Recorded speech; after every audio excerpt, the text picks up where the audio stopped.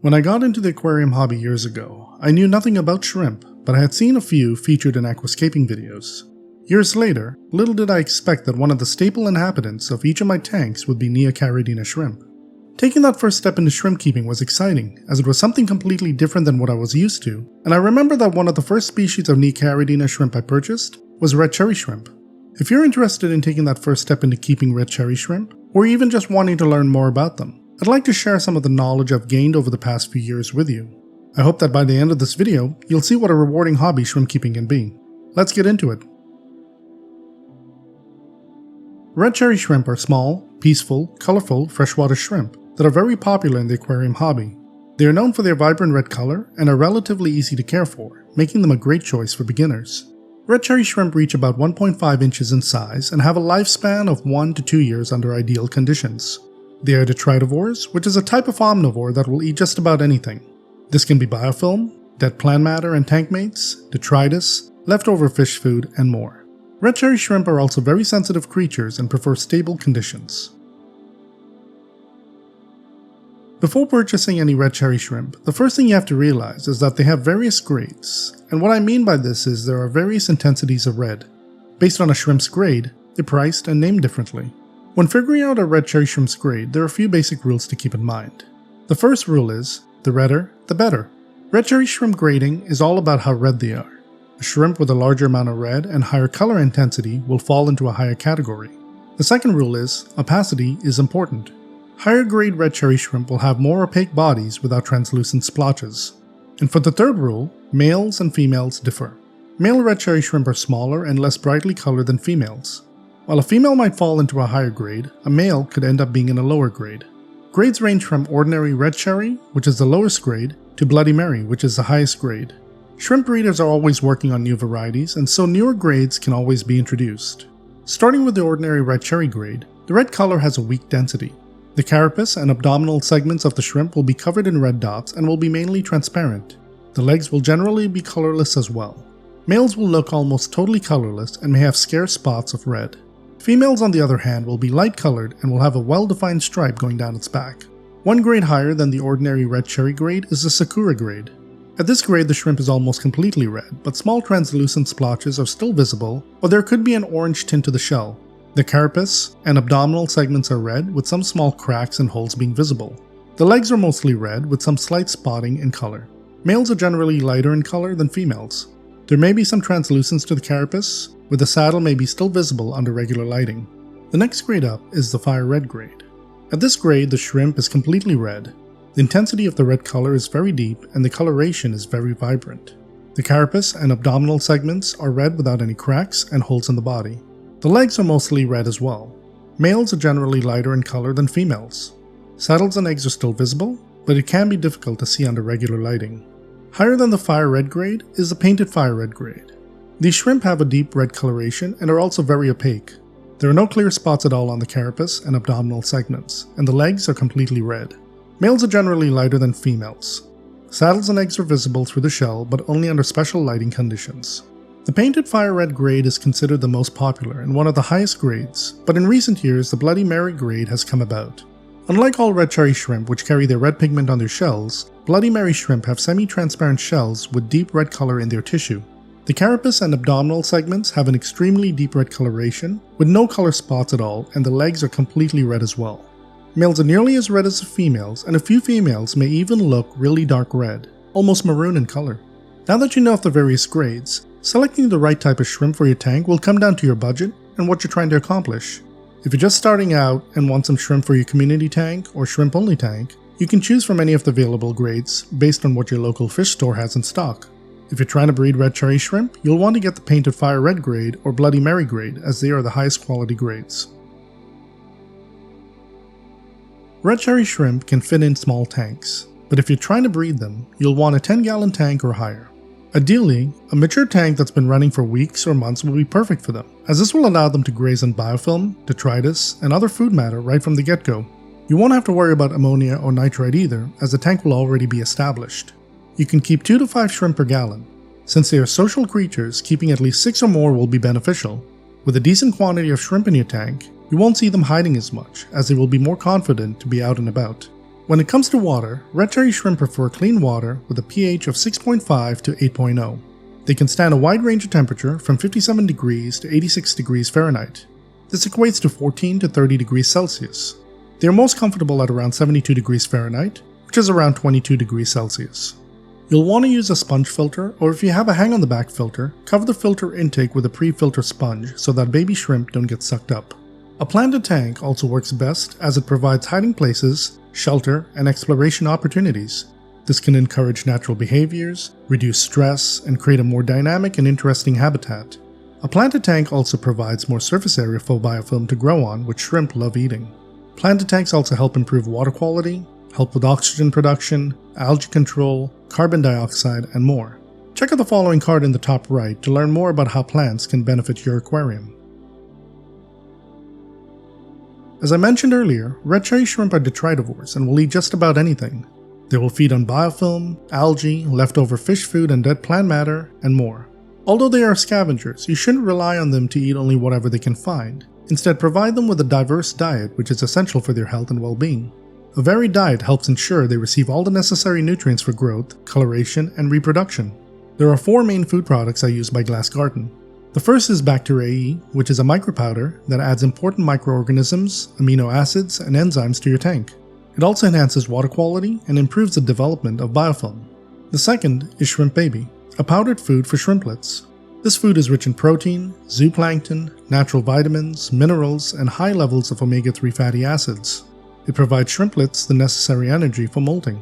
The third product I use is Mineral Junkie, which is a soft pellet food that contains various minerals which aid with molting and slow growth. The fourth product, and one of the most important ones I use, is Shrimp Dinner.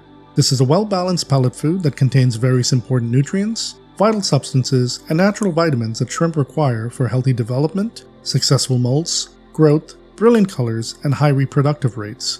The ingredients in Shrimp Dinner are also 100% natural. Aside from these 4 products, I also provide my shrimp with algae wafers, blanched vegetables, frozen brine shrimp and baby brine shrimp, fish food, and blanched duckweed. For more information on what I feed my shrimp, check out the following card in the top right. The key to feeding shrimp is moderation, as it is very easy to overfeed them. You don't want to feed them every day, sometimes once or twice a week is more than enough. See how your shrimp respond to different foods. If they're healthy and active, you're likely providing a suitable diet. If they're showing signs of poor health or reduced activity, you may be overfeeding them and may have to consider adjusting their diet or water conditions. Always prioritize water quality and balance when feeding your shrimp. If you're looking at breeding red cherry shrimp for yourself or even for profit, get at least 10 shrimp. You'll want to select the highest possible grades, which are either the Painted Fire Red grade or the Bloody Mary grade. You can check with your local fish store or even with shrimp breeders in your area. Another important factor to consider is the ratio of males to females. Aim to have around 1 male for every 3 females. This is because when females mate, they're in a delicate state since they've recently molted. They tend to be fragile and not very strong during this time. If too many males try to mate with a female, she can get really stressed out and even die. To avoid this, having fewer males pursuing a female helps prevent her from getting too tired and potentially dying. Breeding red cherry shrimp is actually quite simple, but their tank needs to have the right parameters. First, your tank needs to be set up and fully established. This means that it should have gone through the nitrogen cycle. Next, the temperature of your tank is important. It should be around 68 to 75 degrees Fahrenheit. If it's too cold, your shrimp won't breed. If it's too warm, they might breed a lot, but their lifespan becomes shorter. You might also notice new shrimp being smaller in size. If you're making a tank just for breeding, having some Java moss in there is great. If you plan on making a display tank, lots of plants and driftwood will be beneficial. With either type of tank, this will ensure your shrimp have a space to retreat to, whether it be to molt, mate, or give birth. Lastly, you'll want to have an aerator, sponge filter, or hang-on-the-back filter to help keep the water clean and oxygenated. The key to breeding shrimp is patience, as it can take 3 to 5 months for the whole process to begin from the time you introduce them to your tank. Once a female shrimp is pregnant, it'll take approximately 30 days for her to give birth to about 20 to 30 shrimplets. For more information on breeding Neocaridina shrimp and the stages of pregnancy, check out the following card in the top right. Red cherry shrimp do well with other shrimp, snails, and nanofish. You want to look for tank mates that are generally peaceful in nature. These tank mates include guppies, celestial pearl danios, chili rasboras, neon tetras, nearite snails, ram's horn snails, bamboo shrimp, and ammonia shrimp to name a few. Keeping them with large fish or cichlids will result in them being eaten. If you're trying to breed red cherry shrimp, you will want to keep them in a species-only tank that only contains red cherries. You won't want fish in the tank as most fish will eat the baby shrimp. From my experience, autocinkless catfish are one of the only fish that don't eat baby shrimp and make the perfect tank mates other than snails. There's a lot more to red cherry shrimp than one might assume, which makes keeping and breeding them all the more interesting. The most important things are to keep healthy shrimp, be patient, and enjoy the hobby. I wish you the best of luck in your shrimp keeping journey.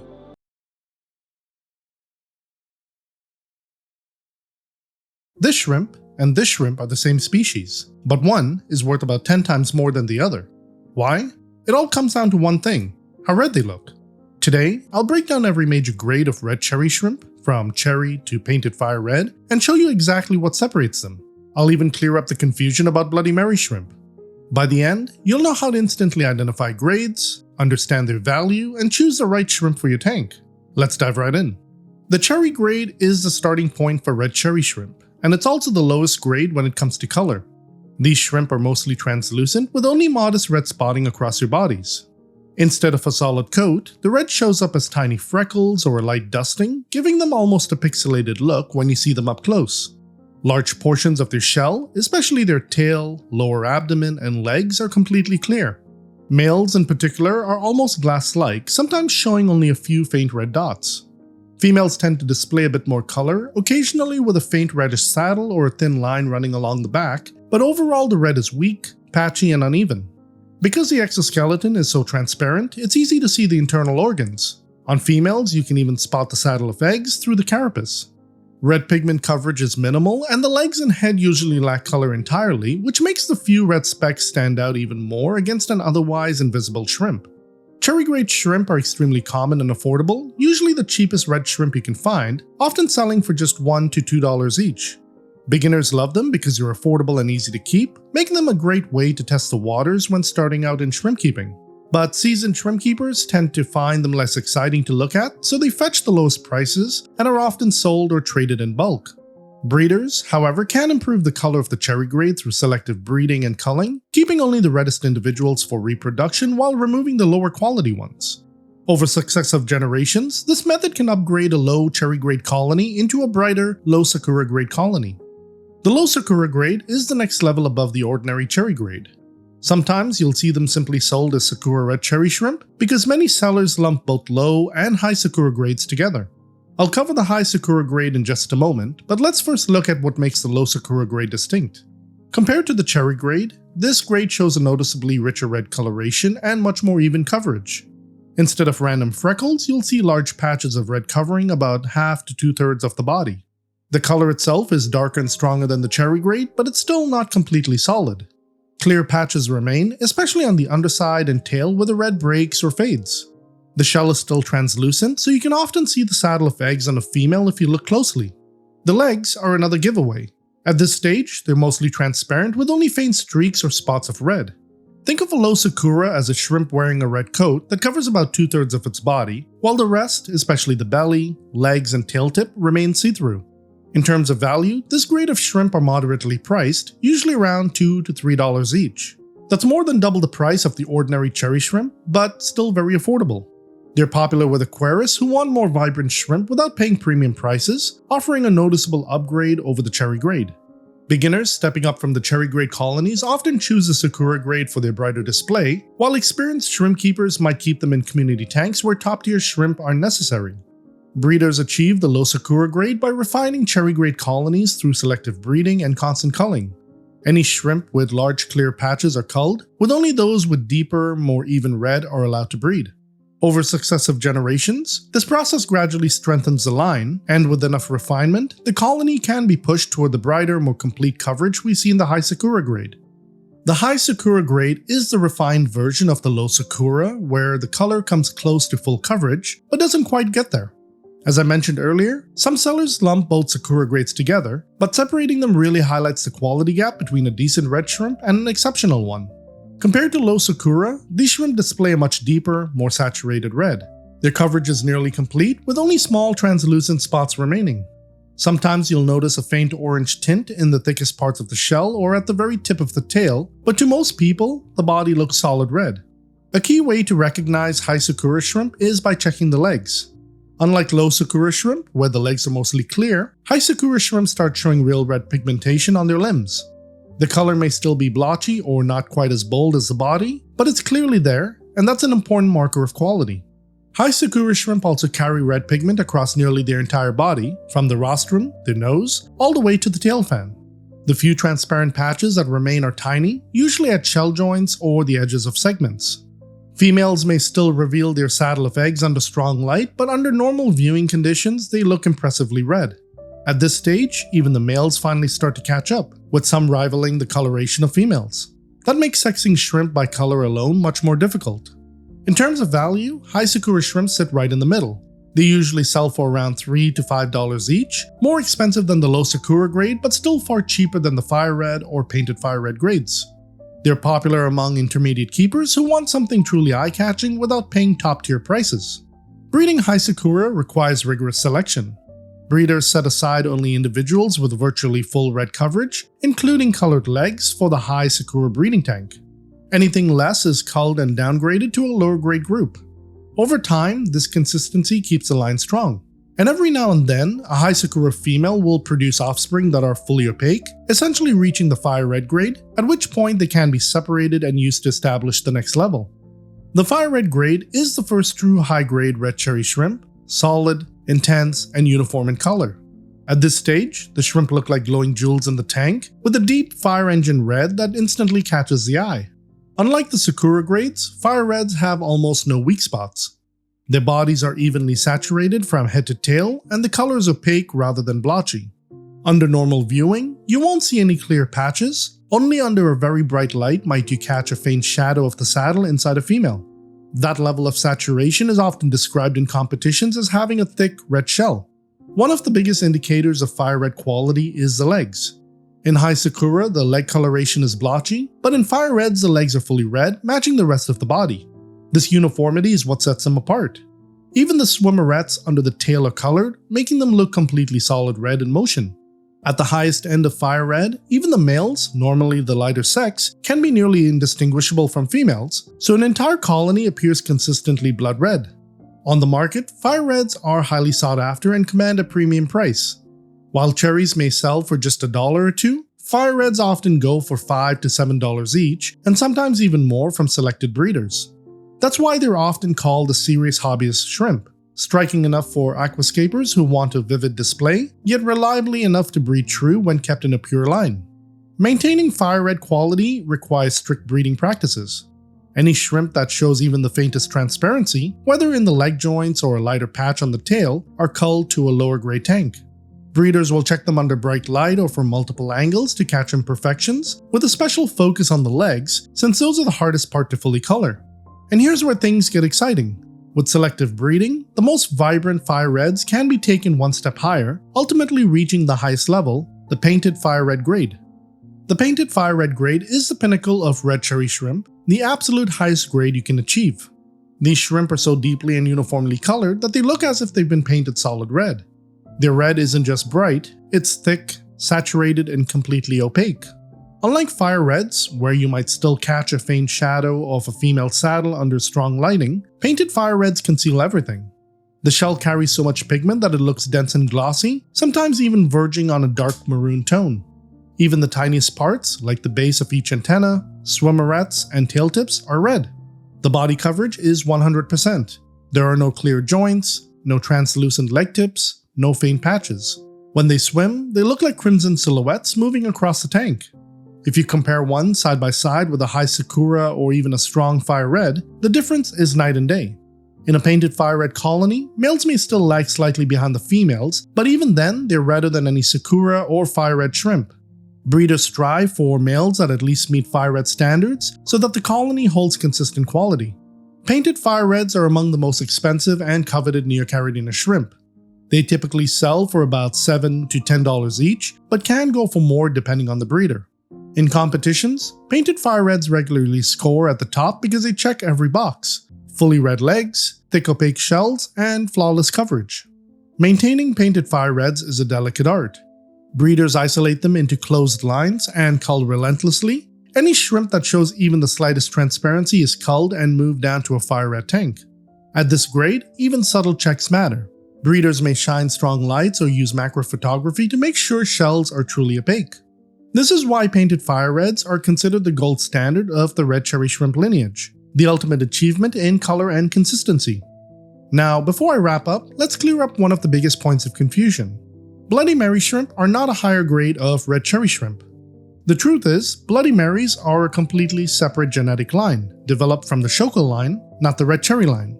The key difference lies in how their color is expressed. Red cherry grades, from cherry to painted fire red, carry pigment in the shell. Bloody Marys, on the other hand, carry their pigment in the tissue beneath the shell. This gives them a darker, glassier, almost wine red look compared to the opaque, paint-like coverage of a painted fire red.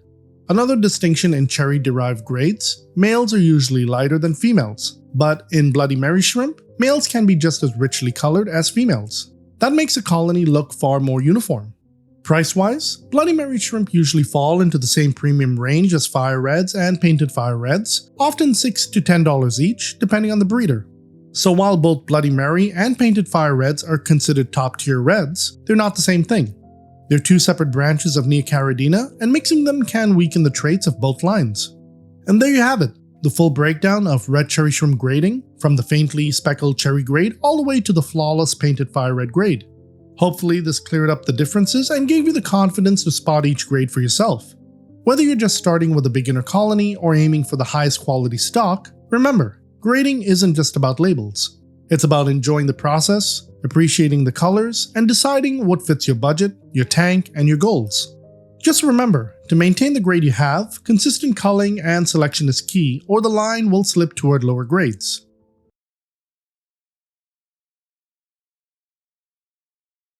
If you're interested in breeding red cherry shrimp, there are specific conditions you must meet.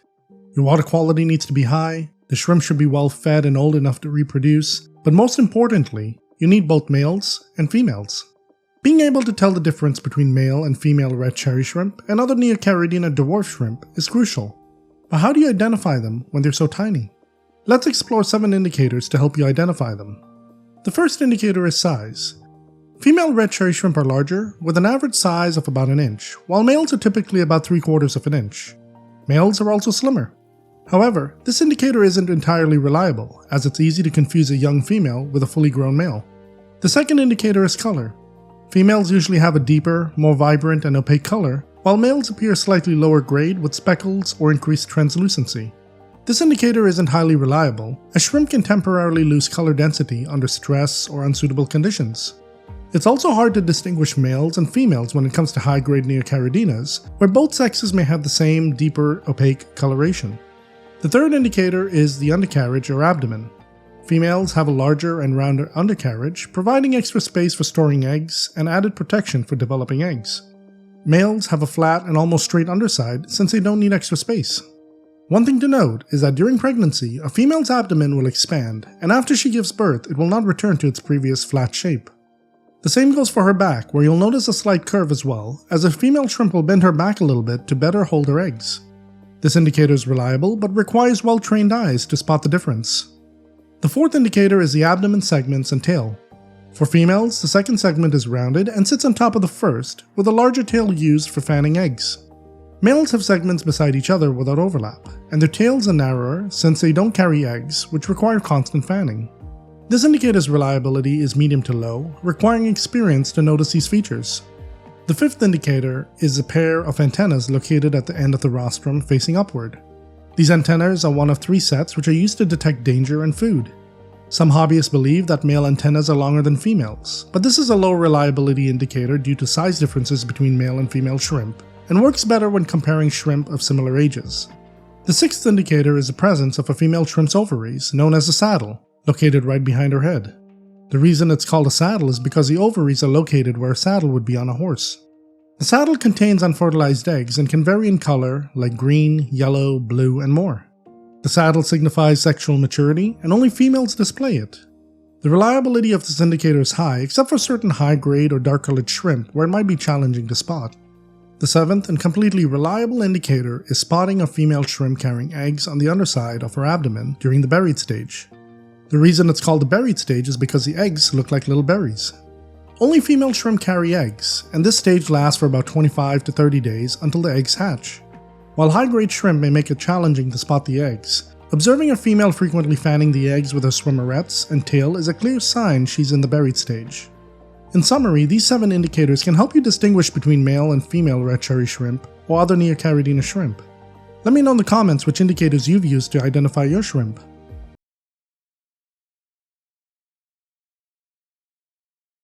I've been keeping and breeding red cherry shrimp for over 3 years. Along the way, I've gained valuable insights and knowledge through research, experimentation, and learning from fellow shrimp keepers. In this video, I'll share 15 essential tips to help you care for your shrimp with ease and confidence, saving you months or even years of trial and error. Let's dive right in. Tip number 1. Use a dark-colored substrate in your tank to help your red cherry shrimp showcase their vibrant red coloration. On lighter substrates, they may try to camouflage themselves by making themselves look pale to blend into their environment.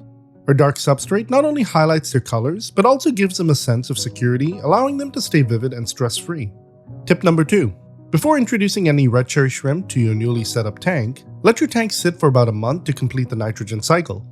This period also allows biofilm to form, which is a natural food source crucial for shrimp. Without biofilm in a new tank, your shrimp may struggle to find enough to eat and could starve. If you'd like to learn more about biofilm, check out the video in the top right corner. Tip number 3. Don't overthink how many red cherry shrimp you can keep per gallon.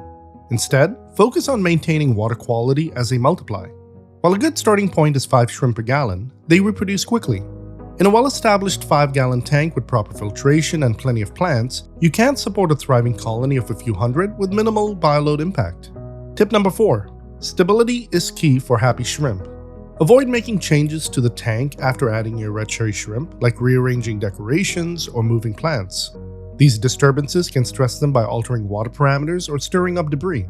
Set up your aquascape completely before introducing your shrimp, and only intervene for maintenance. Tip number 5. Before introducing any red cherry shrimp to your tank, I highly recommend drip acclimating them for at least 3 hours.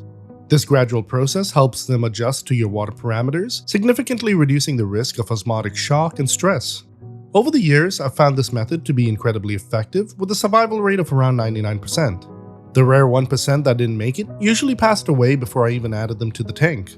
If you're curious about how to drip acclimate your shrimp step by step, be sure to check out the video I've linked in the top right corner.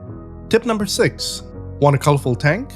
You can mix red cherry shrimp with other Neocaridina shrimp varieties like blue dream or orange pumpkin shrimp. These mixed tanks are often called skittle tanks because of their bright candy-like colors. However, be aware that interbreeding will eventually result in wild-type shrimp with greenish-brown coloration. Tip number 7. Red cherry shrimp are social creatures that thrive in groups. Keeping at least 10 or more in your tank helps them feel secure and encourages them to graze openly.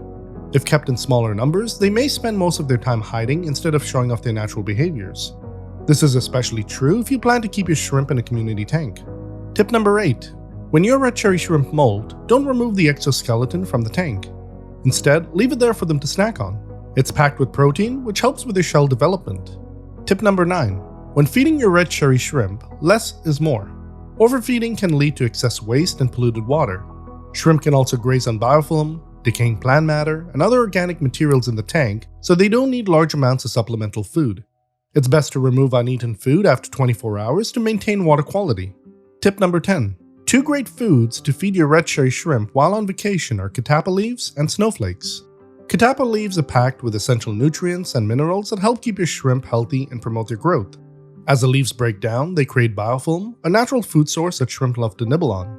Snowflakes, which are made from soybean shells, are a fantastic growth medium for mycelia.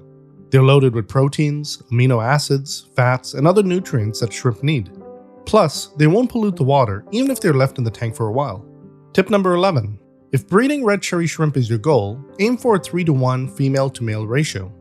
Having too many males can stress the females, especially after molting when they release pheromones that attract males for mating. This ratio reduces the risk of overzealous males overwhelming the females, keeping them healthier and less stressed. Tip number 12. When it comes to sexing male and female red cherry shrimp, there are some easy ways to tell them apart. 1. Females are usually larger than males. 2. Females tend to have a deeper, more vibrant and opaque color than males. 3. Females have a rounder, larger underside that provides space for storing eggs and extra protection for developing ones. Males have a flatter, straighter belly since they don't need that space. 4. The second segment of the female's abdomen is rounded and sits on top of the first. Males have their segments side by side without overlap. 5. Female shrimp have a saddle, a collection of unfertilized eggs right behind their head. This can vary in color, like green, yellow, blue, and more.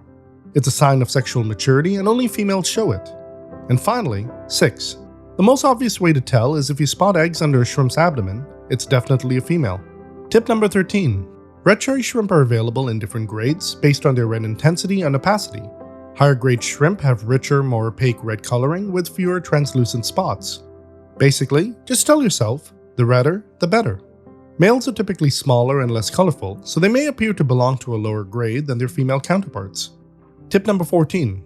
Maintain a tank temperature of 68 to 75 degrees Fahrenheit or 20 to 23.8 degrees Celsius for optimal breeding. Temperatures that are too cold can suppress breeding, while overly warm conditions may shorten shrimp lifespans and produce smaller offspring. A consistent temperature in the ideal range keeps your red cherry shrimp healthy and active. And finally, tip number 15. If you want to breed red cherry shrimp successfully, focus on these 7 essentials. 1. A fully cycled tank that's been established for at least 4 weeks. 2. Clean, stable water conditions with no harmful toxins like ammonia or nitrites. 3. Plants like Java moss for females to retreat to after molting or during birth. 4. Shrimp that are 3 to 6 months old, as this is their prime breeding age. 5. A 3-to-1 female to male ratio to reduce stress and increase mating chances. 6. A varied protein-rich diet to support molting and egg production. For example, frozen brine shrimp are a great choice. And 7. Patience. It takes time for shrimp to adjust to their new environment and start reproducing. Red cherry shrimp are a true joy to keep. Their adaptability to various water parameters, hardy nature, easy feeding habits, and prolific breeding make them an excellent choice for shrimp keepers of all levels. With a simple setup and the right conditions, you can watch a small group blossom into a thriving colony, bringing vibrant life and color to your tank. Whether you're a new or experienced shrimp keeper, I'd love to hear from you in the comments below about how long you've had your red cherry shrimp tank for and how it's going.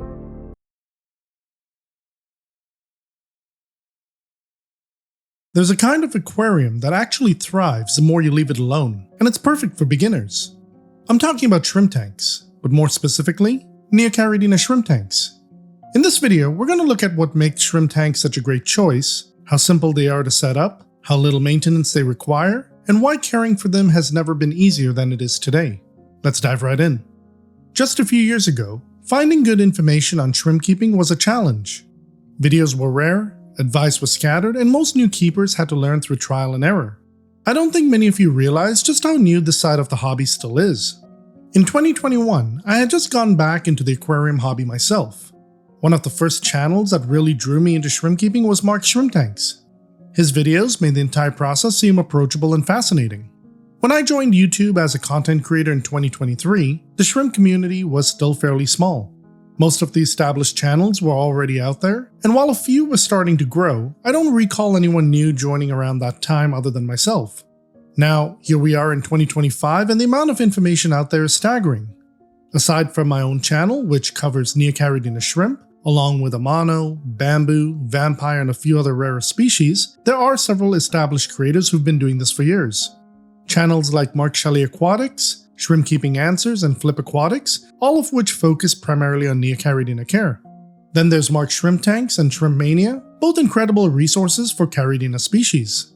And finally, Shrimply Explained, which dives deeper into the science of shrimp keeping, the kind of channel that makes you appreciate how much there is to learn about these tiny creatures.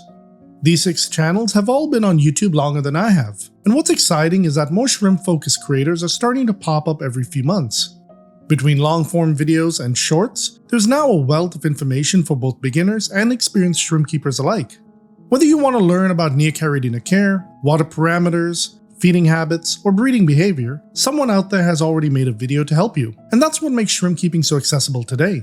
But with all that information out there, how easy is it to actually set up a shrimp-only tank? The beauty of a shrimp tank is how simple and affordable it is to set up. You don't need complicated gear, expensive filters, or special lighting. All you really need is a small aquarium, a sponge filter, some inert substrate that won't affect your water parameters, and a few live plants. Most beginners start with a 5 to 10 gallon tank, although I usually recommend going with a 10 or 20 gallon instead. Smaller tanks are perfectly fine, but their water parameters can fluctuate more easily. These 3 sizes are all great for learning the basics while still being easy to manage.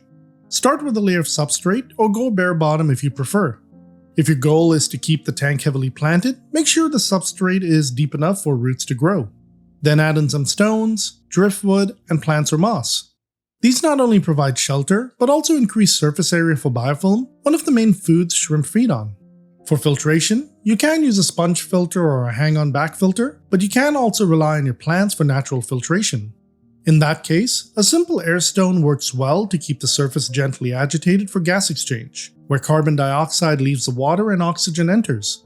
If you really know what you're doing, you can even go filterless and skip the air stone entirely, as long as the tank is heavily planted and stable. Shrimp produce very little waste, which makes them perfect for this kind of setup. Just keep your colony small until your plants are well established. The only thing left is a basic light to help your plants grow and make it easier to enjoy the view. You can also choose to use a heater, but it isn't always necessary. Neocaridina shrimp can tolerate a fairly wide temperature range, anywhere from the mid-60s to around 80 degrees Fahrenheit, roughly 18 to 27 degrees Celsius. However, if your room temperature tends to fluctuate a lot throughout the day, it's a good idea to add a heater to keep things stable. Consistency and stability are what matter most. With all of this in place, you've got the foundation of a thriving little ecosystem. What's great about shrimp is that they don't want a sterile environment. They actually do better in tanks that look a little aged, with biofilm and algae on the glass, and plenty of natural surfaces to graze on. Over time, the tank develops a living layer of microorganisms that shrimp depend on for food. It's a kind of setup that only gets better the longer you let it mature. Once your tank is cycled and balanced, it becomes one of the easiest aquariums you'll ever maintain. The shrimp handle most of the cleanup by eating leftover food, algae, and detritus, all while keeping the ecosystem active and alive. All you really need to do is scrape algae off the front glass every so often, trim plants once in a while, and perform a 10 to 20% water change every couple of weeks, or simply top off evaporated water if you don't do water changes. So if you've ever wanted a peaceful, low-maintenance aquarium that still feels alive and dynamic, this is it. Shrimp tanks are about as plug-and-play as it gets. A little patience in the beginning goes a long way, and once your ecosystem settles in, you'll quickly see why so many aquarists fall in love with this kind of setup. In shrimp tanks, the stars of the show are, of course, the shrimp themselves. If you're a beginner, Neocaridina shrimp are the perfect starting point. They're hardy, adaptable, and come in a huge range of colors, from red cherry and blue dream to yellow goldenback and green jade.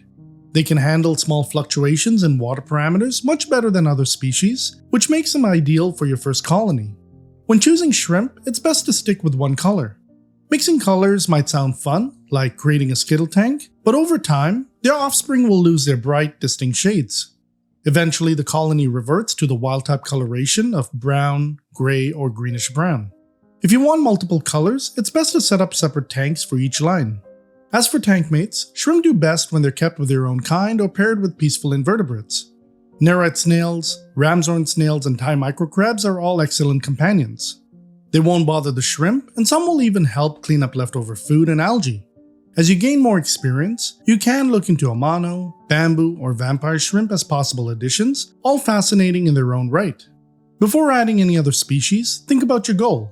Do you want a peaceful display tank, a breeding focus setup, or a bit of both? Because no matter what you choose, a healthy shrimp colony will naturally grow over time. If you ever want to expand beyond Neocaridina, you can explore Caridina shrimp like crystal reds or Taiwan bees, or even Sulawesi shrimp, but those species are best suited for experienced keepers who can maintain more precise, stable water parameters. And if your goal is to create a true shrimp colony, hundreds or even thousands strong, avoid adding fish. Baby shrimp are small and make easy snacks for most species. If you do want a community-style setup, autocinkless catfish and bristlenose plecos are two of the few fish that are shrimp-safe and won't harm the population. Still, shrimp-only setups remain the best way to go. They're safer, calmer, and far more fascinating to watch as your colony grows and develops over time. Feeding shrimp is one of the easiest parts of keeping them, but it's also where most beginners go wrong. Shrimp don't need nearly as much food as fish. They're natural scavengers, spending most of their day grazing on biofilm, algae, detritus, and tiny microorganisms that grow naturally inside the tank. In a healthy, mature aquarium, they can find plenty to eat even if you forget to feed them for days. You can also keep botanicals like Indian almond leaves or alder cones in the tank at all times. They slowly break down over weeks, releasing beneficial tannins and creating surfaces for biofilm to grow. Shrimp will graze on them constantly, making them both a natural food source and an easy way to enrich the ecosystem. That's why the goal with feeding isn't to keep them full, it's to supplement what the tank already provides. Here's a mistake most beginners make. They treat shrimp like fish. But shrimp don't eat in meals, they graze. A good rule of thumb is to feed your shrimp, especially if it's a small colony, once a week, and only as much as they can finish within a couple of hours. If you still see food left over after that time, you're feeding too much. As your colony grows, you can increase feedings to 2 or 3 times a week. Overfeeding can quickly foul the water, cause ammonia spikes, and lead to bacterial blooms, all of which shrimp are very sensitive to. It's always safer to underfeed than overfeed. When you do feed, focus on quality, variety, and moderation. Powdered foods help feed both adults and baby shrimp since they spread across the tank, while pellet, gel, or wafer-style foods encourage natural group feeding behavior. And to make feeding even easier, I've developed my own line of premium shrimp foods, designed not just for convenience, but to give your shrimp the same natural variety and nutrition they'd find in the wild. The result? Shrimp that stay healthy, active, and thriving. Let's start with the staples, the foods you can feed once or even multiple times a week. The first is Fuse, a carefully balanced fusion of land and sea ingredients. It blends proteins like salmon, krill, and shrimp with algae, yeast, and essential vitamins. That combination delivers omega-3s for color, antioxidants for immunity, and gut-friendly nutrients that support digestion and steady growth. Fuse even comes with a tiny scoop so you'll never have to worry about overfeeding. To complement that, there's Vita. While Fuse is protein-rich, Vita is plant-based. It's made from a blend of carrot, spinach, kale, beetroot, pumpkin, and sweet potato. Packed with fiber, minerals, and antioxidants, Vita encourages healthy molting, natural coloration, and long-term vitality, all without fillers or preservatives. And just like Fuse, Vita comes with its own scoop, making it simple to measure out the right amount every time.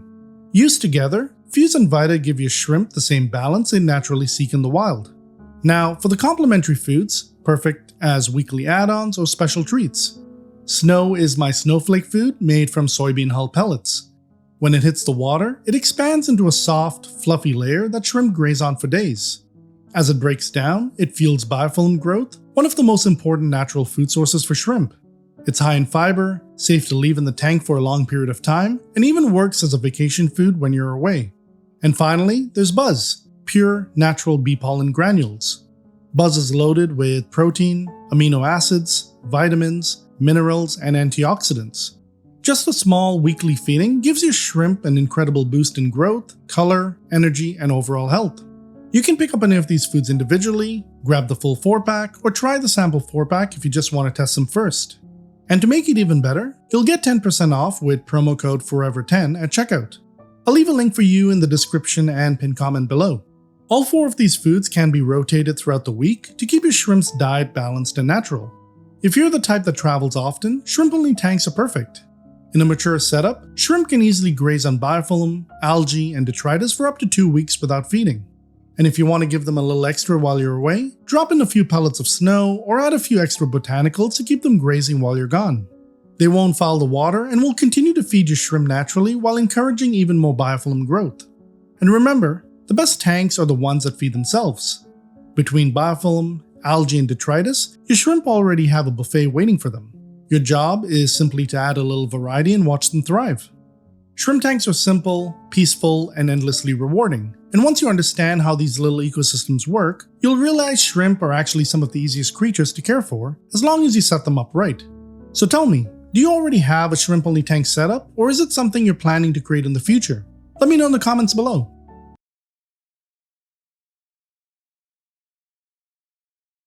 Drip acclimation is an essential step when introducing shrimp to a new aquarium. Unlike fish, shrimp are incredibly sensitive to changes in water parameters, and sudden shifts in things like pH or temperature can cause serious stress or worse. That's where drip acclimation comes in, offering a slow and steady way to help them adjust. In this video, we'll cover why this method is so important, walk through the process step by step, and explain how it can set the stage for a healthy, thriving shrimp tank. Whether you're new to shrimp keeping or already experienced, this process can make all the difference. Let's dive right in. When I first started keeping shrimp, I treated them the same way I did my fish.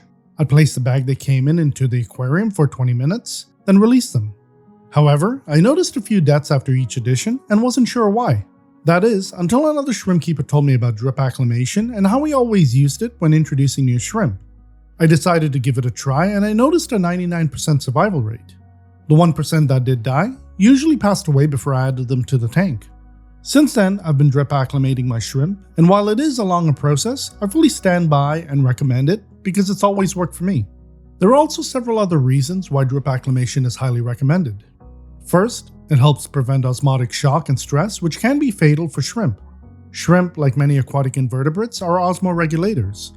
This means they actively maintain a balance of salts and other dissolved substances inside their bodies and the surrounding water. A sudden change in water parameters can disrupt this delicate balance, leading to osmotic shock.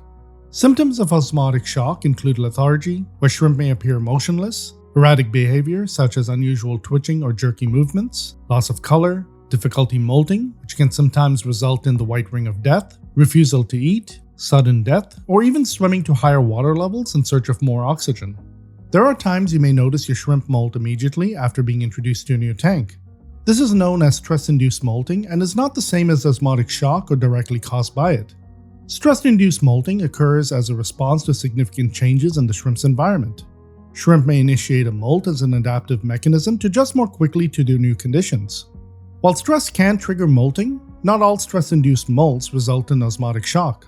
However, newly molted shrimp are more vulnerable to osmotic shock due to their softer shells and increased sensitivity to water parameter changes. Second, drip acclimation allows shrimp to slowly adjust to differences in pH, hardness, and other water parameters between their original environment and the new tank. This gradual process significantly increases their survival rates. Some of you may purchase shrimp from your local fish store, where the water parameters may not match those in your tank. Others may order shrimp online from a different province, state, or even country, where the water parameters can be vastly different from pH to temperature. In both cases, you are investing a lot of money in these sensitive creatures, so it's worth giving them the best possible chance to thrive in their new environment. Finally, third, drip acclimation can help extend the lifespan of shrimp. A gradual adaptation allows your bodies to adjust slowly, reducing the release of stress hormones. Lower stress levels mean shrimp expend less energy coping with environmental changes, which supports overall health. Stress can weaken the immune system, making shrimp more prone to diseases, parasites, and chronic health issues. It can also reduce their appetite, affecting their overall vitality. By minimizing stress, shrimp adapt to their new environment more smoothly, experience healthier molts, and enjoy improved overall longevity. Reduced stress also boosts breeding success, which not only extends the genetic lifespan of the population, but also contributes to the health and lifespan of individual shrimp. By ensuring a smooth transition to their new environment, drip acclimation lays the foundation for a healthier and longer life, potentially adding months or even years to their lifespan. So, how do you drip acclimate shrimp and how long does it take? Whenever I get new shrimp, the first thing I do is empty the bag of water that came in along with the shrimp into a separate container. If you've purchased your shrimp online and they've been in transit for a few days, it's a good idea to add a small amount of dechlorinator to detoxify any ammonia that may have built up during shipping.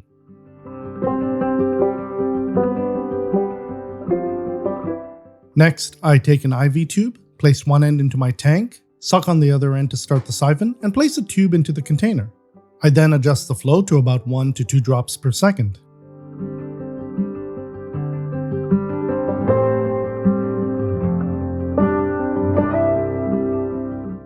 If you don't have an IV tube, you can use airline tubing. Simply tie a knot in it and adjust the knot until you get the desired flow of 1 to 2 drops per second. Alternatively, you can use a flow control valve to adjust the flow.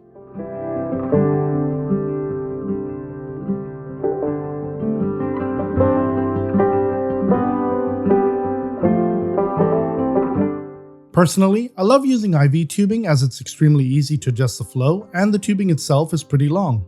If you're interested in purchasing IV tubing, I'll leave a link for it in the description below. Once the siphon is going, I'll leave the container to drip for about 3 hours.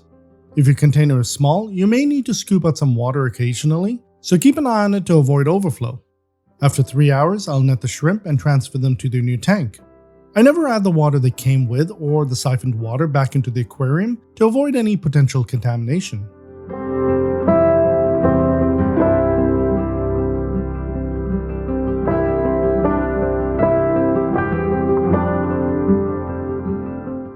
Now, there are times when you don't need to drip acclimate your shrimp. First, if you're moving your shrimp between your own tanks and the water parameters are very similar, drip acclimation may not be necessary. Second, and this mainly applies to those of you who buy shrimp online, if the shrimp arrive in extremely poor conditions, they may require an immediate transfer to better water. In this case, a faster acclimation method, similar to the 20-minute bag-in method used for fish, might be needed. For me, drip acclimation is a crucial step in keeping shrimp. It's a process I've followed for many years and will continue to do so. Given how much I've invested in my shrimp, maintaining a high survival rate is extremely important. Some of you may prefer the 20-minute bag-in method, and if it's been working for you, then keep doing what you're doing. I'm simply recommending an alternative method for those who may be noticing their newly added shrimp are stressed or dying. So, what acclimation method do you currently use for your shrimp? I'd love to hear from you in the comments below.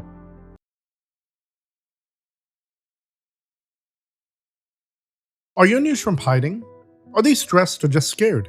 This is a common concern among aquarists like Nick, who recently asked, I added some ammonia shrimp to a community tank, but they've gone into hiding. I haven't seen them come out to graze. Any idea why? Before we get to the answer, here are 3 key things Nick pointed out.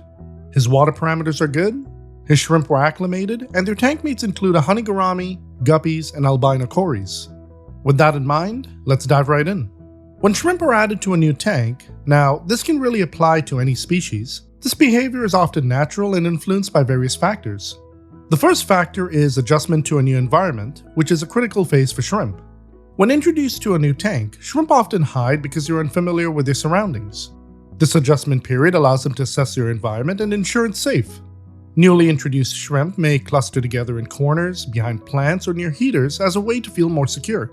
Sometimes differences in water parameters like pH, temperature, GH, KH, or TDS between the store they came from and your tank can cause stress, leading them to retreat until they fully acclimate. This is why you may even see a freshly molted shell just a few hours or a day after adding them to your tank. In addition to hiding, shrimp may also swim frantically around the tank. This is often a stress response as they try to find a suitable environment or escape perceived threats. However, if you notice a male shrimp swimming actively around the tank, it could simply be part of the breeding process, triggered by a recently molted female releasing pheromones. You may also notice reduced activity at first, with shrimp spending more time hiding or staying still to avoid drawing attention to themselves. Some stressed shrimp may even engage in excessive self-grooming as they adjust to their new water parameters. As your shrimp become more comfortable, they will start to explore their new environment, gradually venturing out in search of food. These behaviors are typically temporary and should subside as they acclimate to their new surroundings. To ease their tension, consider gradually acclimating them to their new water parameters to reduce stress. Before adding any new shrimp to my tanks, I drip acclimate them for about 3 hours. I've been using this method for years and I find that my shrimp are much less stressed once introduced to their new home. If you'd like to see my process in more detail, check out the video in the top right corner. Once your shrimp are in the tank, you can perform small water changes of about 10 to 20% once a week. This helps prevent waste buildup and ensures the new water closely matches your tank's parameters. Over time, you can either extend the time between water changes or simply do top-ups as water evaporates. Another important thing to keep in mind is ensuring the water temperature is optimal for your shrimp species and that all other parameters stay within a healthy range. If shrimp are unhappy with your environment, they may hide constantly, swim erratically, or even attempt to climb out of the tank, which can be fatal. But if they're comfortable, you'll start seeing them out and about, actively exploring their new home. The second factor is an uncycled or poorly maintained tank. An uncycled tank lacks the essential beneficial bacteria needed to process ammonia and nitrites, which can severely stress or harm shrimp. These bacteria are crucial for maintaining a stable nitrogen cycle in an aquarium. As shrimp, fish, and other inhabitants excrete waste, or if uneaten food accumulates, it releases ammonia, which is extremely toxic. Beneficial bacteria then convert ammonia into nitrite, which is still harmful but less toxic. A second type of bacteria further breaks down nitrite into nitrate, which is much safer. Nitrate can then be absorbed by plants over time or removed through regular water changes. Without these beneficial bacteria, toxin levels can rise quickly, causing shrimp to hide excessively, become lethargic, lose their appetite, experience discoloration, suffer from gill damage, or in severe cases, die. Even at low levels, ammonia and nitrites weaken a shrimp's immune system, making them more vulnerable to disease. Poor water qualities or incorrect parameters can also lead to shrimp hiding and other health issues. Sudden fluctuations in temperature, pH, or other parameters can cause stress, shock, or molting problems. When setting up a new tank, it's essential to wait at least 3 to 4 weeks before adding shrimp.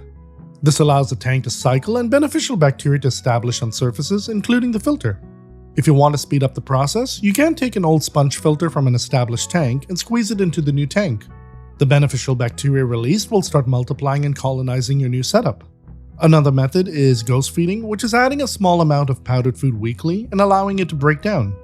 The ammonia which is released will help jumpstart the cycling process.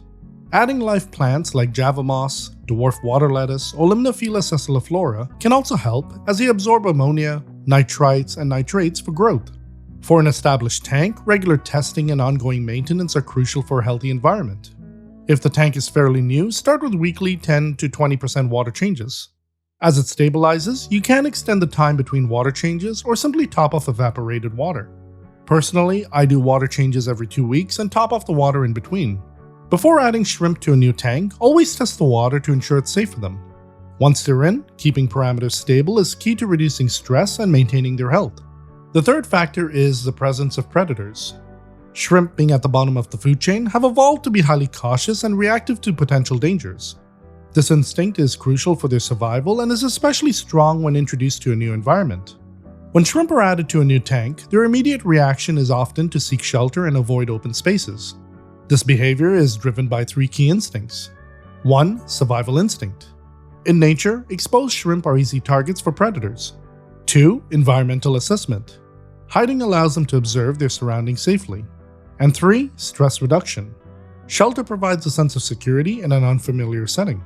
Even in tanks without actual predators, shrimp may perceive threats from larger fish that could be mistaken for predators.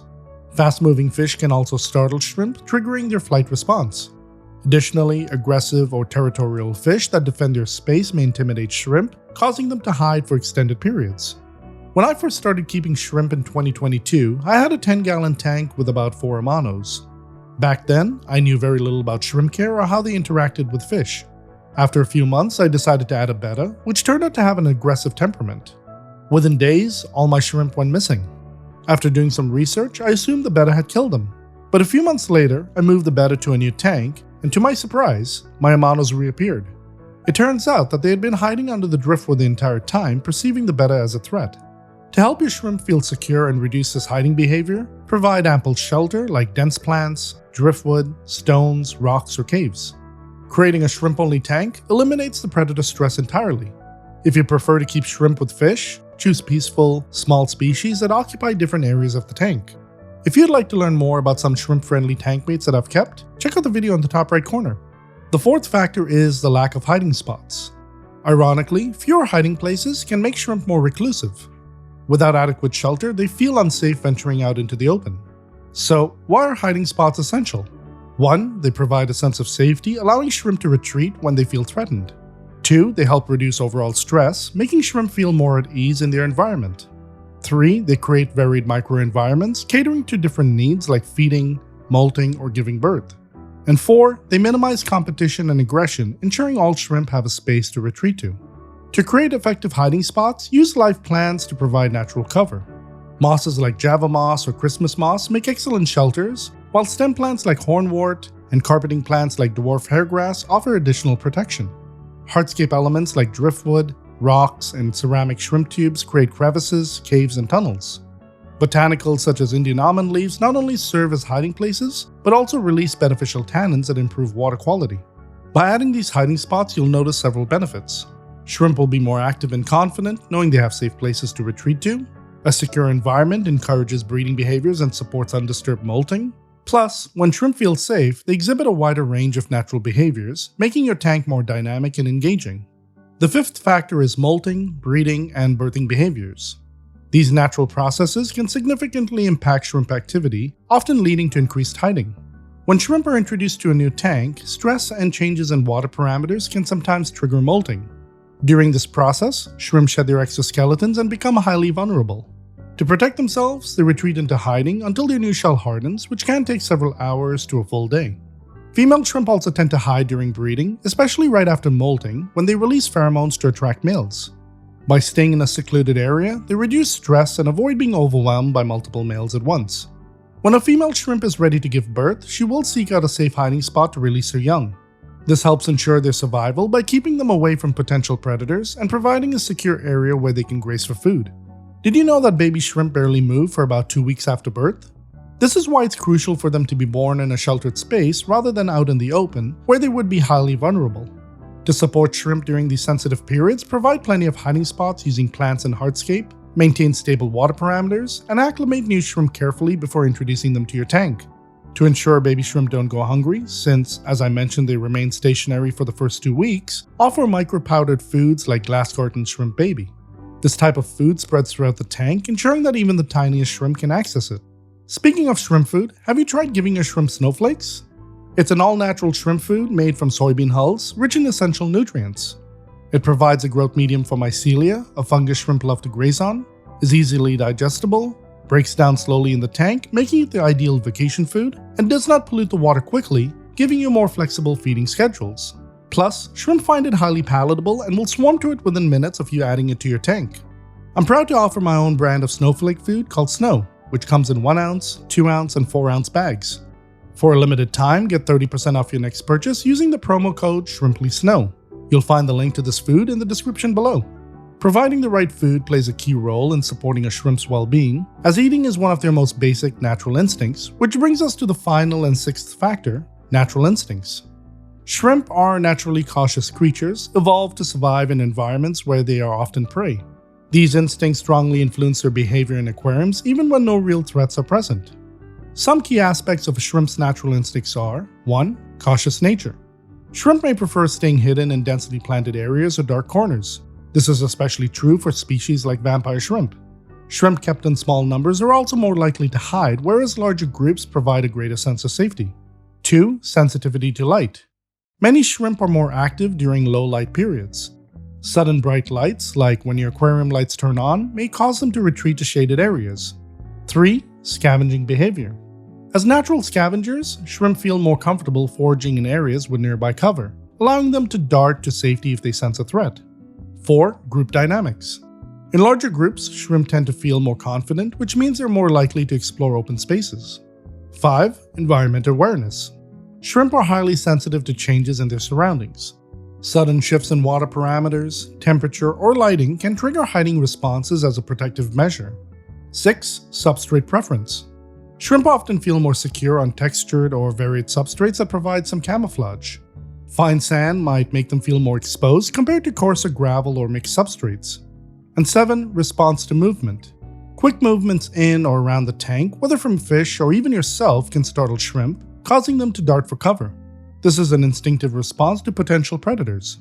To help shrimp feel safe and comfortable in an aquarium, provide a variety of hiding spots at different levels of the tank using plants, rocks, and driftwood. Use a mix of open areas and densely planted zones to cater to different comfort levels.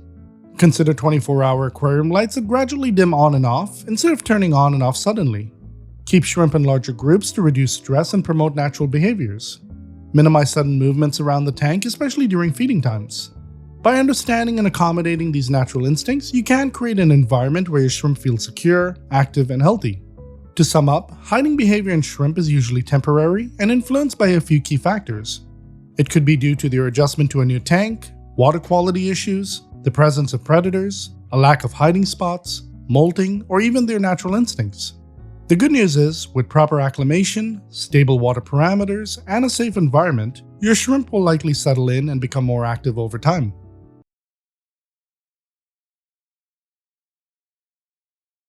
Whenever you look into your aquarium, you've probably noticed your shrimp are always picking at something.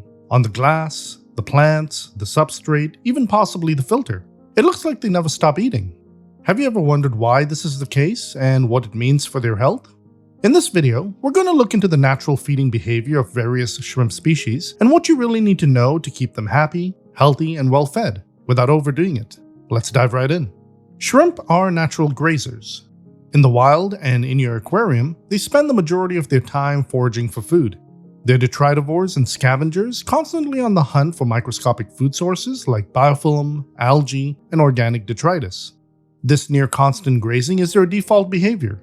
Even if you give them commercial foods, they'll still go back to nibbling on whatever they can find in the tank once the food source is consumed.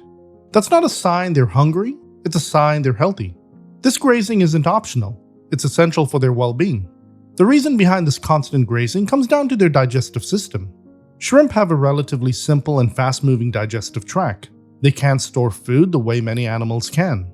There's no large stomach to keep reserves. Food goes in, gets processed quickly, and moves out just as fast. That means nutrients don't stay in their system for long, and they can't afford to take long breaks between meals. So, in order to stay healthy, they need a near constant intake of small food particles. That's why they're always on the move, grazing, scraping, and picking. Now, this doesn't mean you need to feed them constantly. In a well-established aquarium, aside from supplemental feeding, they're often just fine grazing on natural biofilm and algae that develop over time. In the case of filter feeders like bamboo and vampire shrimp, you'll primarily see them fanning the water column for floating edible particles. So while it looks like they're eating non-stop, they're really just doing what they're built to do. But what happens if there isn't enough to graze on? In newly set up aquariums, natural food sources like biofilm and algae often aren't available in the amounts your shrimp need. If you place shrimp into a brand new tank, they can literally starve due to the lack of these microscopic food sources. Trying to compensate by feeding commercial foods during this period can backfire, as uneaten food may cause ammonia or nitrite spikes, which can also be fatal. This is one of the biggest mistakes new shrimp keepers make. They're so excited to see shrimp in their tanks, they don't realize the risks these delicate creatures face without a mature, food-rich environment. Biofilm and algae take time to develop, which is why it's essential to let your tank cycle properly before adding any shrimp. The more established your tank becomes, the more of these natural food sources will be available to support a healthy, thriving colony. But how do you know if there's enough of it in your tank? Look closely at the surfaces inside your aquarium. A thin, slimy, hazy film on the glass, driftwood, or sponge filters is often biofilm, and this is one of the first things shrimp start picking at. Algae will usually appear as green or brown patches on hardscape and plant leaves. You'll also notice your shrimp constantly grazing in those areas.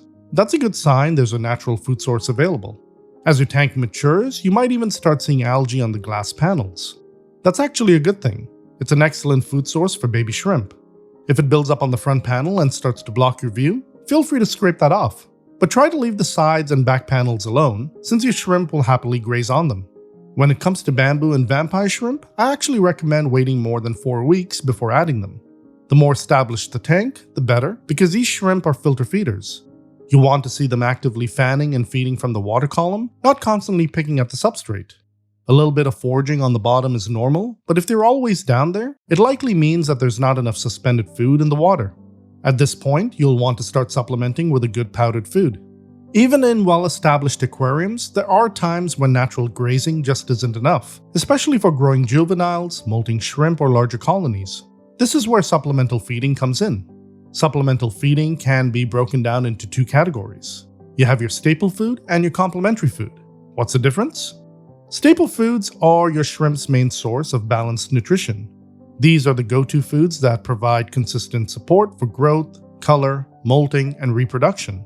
You might offer these 2 to 3 times a week depending on the size of your colony and how much natural food is available. Staple foods are typically blends of vegetables, algae, minerals, and protein. They can come in either pellet or powdered form. Lately, I've been feeding my shrimp a high-quality protein and algae diet that's also rich in omega-3s. This fusion of land and sea ingredients, called Fuse, is a powdered food I developed in collaboration with Mark Shelley Aquatics, a well-known Neocaridina Shrimp breeder and YouTube content creator. I've also been testing a vegetable-based blend I created called Vita. It's a fine powdered mix made from 6 natural ingredients: carrots, sweet potatoes, kale, spinach, pumpkin, and beetroot. Together, Vita and Fuse make up the staple foods my shrimp rely on, and I alternate feeding each of these foods twice a week. Since both are powder-based, I know the food reaches shrimp at all stages of life: babies, juveniles, and adults, spreading evenly throughout the tank. As for my bamboo and vampire shrimp, these powdered foods easily float in the water column and make up a large portion of their diet as well. Complementary foods, on the other hand, are like nutritional boosts. They aren't meant to be fed as often as staple foods, usually just once a week. They help meet specific needs such as encouraging breeding, aiding digestion, supporting recovery after molting, or simply adding variety to your shrimp's diet. There are 2 complementary foods I currently use: Snow, which is made from soybean hulls, and Buzz, which consists of bee pollen. When used alongside staple foods and natural food sources, these complementary foods help create a well-rounded, varied diet, one that supports your shrimp at every stage of life and keeps them healthy and thriving. If you're interested in learning or trying any of these foods for your own shrimp, I'll leave a link for you in the description below. Use promo code FOREVER10 at checkout to get 10% off your order. The most important part of supplemental feeding is balance. Shrimp are small and their digestive systems work quickly, so a little goes a long way. It's always best to start with a small amount and observe how much gets eaten within an hour. If all the food is gone, you can try offering a little more next time. But if there's food left over, cut back on your next feeding. Keep in mind, your shrimp also have natural food sources in the tank that they'll happily graze on throughout the day. Depending on your colony size and how established your tank is, you might feed anywhere from once to several times a week. The key is to avoid overfeeding. Even the highest quality food can lead to poor water quality if it's left uneaten. So always feed in moderation and let your shrimp's behavior guide you. Even with the best intentions, it's easy to make a few common feeding mistakes, especially when you're just starting out. Whether it's offering too much food, feeding too often, or choosing the wrong type of food for your setup, these missteps can affect water quality and your shrimp's health. So let's go over some of the most common feeding mistakes and how to avoid them. The first mistake, and probably the most common, is overfeeding. It's easy to assume your shrimp need more food than they actually do. But because they're small and already grazing throughout the day, excess food can quickly become a problem. Uneaten food begins to decay, which can spike ammonia and nitrite levels, especially in newer, less established tanks. You might notice cloudy water, bacterial blooms, or shrimp ignoring food altogether. These are all signs of overfeeding. The key is portion control. A good rule of thumb is a pea-sized amount of food for every 20 shrimp, which you can adjust based on how fast it's eaten. You don't need to feed every day either. Once every other day, or even just a few times a week, is usually enough depending on your colony size. If you're feeding pellet foods, blanched vegetables, or shrimp lollies, always remove leftovers after 24 hours to keep your water clean. The second mistake is offering a monotonous diet. Relying on just one type of food or assuming your shrimp will get everything they need by grazing on what's in the tank can lead to nutritional gaps. This is essentially important for shrimp that are molting, breeding, or still growing. Shrimp, like us, benefit from variety. Rotate your staple foods and offer complementary ones as well. You can also add blanched vegetables like zucchini, spinach, or carrots once or twice a week to boost fiber and variety. And don't forget natural supplements like Indian almond leaves, which provide tannins for shrimp health and encourage biofilm growth, giving them something to graze on between feedings. The third mistake is choosing the wrong type of food. It's not just about how much you feed, it's also about the form the food takes. Powdered foods are great for baby shrimp since the particles can drift into the small spaces where they hide, and they're perfect for filter feeders like bamboo and vampire shrimp who catch food from the water column. But if you overdo it, powdered foods can cloud the tank and negatively impact water quality. Pellets are better for targeted feeding, but larger pieces might not break down enough, causing competition between adults and babies. Some, like bamboo or vampire shrimp, may struggle to eat them all together. That's why it's a good idea to crush pellets for mixed-age colonies and feed them in a dish. It keeps things contained and helps you monitor how much is being eaten. The fourth mistake is overcleaning grazing surfaces. Scrubbing away all the algae and biofilm from your tank's glass and hardscape might make things look neat, but it actually removes one of your shrimp's main food sources.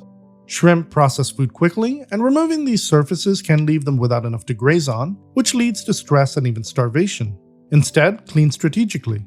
Leave algae on the back and side glass, and just clean the front for a clear view. You can also boost natural grazing areas by adding plants like java moss, guppy grass, fast-growing stem plants, or floating plants. These increase the surface area for biofilm to grow, giving your shrimp more places to graze between feedings. They also provide shelter, which helps reduce stress and encourages natural behavior. The fifth and final mistake is overcleaning your sponge filters. This one's especially for anyone using dual sponge filters. It might seem like a good idea to clean both sponges during maintenance, but doing that wipes out a ton of biofilm, detritus, and microscopic organisms that shrimp graze on. Instead, clean one sponge at a time every 2 to 4 weeks, depending on how dirty things get. And here's a tip: wait a day or two after feeding before you do any filter maintenance. That way, you're not taking away both your food and the grazing space at the same time. Sponge filters do more than clean your water. They're like mini buffets for your shrimp. Overcleaning them can lead to more competition for food, higher stress, and poor health in your colony. Here's a bonus tip: if you're using a hang-on back filter, add a coarse, pre-filter sponge to the intake. Not only does it prevent baby shrimp from getting sucked in, it also becomes a permanent grazing zone. Just remember, always turn off the filter before removing that sponge. Otherwise, any shrimp hiding there could get pulled into the filter once the sponge is gone. So the next time you see a shrimp picking around the tank like tiny vacuum cleaners, just remember that's not just cute behavior, that's survival in action. Grazing is what they do, and understanding this natural instinct is the key to feeding them properly. By supporting that behavior with a well-established tank, natural food sources, and balanced supplemental feeding, you're setting your shrimp up for a long, healthy life. Avoid the common pitfalls, feed in moderation, and let their activity guide your routine. Let me know in the comments what you feed your shrimp and how often. I'd love to hear from you.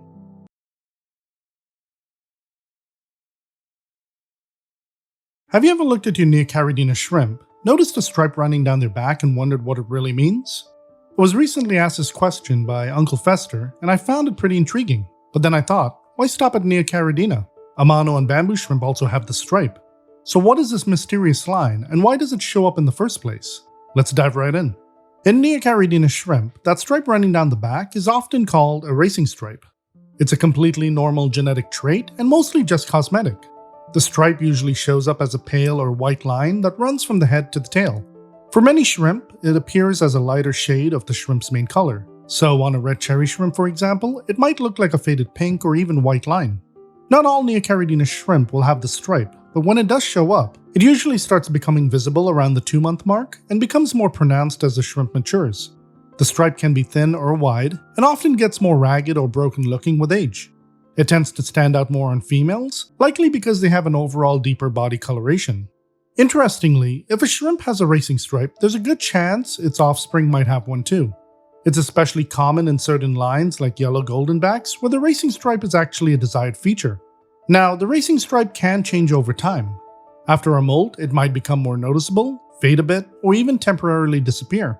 Environmental factors can also play a role. Things like sudden changes in water parameters or poor conditions might cause the stripe to appear more strongly. So if you suddenly notice stripes appearing on shrimp that didn't have them before, it might be a good idea to check your water quality just to rule out any stress-related causes. Also, don't confuse the racing stripe with the shrimp's digestive tract, especially in lighter colored shrimp like snowballs or some relief varieties. The digestive tract is usually darker and runs internally, while the racing stripe is a more external marking along the back. Amano shrimp have one of the most consistent and recognizable racing stripe markings. Nearly every healthy Amano shrimp displays a narrow, light-colored stripe, usually white or cream, that runs cleanly along the top of the body, right along the dorsal ridge. This stripe is often accompanied by darker brown or tan side stripes, giving the shrimp a sleek, almost tactical appearance. Unlike the racing stripe in Neocaridina, which varies from shrimp to shrimp and can come and go with molting or environmental stress, the Amano stripe is a fixed feature. So if yours starts to fade or look patchy, it could be a sign that something's off, often linked to stress or diet. That's why I created my own line of premium shrimp food designed to support overall health, vibrant color, successful breeding, and healthy molting for shrimp of all ages. There's Fuse, my go-to staple powdered food. It's rich in protein, algae, and omega-3s, with a blend of high-quality ingredients that give your shrimp a complete and balanced diet. Then there's Buzz, which is 100% natural bee pollen, that's nutrient-dense and packed with vitamins, minerals, amino acids, and antioxidants. I feed Buzz about once a week to boost overall health. And finally there's Snow, also called Snowflakes. It's made from soybean hulls, is rich in fiber and calcium to support exoskeleton development. Snow breaks down incredibly slowly and does not pollute your tank, making it the perfect vacation food if you're going away for a few days. It also supports biofilm growth, giving shrimp something natural to graze on over time. You can get 10% off my shrimp foods by using promo code FOREVER10. Check out my website for additional deals, many of which can be combined with this discount. I'll leave a link for you in the description and pinned comment below. The racing stripe can also tell you a bit about the sex of an Amano shrimp. Females generally have a more solid and continuous stripe, while males may display a more broken or dotted version. And in orange Amanos, a selectively bred variation, it shows up as a vivid orange, making it even more eye-catching. Regardless of color, the stripe is a stable, species-specific trait that reflects both natural camouflage and overall health. Amano markings serve a clear biological purpose. These shrimp are naturally found in the wild, and their body patterns provide effective camouflage in densely planted or rocky environments. Unlike Neocaridina shrimp, where breeding can emphasize or reduce the stripe, ammonia shrimp markings don't really change, though new color morphs like the snow ammonia, orange ammonia, and yellow ammonia are starting to pop up more in the hobby. Bamboo shrimp have a very distinctive racing stripe. This stripe tends to be creamy, yellow-brown, or even reddish-brown, and it usually runs straight down the back. On top of that, they often have darker side stripes along their body which help with camouflage. The stripe is more pronounced in juvenile bamboo shrimp and may fade a bit as they age, though it usually doesn't disappear completely. Their overall coloration can vary quite a bit, ranging from reddish-brown to greenish tones, depending on the individual shrimp and even their surroundings. Unlike a Neocaridina shrimp, where the stripe is mostly cosmetic, for bamboo shrimp, it likely serves a purpose in the wild. The racing stripe helps them blend into rocky stream beds, driftwood, and river substrates, offering protection from predators while they filter feed in fast-moving water. So, whether you have Neocaridina, ammonia, or bamboo shrimp, that racing stripe is more than just a visual feature. It's a sign of genetics, health, camouflage, and sometimes even stress. If you're noticing changes in that stripe, it's important to consider all aspects of their environment and diet.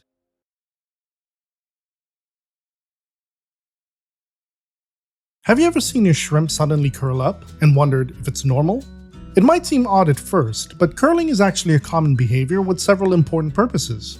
From molting and grooming to stretching and rest, it plays a key role in their daily routine. That said, in some cases, it could also point to an issue. In this video, I'll break down the reasons behind this behavior, when it's completely normal, and when it might be a sign of something more serious. Let's dive right in. One of the most common reasons shrimp curl is to prepare for molting. As they get ready to shed their exoskeleton, shrimp start flexing and curling their bodies to loosen the shell. This is especially noticeable in the hours or days before a molt, and is most common in younger shrimp that are still growing. Curling helps them stretch, separate the old shell from the new one underneath, and eventually pop out safely during the molt. It's a completely normal process, and in fact, it's a good sign that your shrimp are actually developing properly. Curling isn't just about molting.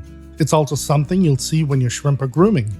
Shrimp are naturally clean animals, and curling helps them reach their swimmerets, which are the small appendages underneath their body they use to swim, and in females, carry eggs. This self-cleaning behavior is part of their regular hygiene routine and helps keep them healthy, mobile, and in top shape. Shrimp curl not only for grooming, but also to keep their bodies flexible. Unlike soft-bodied animals, shrimp are enclosed in a hard exoskeleton, and curling helps them maintain flexibility and mobility. It's a bit like us doing a morning stretch. It keeps their joints loose and ensures they can move freely, especially after molting. While shrimp don't sleep like mammals do, they do have periods of rest and low activity. During these times, you might see them curled up ever so slightly, resting in a comfortable position. This relaxed, slightly curved posture is completely normal and nothing to worry about. Once rested, they'll resume their usual activities like grazing, cleaning, or interacting with tank mates. While not as widely documented, many shrimp keepers have reported that their shrimp sometimes curl up slightly after feeding. This could be a relaxed resting posture or possibly a behavior that aids digestion. It's not something that's been formally studied in depth, but it's certainly observed across many tanks. If you notice your shrimp are eating well and then curling up to relax shortly after, it's likely just a sign of contentment and another indicator that your shrimp are happy and healthy. Not all curling is calm or relaxed. Sometimes it's an emergency maneuver. When shrimp feel threatened or get startled, they perform what's called a tail flip reflex. In this movement, the shrimp rapidly contracts its abdomen, flicking its tail underneath its body to launch itself backwards away from danger. This reflex is incredibly fast and is used to escape sudden threats, whether it's an aggressive tank mate, a hand in the water, or even a sudden change in lighting. Smaller, active species like Neocaridina shrimp do this more frequently, but even larger shrimp like bamboo and vampire shrimp can perform the tail flip if they're startled. It's a completely natural response and not something to be concerned about unless it's happening constantly, which could mean something in your tank is stressing them out. In my own experience, I see this quite often in my betta and snowball shrimp tank. When the baby snowballs spot Sonic, my betta, getting a little too close, they'll tail flip away in a flash. In my vampire shrimp tank, I've noticed they sometimes use this maneuver to dart away quickly into their hiding spots when they see me approaching the tank. While curling is a normal part of shrimp behavior, there are times when it may signal that something's not quite right in your tank. If a shrimp is tightly curled, lying on its side or upside down, and unresponsive, that's a major red flag. In many cases, this could indicate that the shrimp is injured, sick, or has already passed away. But even if they're still moving, excessive or repeated curling, especially when paired with other signs like hiding, a loss of appetite, pale or washed out color, and clamped or retracted antennae, should be taken seriously. These symptoms often point to stress or deteriorating conditions in the tank. One of the most common causes of abnormal curling is poor water quality. Elevated ammonia or nitrite levels, sudden changes in temperature, low oxygen, or high levels of dissolved organics can all push shrimp into a stressed state. Even things like a recent water change or inconsistent CO2 levels in planted tanks can trigger stress responses. Another overlooked factor is mineral imbalance, especially a lack of calcium and trace elements. Calcium is absolutely essential for healthy molting. Shrimp need it to form and harden their new exoskeleton after shedding the old one. When calcium is lacking, the molt can go wrong. In a failed molt, the shrimp begins to curl and flex repeatedly, trying to free itself from the old shell, but gets stuck. It's painful, exhausting, and often fatal. You'll notice a shrimp looking weak, slightly bent for long periods, and unable to break free. In many cases, this kind of problem isn't due to disease, it's dietary and environmental. Now that we've talked about how important nutrition and minerals are, if you want to give your shrimp the best possible diet to keep them happy, healthy, and molting properly, I've put together a premium shrimp food collection designed just for that. There's Fuse, a staple food I feed 2 to 3 times a week. It's packed with a wide range of high-quality ingredients and is rich in protein, algae, and omega-3s, perfect for steady growth and overall vitality. Then there's Buzz, a pure bee pollen I use about once a week. Buzz is loaded with protein, vitamins, minerals, amino acids, and antioxidants that help support molting, fertility, and immune strength. Lastly, there's Snow, also known as snowflakes. Made from soybean hulls, it's a great complementary food that's high in fiber and contains essential minerals like calcium to support a healthy exoskeleton. I'll soon be introducing Vita, a vegetable-based powdered mix made from spinach, kale, carrot, beetroot, pumpkin, and sweet potato. It'll become part of my shrimp staple diet as well. Vita is rich in calcium, iron, fiber, magnesium, and natural antioxidants, supporting digestion, color, and shell health. Keep an eye out for this one, as it soon will be available in my store. If you're interested in trying any of these foods for your own shrimp, I'll leave a link in the description and pinned comment below. And don't forget, you can use promo code FOREVER10 at checkout for 10% off your order. Looking at larger species like bamboo or vampire shrimp, do they curl too? Species like bamboo and vampire shrimp do curl occasionally, but it's less obvious and less frequent than with smaller species. I've never really seen them curl up to groom themselves, but I did notice this behavior when they were molting or darting away quickly from me. That said, if you do see them curled for long periods, it's worth monitoring their behavior for other signs of stress. In this case, checking your water parameters is always a good first step. Curling is a natural part of shrimp life. It can mean your shrimp is getting ready to molt, cleaning itself, stretching, resting, or reacting to a sudden scare. In most cases, it's completely normal and nothing to worry about. But if you see curling alongside lethargy, loss of appetite, or unusual posture, it's worth checking your water parameters, tank mates, and nutrition. Let me know in the comments if you ever noticed your shrimp curling up and what you think it was related to.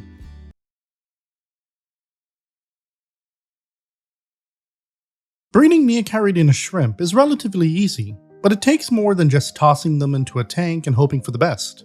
From a fully cycled setup to the right male to female ratio, every detail plays a role. Whether you're aiming for a thriving colony or just a few extra shrimp, this guide breaks down 7 essential elements for success. Let's dive right in. The first essential element is a fully cycled shrimp tank. A fully cycled tank ensures that beneficial bacteria have established themselves to handle ammonia and nitrite, both of which are toxic to shrimp. The cycling process typically takes 3 to 4 weeks. During this time, not only do beneficial bacteria develop, but biofilm also starts to form, a natural and essential food source for shrimp. The number one mistake many of us make is adding shrimp too early to a newly set up tank. Neocaridina shrimp are particularly sensitive to water quality, and an unstable or uncycled tank can lead to poor survival rates for both adults and juveniles. Even more, by adding shrimp too soon, they may actually starve due to a lack of biofilm. And if you try to compensate by feeding them powdered or pellet-based foods, you could accidentally trigger an ammonia or nitrate spike, which could be harmful or even fatal. The best thing you can do is wait. Allow your tank to fully cycle, test your water to confirm that both ammonia and nitrite are at 0 ppm, and then introduce your shrimp. Starting off right sets the stage for a healthy and thriving colony. The second essential element is clean and stable water parameters. Neocaridina shrimp thrive in clean water, but more importantly, they need stability. Sudden fluctuations in temperature, pH, or hardness can stress or even kill them. For ideal breeding conditions, aim for a temperature between 70 to 75 degrees Fahrenheit or 21 to 24 degrees Celsius, a pH between 6.5 and 8.0, GH between 4 and 14, KH between 0 and 10, and a TDS between 180 and 440 ppm. Ammonia and nitrite should always be at 0, and nitrate should be kept below 20 ppm. For easy reference, I'll include both these recommended parameters and my current tank's parameters in the description below. But remember, stability is more important than chasing perfect numbers. If your shrimp are happy and your parameters are steady, you're on the right track. Doing 10 to 20% water changes every 2 weeks is a great way to maintain water quality without causing stress. That said, I know some of you only top up water as it evaporates, and if that's working well and your shrimp are thriving, there's no need to change what's already working. The third essential element is live plants, especially Java moss. Live plants play a huge role in a shrimp tank. They provide hiding places for female shrimp, especially after they molt and become more vulnerable, or even when they're getting ready to give birth. They also offer shelter for baby shrimp, and on top of that, plants like Java moss grow biofilm, which is a vital food source for them. It's not just about looks, these plants help with oxygenation and overall water quality too. Java moss is a favorite among shrimp keepers because it's super hardy and thrives in a wide range of conditions. But it's not your only option. Other great choices include Limnophila sessiliflora, hornwort, anubias, redroot floaters, and dwarf water lettuce. The more plant coverage you have, the more secure and comfortable your shrimp will feel, which directly supports successful breeding. The fourth essential element is selecting sexually mature shrimp. Neocaridina shrimp typically reach sexual maturity around 3 to 4 months of age. At this point, females will start showing a visible saddle behind their head, which is a cluster of unfertilized developing eggs. This is your sign that they're ready to breed. Choosing shrimp that are between 3 to 6 months old gives you the best chance for successful breeding. Shrimp that are too young might not be ready to mate yet, and older shrimp can sometimes slow down or stop breeding altogether. So, when you're selecting your shrimp, try to pick healthy, active shrimp that are clearly mature and showing signs of reproductive readiness. It's a simple step that can make a big difference. The fifth essential element is starting off with the right male to female ratio. Ideally, you want about 1 male for every 3 females in your shrimp colony. This helps keep the balance just right. If you have too many males, they can overwhelm or harass the females, especially right after molting when females are most vulnerable and ready to mate. On the flip side, having more females increases your chances of successful breeding and helps spread out the attention from the males. You don't have to hit this ratio exactly, but aiming for something close to it can really improve your breeding success and reduce stress in the tank. The sixth essential element is providing a varied but protein-rich diet. While Neocaridina shrimp are detritivores and naturally scavenge on organic matter in the tank, along with grazing on biofilm and algae throughout the day, a quality supplemental diet is key to boosting their health and encouraging breeding. I feed my shrimp every 2 days, and I like to rotate between a few different foods. Lately, I've been using 3 from my own collection that I've been testing over the past few months. There's Fuse, which is a staple food I use most often. It has a wide range of high-quality ingredients and is rich in protein, algae, and omega-3s. Then there's Buzz, a natural bee pollen I feed once or twice a week. Buzz is high in protein and packed with vitamins, minerals, amino acids, and antioxidants that help support overall health and well-being. Lastly, there's Snow, also known as snowflakes. It's made from soybean hulls and is a great complementary food I also use once a week. Snow is rich in fiber and contains essential minerals like calcium that shrimp need for their exoskeletons.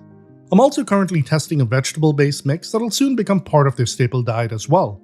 If you're interested in trying any of these foods for your own shrimp, I'll leave a link for you in the description below, along with some promo codes so you can get 10% off your first order. On top of these, I occasionally feed frozen brine shrimp too. The protein female shrimp get from all these foods is essential for molting, shell regeneration, egg development, and just the overall energy they need to go through the breeding process. Lastly, the seventh essential element is minimal disturbance and patience. Once your tank is fully cycled, your shrimp are mature, well-fed, and comfortable in a stable environment, the final ingredient is to give them time and space. Neocaridina shrimp breed best when they're not constantly stressed by hands going in the tank, rearranging decor, or sudden parameter shifts from large water changes. A calm, quiet environment helps them feel secure enough to molt, mate, and carry eggs to full term. You might not see babies right away, but if you've checked off everything we've talked about so far, they'll come. Sometimes it takes a few weeks for shrimp to settle in before they start breeding on a regular basis. So try not to rush the process or play around with the tank. Shrimp keeping is definitely a game of patience, but when you start seeing tiny shrimplets zooming around, it's all worth it. These 7 essential elements can truly set you up for success when breeding Neocaridina shrimp. If you're setting up a new tank, what color shrimp are you going with? Let me know in the comments. I'd love to hear from you.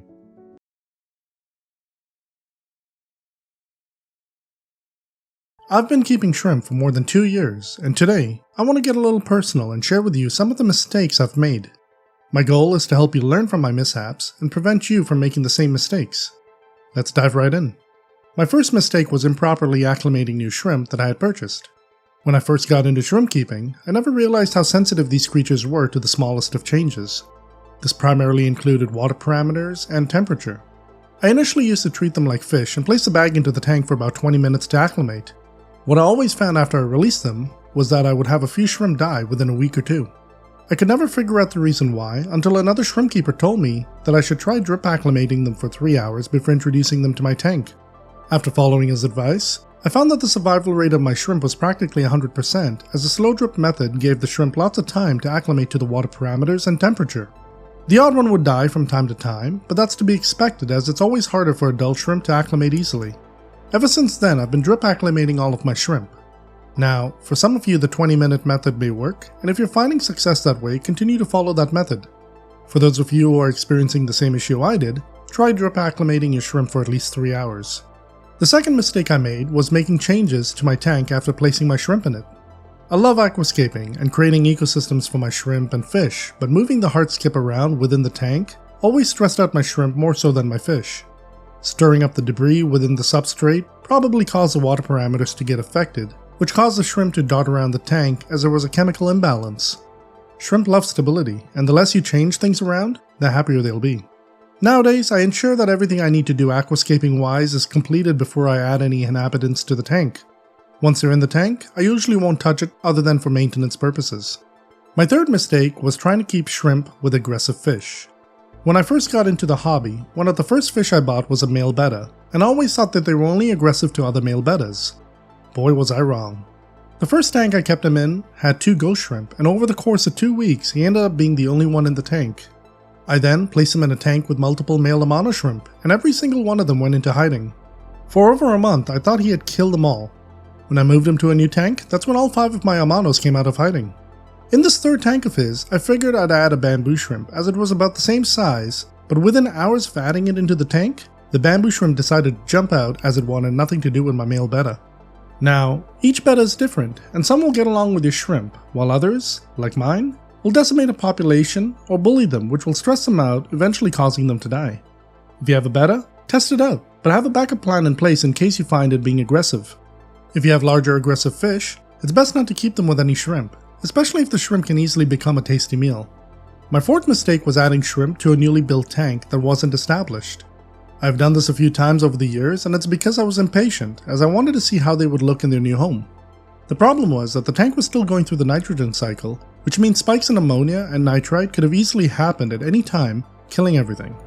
Also, biofilm hadn't really formed anywhere in the tank, which means there was nothing for them to eat, and that would mean I would have to supplement their diet with food right from the start. This could then trigger ammonia and nitrite spikes as the food broke down, as there was no beneficial bacteria as the tank was still going through the cycling process. With newly built tanks, it's best to wait for at least 2 weeks or more before introducing any shrimp to ensure that there is some sort of stability within the tank. Patience is key, especially when it comes to shrimp keeping. My fifth mistake was making large water changes using water straight from my tap. This is something I never knew until months down the line. I always wondered why my shrimp would sometimes die shortly after a water change. It was then that I found out a few things. 1. Shrimp don't like large water changes. Usually 10% to 20% is the max you want to change. 2. When filling water straight from your tap, the temperature is not the same and there's chlorine and chloramine in the water which needs to be treated. All of these fluctuations in parameters I found stress my shrimp out, and some would die as a result of this. Nowadays I fill a container with water, treat it with a dechlorinator, heat it to match my tanks, and let the water sit for a few days. As a result, the water will slowly match what I have in my tanks, and this allows me to make partial water changes without stressing out any of my shrimp. And finally, for my sixth mistake, I medicated sick fish in the same tank as my shrimp.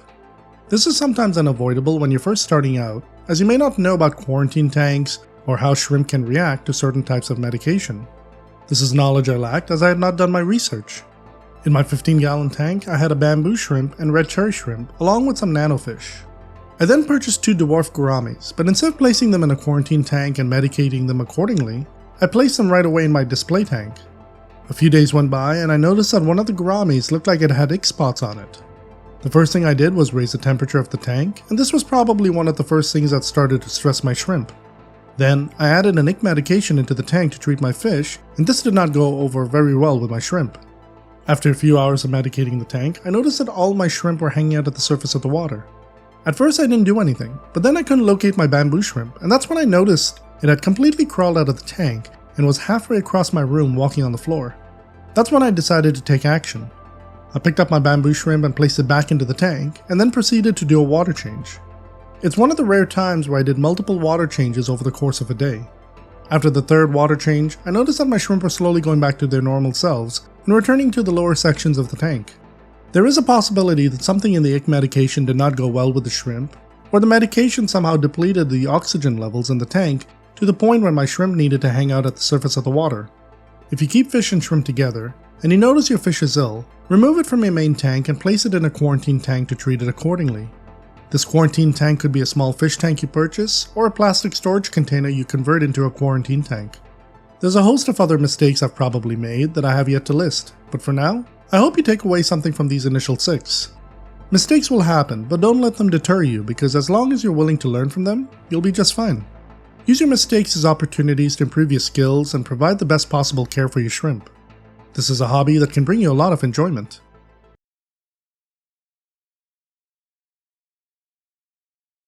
Recently, one of my viewers asked, what if I'm going on vacation for more than 2 weeks? How do I ensure the survival of my Neocaridina shrimp? If you're planning to be away for an extended period, there are a few key steps you should take before your trip to keep your Neocaridina shrimp healthy and your tank stable. Let's break it down over the course of a few weeks so you have a clear timeline to follow. You can adjust this timeline based on the number of tanks you have, but it's a great way to stay organized and reduce stress as your departure approaches. Check your equipment to ensure everything is working properly and see if you need to purchase anything, such as food or new equipment like a filter or heater. Doing this in advance is crucial because online orders can sometimes take a considerable amount of time to be delivered. The sooner your items arrive, the less stressed you'll be. 2 really good types of vacation food to order for your shrimp are catappa leaves and snowflakes. Catappa leaves provide essential nutrients and minerals promoting the overall health and growth of shrimp. As the leaves decompose, they encourage the growth of biofilm, a natural food source that shrimp love to graze on. Snowflakes, on the other hand, are basically soybean shells that provide a growth medium for mycelia, which contains proteins, amino acids, fats, and other beneficial nutrients for shrimp. This food does not pollute the water when left in the tank for an extended period. Ensure your filters are cleaned and working efficiently. You won't want them to clog up or stop working while you're gone. A clogged filter can lead to poor water quality, and without proper water movement, it can also limit the amount of gas exchange, resulting in low oxygen levels. Test your water to check your ammonia, nitrite, and nitrate levels. Ammonia and nitrite levels should be at 0, and nitrate levels should be relatively low. Perform a 10 to 20% water change to keep your water quality high. This is also a good time to prepare the catappa leaves you ordered and add them to your tanks. Double check your equipment to make sure everything is plugged in properly and working correctly. If you feed your shrimp powdered foods or pellet-based foods like algae wafers or shrimp dinner, add them to your tanks now. Top off your tanks with water. If you keep tanks without a lid, you probably know how fast water can evaporate. This is also a good time to add the snowflakes pellet food you ordered a few weeks ago. If you're leaving late the following day, you can add the snowflakes right before you leave. If you're worried you may forget, doing it a day in advance is just as good. Whenever you return from your trip, it's best to do a water test again to check your ammonia, nitrite, and nitrate levels. This will help you figure out which tanks will first require a water change. By following this timeline, you can leave for your vacation with confidence, knowing your shrimp are well taken care of.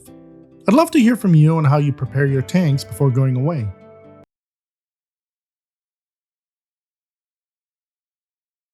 There is nothing more exciting than having shrimp in a community tank and seeing all the inhabitants get along in harmony with each other. At the time of making this video, of the 7 tanks that I have, 6 of my community-based tanks have shrimp in them, while my 7th is a shrimp-only tank. Each of those 6 tanks consist of various shrimp, fish, and snails. Community-based tanks are something I've loved exploring from the moment I got into this hobby, and for those of you who wish to explore this path as well, I'd love to share with you some of the tank mates I keep with my shrimp in those 6 tanks. Let's get into it. This first tank of mine is a 10-gallon tank, and was the very first tank I purchased when I got into the hobby about 2 years ago. Over the past 2 years, it has evolved and now houses my blue dream shrimp. The tank mates that coexist with my blue dream shrimp are a mono shrimp, pygmy corydoras, Chilean dwarf rasboras, a nitrite snail, and ram's horn snails. With this being a 10-gallon tank, the Chilean dwarf rasboras are the perfect size as they grow to about 3/4 of an inch. These fish are very peaceful, relatively shy, and occupy the mid to top level of the water column. I have about 20 in this tank. The fish that occupy the bottom of this tank are pygmy corydoras. They're extremely shy fish that love hiding within the stem plants and love grazing through the substrate for food. From time to time, they can be seen swimming around in the mid-level of the water column. These fish grow about to an inch in size, and currently I have 6 in here. As for the cleanup crew, there are 4 male ammonia shrimp, 1 nitrite snail, and a bunch of ram's horn snails. With the ammonia shrimp being males, they are on the smaller side. They, along with the nitrite snail, are the perfect algae eaters. The ram's horn snails also help in keeping the tank clean, in terms of uneaten fish food, breaking down dead plants, and other matter. With the number of tank mates I mentioned, this tank may seem overcrowded, but with each species occupying different levels in the water column, they tend to stay out of each other's way. This tank also has an AquaClear 50 hang on the back filter with a baffled flow, and it does an amazing job at filtration. The second tank I ever purchased was this 20-gallon long tank. The reason I purchased it was because my first set of guppies, which were originally in the 10-gallon, gave birth to various fry, and I was quickly running out of room. These were the early days when I knew very little about fish keeping, and it was a learning experience for me. In the past year, it has also become home to my red cherry shrimp, honey gourami pair Sunny and Daisy, various galaxy rasboras, coolie loaches, spotted Borneo loaches, ammonia shrimp, and ram's horn snails. Sunny and Daisy, along with the lemon guppies, tend to occupy the mid to top level of the water column. The guppies are highly active and can be seen swimming from one end to the other constantly, whereas Sunny and Daisy each keep to their side of the tank. From time to time, they can be seen swimming together. The 6 galaxy rasboras are rather shy and tend to stay towards the back of the tank. They like hiding within the driftwood and stem plants, but when it's feeding time, that's usually when they're at the most active. I find that by having guppies in the tank, it helps them feel more comfortable being out and about. The 6 coolie loaches stay on the bottom of the tank and usually stay hidden under the driftwood during the daytime. At night, that's when they come out to graze through the substrate, and if I'm lucky, I get to see them doing the coolie dance. Check out the card in the top right if you'd like to see the coolie dance. The 4 spotted Borneo loaches also stay on the bottom of the tank, but can also be seen along the glass munching on algae. They're pretty active and love being all over the tank. As for the cleanup crew, I have 6 ammonia shrimp and various ram's horn snails. This tank also has an AquaClear 50 hang on the back filter set to the lowest speed. My third tank is a Fluval Flex 15-gallon tank, which is home to my green jade shrimp. It is also home to my powder blue dwarf gourami named Sonic, Beckford's pencilfish, Ambertetras, and ram's horn snails. When I decided to introduce the green jade shrimp to this tank, I put in a dark substrate so that they could blend in with their surroundings, as I wasn't sure how Sonic would act towards them. As you can see, it's a little hard to spot them. From what I've seen over the past year, the shrimp are doing just fine, as Sonic couldn't really be bothered with them, probably because he too has a hard time spotting them. Sonic usually hangs out within the Vallisneria plants and tends to stay mostly in the top level of the water column. He's the boss of the tank and is a bit semi-aggressive towards the other fish, but for the most part, he keeps to himself. My 4 Beckford's pencilfish tend to stay in the top level of the water column as well. At one point I did have 6, but unfortunately 2 passed away due to various health issues, and I'm looking at setting up a different tank where I can have a few more of them. These schooling fish are very peaceful and are generally active throughout the day. The last species of fish in this tank are the Ambertetras, and I have about 11 of them in here. These fish are relatively small and like to stay in the mid-level of the water column.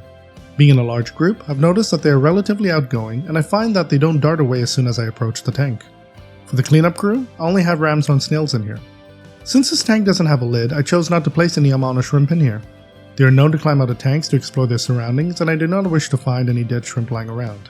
My 4th tank is a Fluval Flex 15-gallon tank, and is home to my red Rilly shrimp. Their tank mates include a bamboo shrimp, green neon tetras and a cardinal tetra, neon green rasboras, female guppies, and ram's horn snails. The bamboo shrimp is extremely peaceful and usually hangs off the driftwood, filtering food particles floating in the water column, but also wanders the bottom of the tank. The The 11 green neon tetras tend to hang out in the bottom level of the water column and more towards the back of the tank. They too are peaceful, but very skittish. The 7 neon green rasboras occupy the mid and top level of the water column. They are relatively small, peaceful, and highly active. I find that they tend to give the green neon tetras a little more confidence to be outgoing. The 3 female guppies also occupy the top level of the water column. Similar to the previous tank, the cleanup crew are only ram's horn snails, as this tank also does not have a lid. My 5th tank initially started as a breeding project for red cherry shrimp. Unfortunately, it became overrun with planaria, so I purchased some rosy loaches to take care of the issue. I eventually changed my mind and decided to make this a community tank as well. I ended up introducing some autocinkless catfish, harlequin rasboras, neon tetras, ammonia shrimp, nitrite snails, and a bamboo shrimp I named King Kong. As for the ram's horn snails, they were already present with the red cherry shrimp. Currently I have 4 rosy loaches in this tank. At the time of purchasing them, my local fish store was low on stock and that was all they had. I'll eventually get a few more once I build them a new tank. These rosy loaches primarily stay at the bottom of the tank grazing for food, are highly active, and can be seen zooming all over the place. I also have 7 autocinkless catfish which stay on the bottom of the tank, but can also be seen on the glass munching on algae. These fish are extremely peaceful and are one of the only fish I know of that won't eat baby shrimp as they are herbivores. Keeping to the mid to upper levels of the water column are my 4 harlequin rasboras and 11 neon tetras. These fish range in size from 1 to 2 inches, the harlequin rasboras being on the larger side. King Kong, my bamboo shrimp, likes to hang out in the flow from the filter, which too is an AquaClear 50 set to the lowest speed. By hanging out in the flow, it makes it easy for him to grab the food from the water column. He is also an extremely peaceful tank mate. As for the cleanup crew, I have 2 ammonia shrimp, 2 nitrite snails, and various ram's horn snails in here. And finally, for my 6th and final tank, it is a 7-gallon cube tank which is home to my blue velvet shrimp, 1 honey gourami fry, and some ram's horn snails. This is my most recent tank that I designed, and I'm currently using it as a grow tank for my honey gourami fry. If you'd like to check out the step-by-step guide on how I designed this tank, check out the card in the top right corner. Now that you have an idea of all the various tank mates my shrimp have, keep in mind that although these are community tanks, all of the fish I mentioned, excluding the autocinkless catfish, will prey on baby shrimp. If you want to keep a stable quantity of shrimp in your tanks, ensure you provide them with lots of plants and hardscape to hide amongst. This will help ensure that not all the baby shrimp will be preyed upon. If you're planning to breed your shrimp and wish to have a large quantity, I would suggest keeping them in a species-only tank or keeping them only with ammonia shrimp, bamboo shrimp, nitrite snails or other snails, and autocinkless catfish. As a quick recap, the tank mates I mentioned that I have are guppies, honey and powder blue dwarf gouramis, neon tetras, green neon tetras, cardinal tetras, harlequin rasboras, green neon rasboras, galaxy rasboras, chili rasboras, dwarf rasboras, coolie loaches, rosy loaches, spotted Borneo loaches, pygmy corridoras, autocinkless catfish, ammonia shrimp, bamboo shrimp, nitrite snails, and ram's horn snails. There are a multitude of other tank mates out there that can coexist with your shrimp. Based on the type of shrimp you keep, your tank size, and water parameters, do your research accordingly and get tank mates that will live in harmony with your shrimp. If you already keep a community tank or have an idea of what you'd like as tank mates, let me know in the comments below. I wish you all the best in your shrimp keeping journey.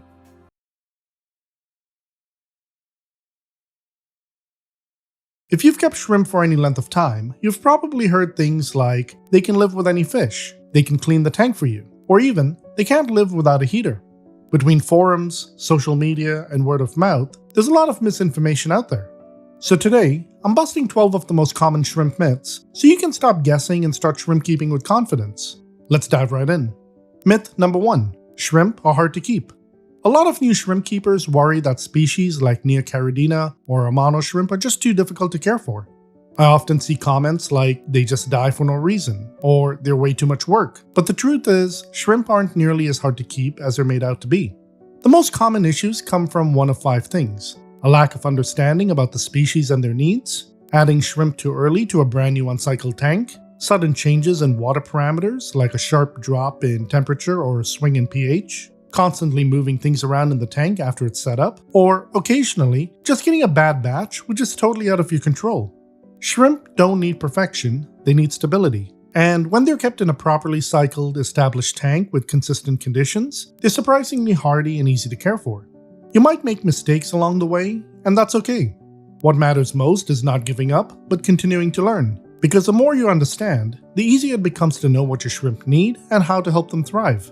Myth number 2. Drip acclimation is always necessary. There are 2 main ways people acclimate shrimp. One is the bag float method, where you let the sealed bag float in your tank for about 20 minutes to match temperature, similar to what you do with fish. The other is drip acclimation, where you slowly mix tank water into the bag or into a container holding the shrimp over time.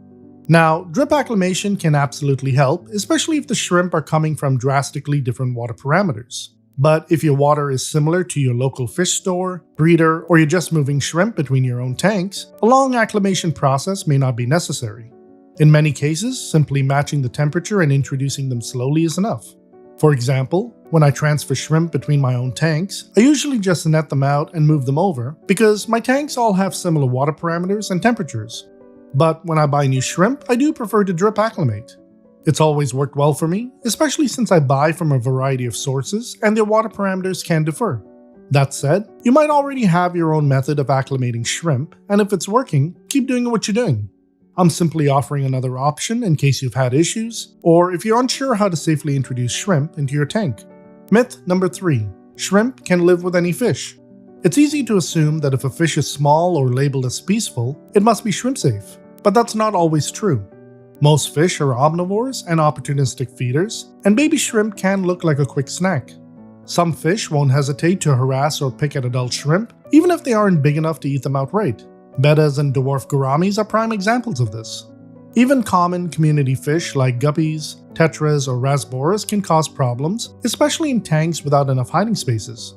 If shrimp don't have places to retreat to, they can easily be eaten or get so stressed they either die or try climbing out of the tank. Over time, your entire shrimp colony can get wiped out. Shrimp thrive best in species-only tanks or with tank mates that are proven to be shrimp safe, like autosinkless catfish, snails, other shrimp species like bamboo or vampire shrimp, or carefully chosen nanospecies like Thai microcrabs. That doesn't mean it's impossible to keep shrimp with fish, but if you want your shrimp to breed, feel safe, and show their natural behaviors, it's important to set up the tank with the shrimp's needs in mind, choose tank mates carefully, and always keep an eye on how they're interacting. Myth number 4. Shrimp need salt in their water. I see this pop up from time to time in the comments, but for freshwater shrimp like Neocaridina, ammonia, or bamboo shrimp, salt isn't necessary, and over time, it can actually do more harm than good. These shrimp are adapted to live in freshwater, not brackish or marine environments. Adding salt without a specific reason can stress them out or disrupt the delicate balance of minerals they rely on for molting and long-term health. That said, aquarium salt does have its place. It can be helpful when treating parasites like Scudarella japonica, but only as a short-term treatment. And it's absolutely necessary if you're trying to raise ammonia, bamboo, or vampire shrimp from larvae. In those cases, a separate brackish water tank is needed for them to survive the early stages of development. But outside of those special situations, your shrimp will do best in stable, well-balanced freshwater conditions with no salt required. Myth number 5. You need a spotless, crystal clear tank. Definitely not. A tank that's too clean can actually be a problem when it comes to keeping shrimp. Shrimp thrive in established tanks, ones full of biofilm, algae, mulm, and microscopic life. That gunk on your sponge filter? That's a full-on buffet for your shrimp. Sure, a crystal clear tank might look great to us, but it often means there is very little natural food available for shrimp to graze on, or for filter feeders like bamboo and vampire shrimp to pull from the water column. That's why I recommend waiting at least 3 to 4 weeks after setting up a new tank. That time allows biofilm and other natural food sources to grow and establish. Overcleaning, especially gravel vacuuming every inch or scrubbing down every surface, can actually remove the very things your shrimp depend on. If you're doing a water change, avoid gravel vacuuming. That organic matter down there, your shrimp need it. In fact, if you keep bamboo or vampire shrimp, try gently stirring the substrate or running your hands through the plants during water changes. This pushes fine organic particles into the water column, where they can catch it with their fan-like appendages. And when it comes to cleaning the glass, just clean the front panel so you can still enjoy a clear view of what's going on in your tank. Leave the side and back panels alone so shrimp have plenty of biofilm and algae to graze on throughout the day. A healthy shrimp tank isn't spotless, it's seasoned, and that little bit of mess, it's not just okay, it's ideal. Myth number 6. Shrimp should only scavenge for food. I've read plenty of times that people buy shrimp and just let them scavenge without offering any actual food. The truth is, although shrimp are detritivores and scavengers, a varied diet is incredibly beneficial for them. It helps them grow, molt, breed, and stay healthy by providing a wide range of nutrients. Feeding a shrimp only one type of food can lead to a nutritional gap. Instead, aim to offer a mix of protein-rich foods like fuse or buzz, which are part of my premium shrimp food collection, along with blanched vegetables like spinach or carrots. Or try Vita, my 6-ingredient vegetable blend that's coming soon. You can also add in the occasional algae wafer to round things out. Even live or frozen foods like baby brine shrimp can mimic their natural diet and encourage active, healthy scavenging behavior. That variety is what keeps shrimp vibrant and thriving, not just surviving. So don't be afraid to switch things up and give your shrimp a more balanced, diverse diet. They'll thank you for it. If you'd like to try fuse or buzz with your shrimp, you'll find the link in the description and pinned comment below. Plus, you can get 10% off with the promo code FOREVER10 at checkout. Myth number 7. You need a heater for shrimp tanks. It's a common belief, especially among aquarists coming over from the fish keeping world, that you must have a heater in your shrimp tank. But for most freshwater shrimp, especially Neocaridina shrimp, that's not the case. Neocaridina shrimp are incredibly adaptable and do just fine at typical room temperatures, but can tolerate anywhere from 57 to 86 degrees Fahrenheit, which is around 14 to 30 degrees Celsius. In fact, cooler water can actually help extend their lifespan and slow down their metabolism, which means they don't breed or molt as quickly, but they often live longer, healthier lives overall. My buddy Mark Shelley from Mark Shelley Aquatics kept Neocaridina shrimp in an outdoor pond through near freezing temperatures, and when spring came around, they were still thriving. Now, if your home gets really cold in the winter and water temperatures drop drastically, then yes, adding a heater to maintain a stable baseline might help. But in most indoor environments, especially heated homes, a heater usually isn't necessary. In fact, it can sometimes cause problems if it malfunctions or overheats the tank. I only use heaters, not because my shrimp need them, but because I keep fish with them and to help lock in a consistent temperature at all times. Like with many things in shrimp keeping, stability matters more than precision. Whether or not you use a heater, just make sure your temperatures stay consistent and your shrimp will be just fine. Myth number 8. Shrimp eat live plants. This one causes a lot of unnecessary worry, especially when shrimp are seen picking at leaves or sitting on delicate plants like moss or stems. But the truth is, shrimp don't eat healthy plants. What they're doing is grazing on the surface, eating biofilm, algae, and decaying plant matter. Shrimp are gentle feeders. They don't have the mouth parts or appetite to tear apart healthy plant tissue.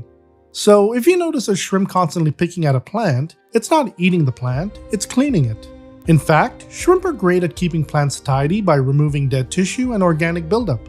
Now, if a plant is already melting, dying, or deteriorating, shrimp will definitely scavenge the soft, rotting bits, but that's actually helpful. It prevents decaying matter from polluting your tank. So no, your shrimp aren't the problem. In fact, they're part of the cleanup crew, helping your plants, not harming them. Myth number 9.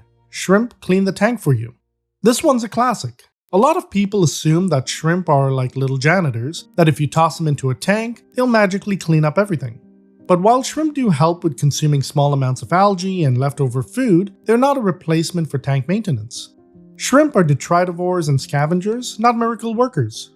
They'll pick at biofilm, detritus, and leftover particles, but they don't completely remove fish waste, clean the glass, or prevent algae blooms. In fact, overfeeding or overstocking, especially under the assumption that the shrimp will take care of it, can lead to poor water quality and stressed shrimp. Think of shrimp as a complement to your cleaning routine, not a substitute for it. They're great at nibbling on what's already there, but they still rely on you to keep the water parameters stable, perform regular maintenance, and avoid overfeeding. Myth number 10. All shrimp can live together. At first glance, it might seem like shrimp are shrimp, and that you can mix different types in the same tank without any problems. But in reality, not all shrimp are compatible, and mixing them can lead to stress, failed breeding, or even competition for food and space. Some shrimp species, like Neocaridina and Caridina, have very different water parameter requirements. Neocaridina prefer harder, more alkaline water, while Caridina typically needs softer, slightly acidic conditions. Putting them together usually means compromising, which can lead to poor health, molting issues, and lower survival rates for both species. There's also the issue of hybridization. If you keep different color variants of Neocaridina, like red cherries and blue dream, in the same tank, they'll interbreed. Over time, the offspring often lose their bright colors and revert to dull or wild-type coloration. If you want to keep strong, vibrant lines, it's best to stick to one color per tank. Size and behavior also matter. A mono shrimp, for example, are much larger and can outcompete smaller shrimp for food. While they're generally peaceful, they're known to be very active, sometimes even aggressive towards baby shrimp, and in rare cases, adult shrimp too. So while it's possible to mix certain shrimp species under the right conditions, it's definitely not as simple as tossing them all into the same tank. If you want your shrimp to thrive and avoid headaches, it's always safe to research compatibility and plan your setup carefully. Myth number 11. Shrimp only breed in perfect water conditions. It's easy to think that if you're not getting baby shrimp, it's because your water isn't perfect. But the reality is, shrimp can breed in a wide range of conditions, as long as the environment is stable and consistent. Sure, extreme fluctuations in temperature, pH, or ammonia levels will harm shrimp and hinder breeding, but small deviations from perfect won't necessarily stop them from breeding. In fact, shrimp are incredibly adaptable and can reproduce in less than ideal conditions, as long as the water is within a healthy range for that specific species. For example, Neocaridina shrimp are fairly forgiving when it comes to water parameters. They can breed in water with a pH of 6.5 to 8.0 as long as the tank is stable. Caridina shrimp, however, are a little pickier and may require more specific conditions like softer water and a slightly lower pH. Breeding success often comes down to a combination of stable water, good nutrition, and environmental factors like temperature and hiding places. If your shrimp aren't breeding, it's more likely that one of these factors is off rather than it being about perfect water conditions. So don't stress about chasing perfection. Focus on consistency, be patient, and your shrimp will breed when they're ready. Myth number 12. Copper will kill shrimp. A lot of you have heard that copper is toxic to shrimp, and for good reason. It absolutely is when used in excess, like when medicating a sick fish. But here's the twist. Copper is often present in shrimp food in trace amounts, and in those small quantities, it's not harmful to shrimp at all. Copper is actually essential in tiny amounts for many organisms, including shrimp, as it plays a key role in their metabolism and enzyme functions. Copper can also be found in some aquarium fertilizers. In most cases, the trace amounts are not harmful to shrimp. However, it's always a good idea to check that any fertilizers or additives you're using are labeled as shrimp safe. That way, you can avoid potential issues with copper or other chemicals that might harm your shrimp. Now, I use an all-in-one liquid fertilizer called Thrive S by Nylog G Aquatics. For those of you looking for that perfect fertilizer, this could be the one for you as it's completely copper-free. If you're interested in checking it out, I'll leave a link for you in the description below. The real danger comes when there's too much copper, whether from water sources or medications. In these cases, copper can be lethal to shrimp. So it's not the trace amounts in shrimp food or fertilizers you need to worry about, it's the potential for copper buildup in the tank from other sources. If you need to treat a sick fish, always do so in a separate quarantine tank. And if you're buying a used tank, ask the previous owner if they ever treated it with copper-based medications, as it can seep into the silicone. If they're unsure, it might be best to consider purchasing a brand new tank. The goal here is to create a healthy, thriving environment where your shrimp can flourish. And there you have it. Some of the most common shrimp myths busted. Hopefully this cleared a few things up and gave you more confidence in your shrimp keeping journey. Whether you're just starting out or already running a few tanks, remember, shrimp don't need perfection. They need stability, variety, and a little patience.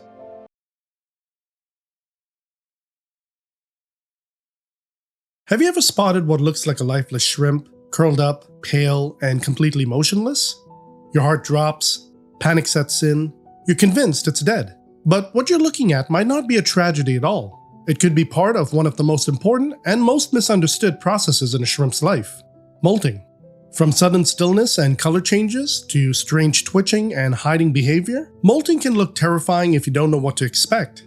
And while this process is essential for growth, regeneration, and reproduction, when molting goes wrong, it can turn deadly fast. In this video, I'm going to break down exactly what molting is, what's completely normal, what's a warning sign, and how you can support safe, successful molts in your aquarium. By the end of this video, you'll know when to stay calm and when to step in. Let's dive right in. Shrimp are protected by a rigid exoskeleton that does not expand as they grow.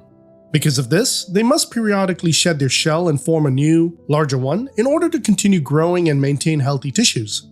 This shedding process is called molting. Molting serves several critical purposes. The first purpose is growth. Because the exoskeleton cannot stretch, molting is the only way a shrimp can increase in size. Baby Neocaridina shrimp molt very frequently, sometimes every few days. Juveniles typically molt every 1 to 2 weeks, while adults molt every 3 to 4 weeks. Ammonia shrimp generally follow a similar pattern, but once they reach full adult size, they usually molt every 5 to 6 weeks. Adult bamboo shrimp typically molt every 4 to 8 weeks. Younger bamboo shrimp may molt a bit more often, but nowhere near the rapid schedule seen in Neocaridina shrimp. Vampire shrimp are much slower growers and may only molt once every few months. The second purpose is regeneration. Molting also allows shrimp to regenerate damaged or lost body parts. When a limb is lost or severely damaged, the wound seals itself and a small mass of regenerative tissue forms at the stump. This tissue remains small and folded beneath the exoskeleton until the next molt. At the next successful molt, the shrimp sheds its old shell and the partially formed limb emerges larger and more developed.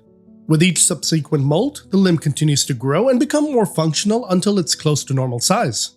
The third purpose is reproduction. A male shrimp can only mate with a female during a short window immediately after she molts. Once the female sheds her shell, she releases pheromones into the water to attract males.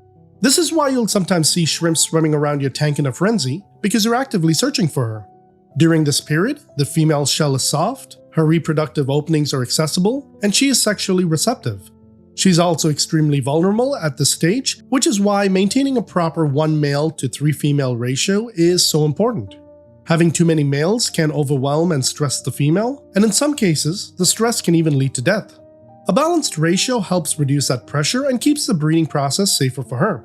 It's also important to note that if mating does not occur during the short window, which is rare, the female will not become buried and must wait until her next molt to restart the reproduction cycle.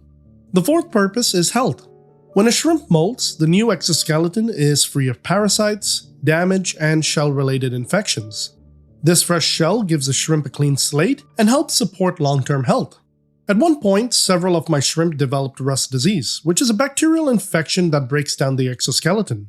It appears as rust-colored spots on the shell, and if left untreated can lead to reduced feeding, limb loss, shell erosion, internal organ damage, and eventually death. I was fortunate that Marked Shrimp Tanks noticed the disease in one of my videos and brought it to my attention. I followed a hydrogen peroxide treatment guide he had shared, and once my shrimp successfully molted, they looked almost brand new. If you'd like to keep that video for reference, I'll leave a link for it in the description below. It genuinely saved my shrimp, and you never know when you might need it. Molting doesn't happen all at once. It's a process that unfolds in 4 distinct stages, and each stage comes with its own behaviors, visual cues, and even color changes. The first stage is the pre-molt stage. This is where shrimp will often go into hiding and may eat less than usual. This stage can last anywhere from a couple of hours to a few days, depending on the species, age, and overall conditions of the environment. At this point, the shrimp is preparing internally. A new exoskeleton is already forming underneath the old one, and the shrimp is conserving energy for the molt ahead. Reduced activity and hiding behavior during this stage are completely normal and not a cause for concern. During the pre-molt stage, it's very common for shrimp to look duller or less colorful. This happens because the shrimp is getting ready to shed its old shell while a new one forms underneath. As this process starts, colors can fade or look washed out for a short time. This change in color is completely normal and is just part of the molting process.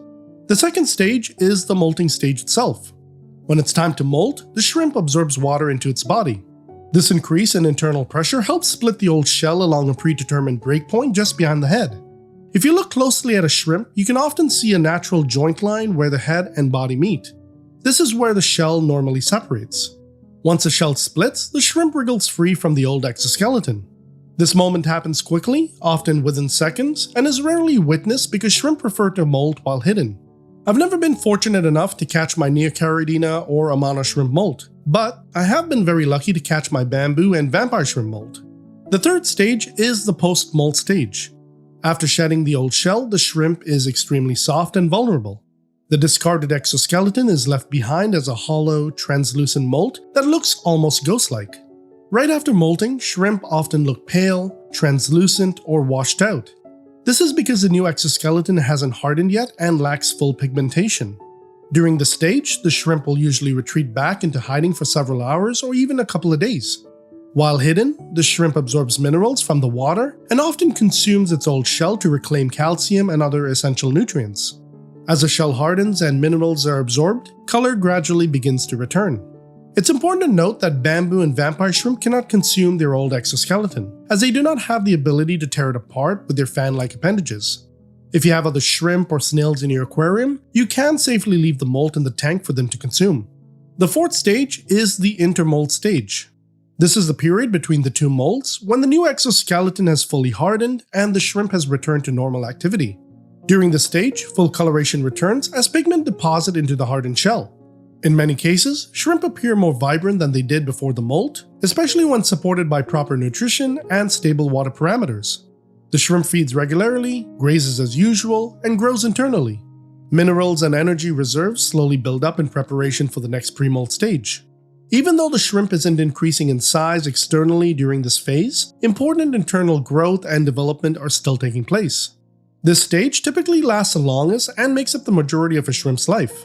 Once enough internal growth and stored resources have accumulated, the shrimp naturally transitions back to the pre-molt stage and the cycle begins again.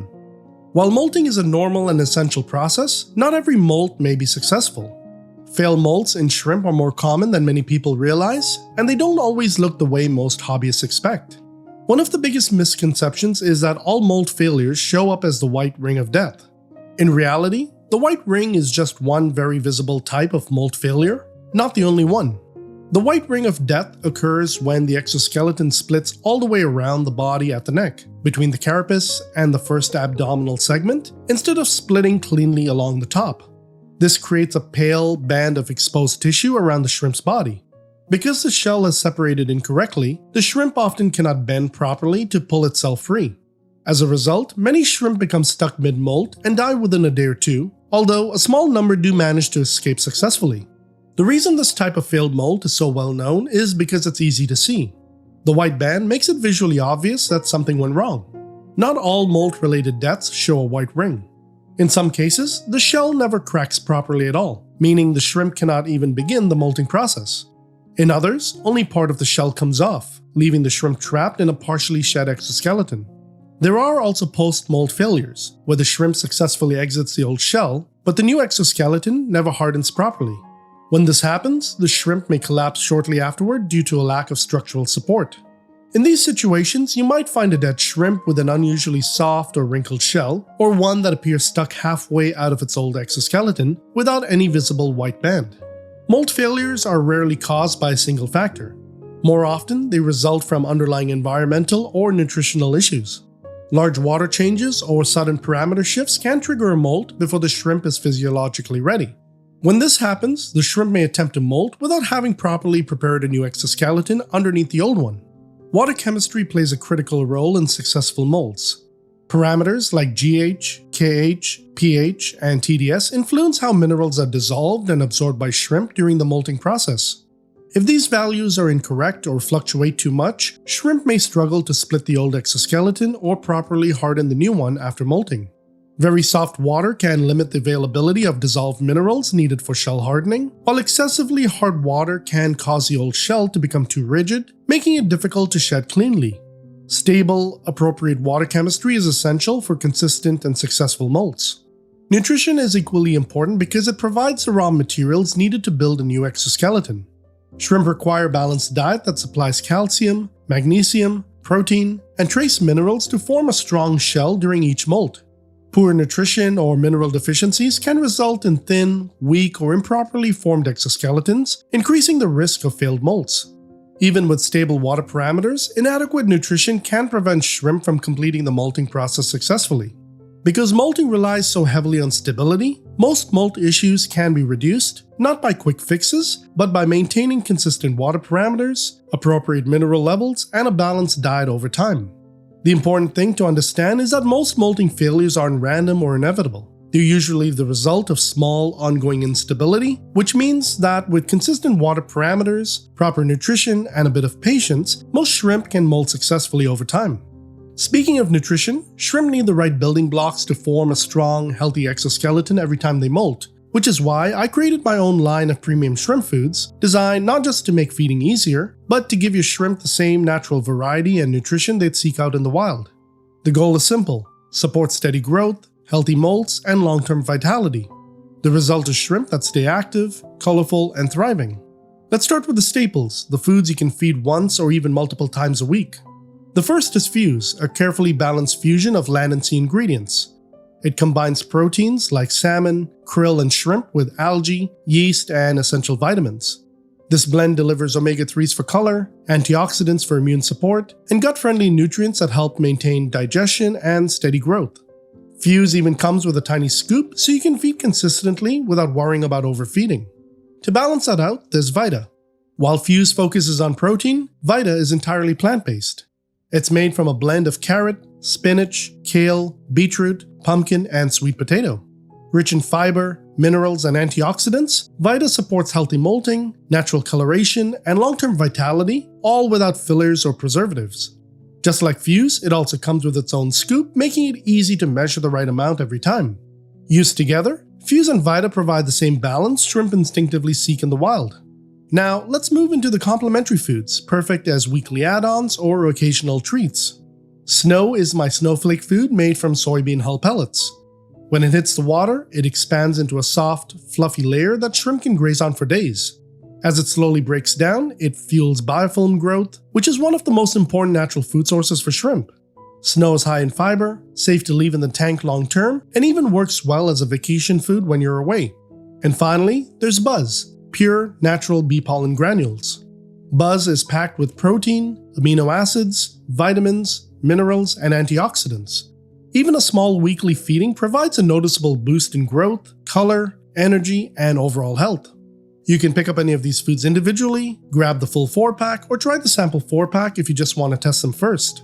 And to make it even better, you'll get 10% off with promo code FOREVER10 at checkout. I'll leave a link for you in the description and pinned comment below. Together, these 4 signature foods make shrimp feeding easy and stress-free, while giving your shrimp the same balance they naturally get in the wild. And this is just the beginning. I'll be adding even more unique foods down the line, so stay tuned. Healthy molts come down to consistency and stability over time. Here are a few simple tips that can make a big difference. Tip number 1. Maintain stable water parameters. Keep pH, GH, KH, temperature, and TDS as stable as possible. Test regularly, avoid large or sudden water changes, and make any adjustments gradually.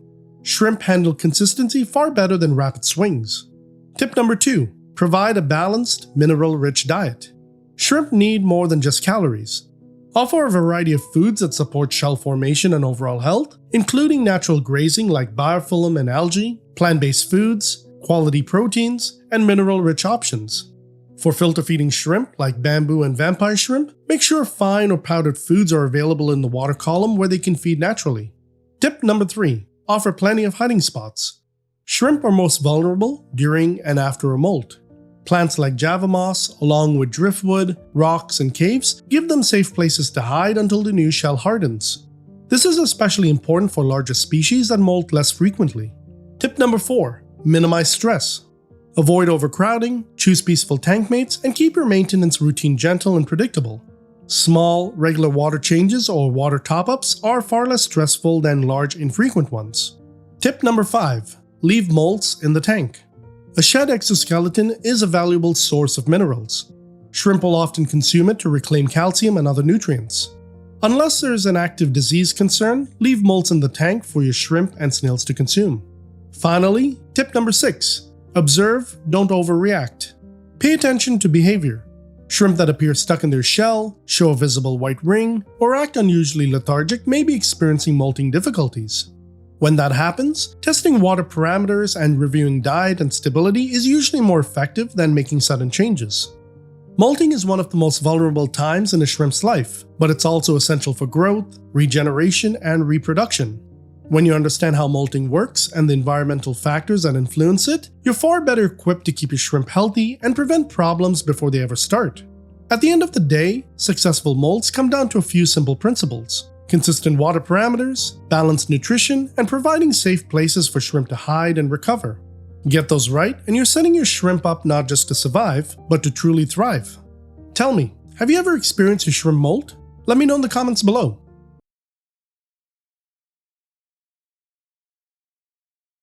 Have you ever found a dead shrimp in your tank? Or worse, several from your colony, even though everything looked fine? Your water tests are normal, the tank's been running, you didn't change anything. Here's the truth. Shrimp rarely die from just one mistake. They die when hidden problems stack up quietly until the tank reaches a tipping point. In this video, I'm going to break down the real reasons shrimp die, the danger signs most people miss, and what to fix before more are lost. Let's dive right in.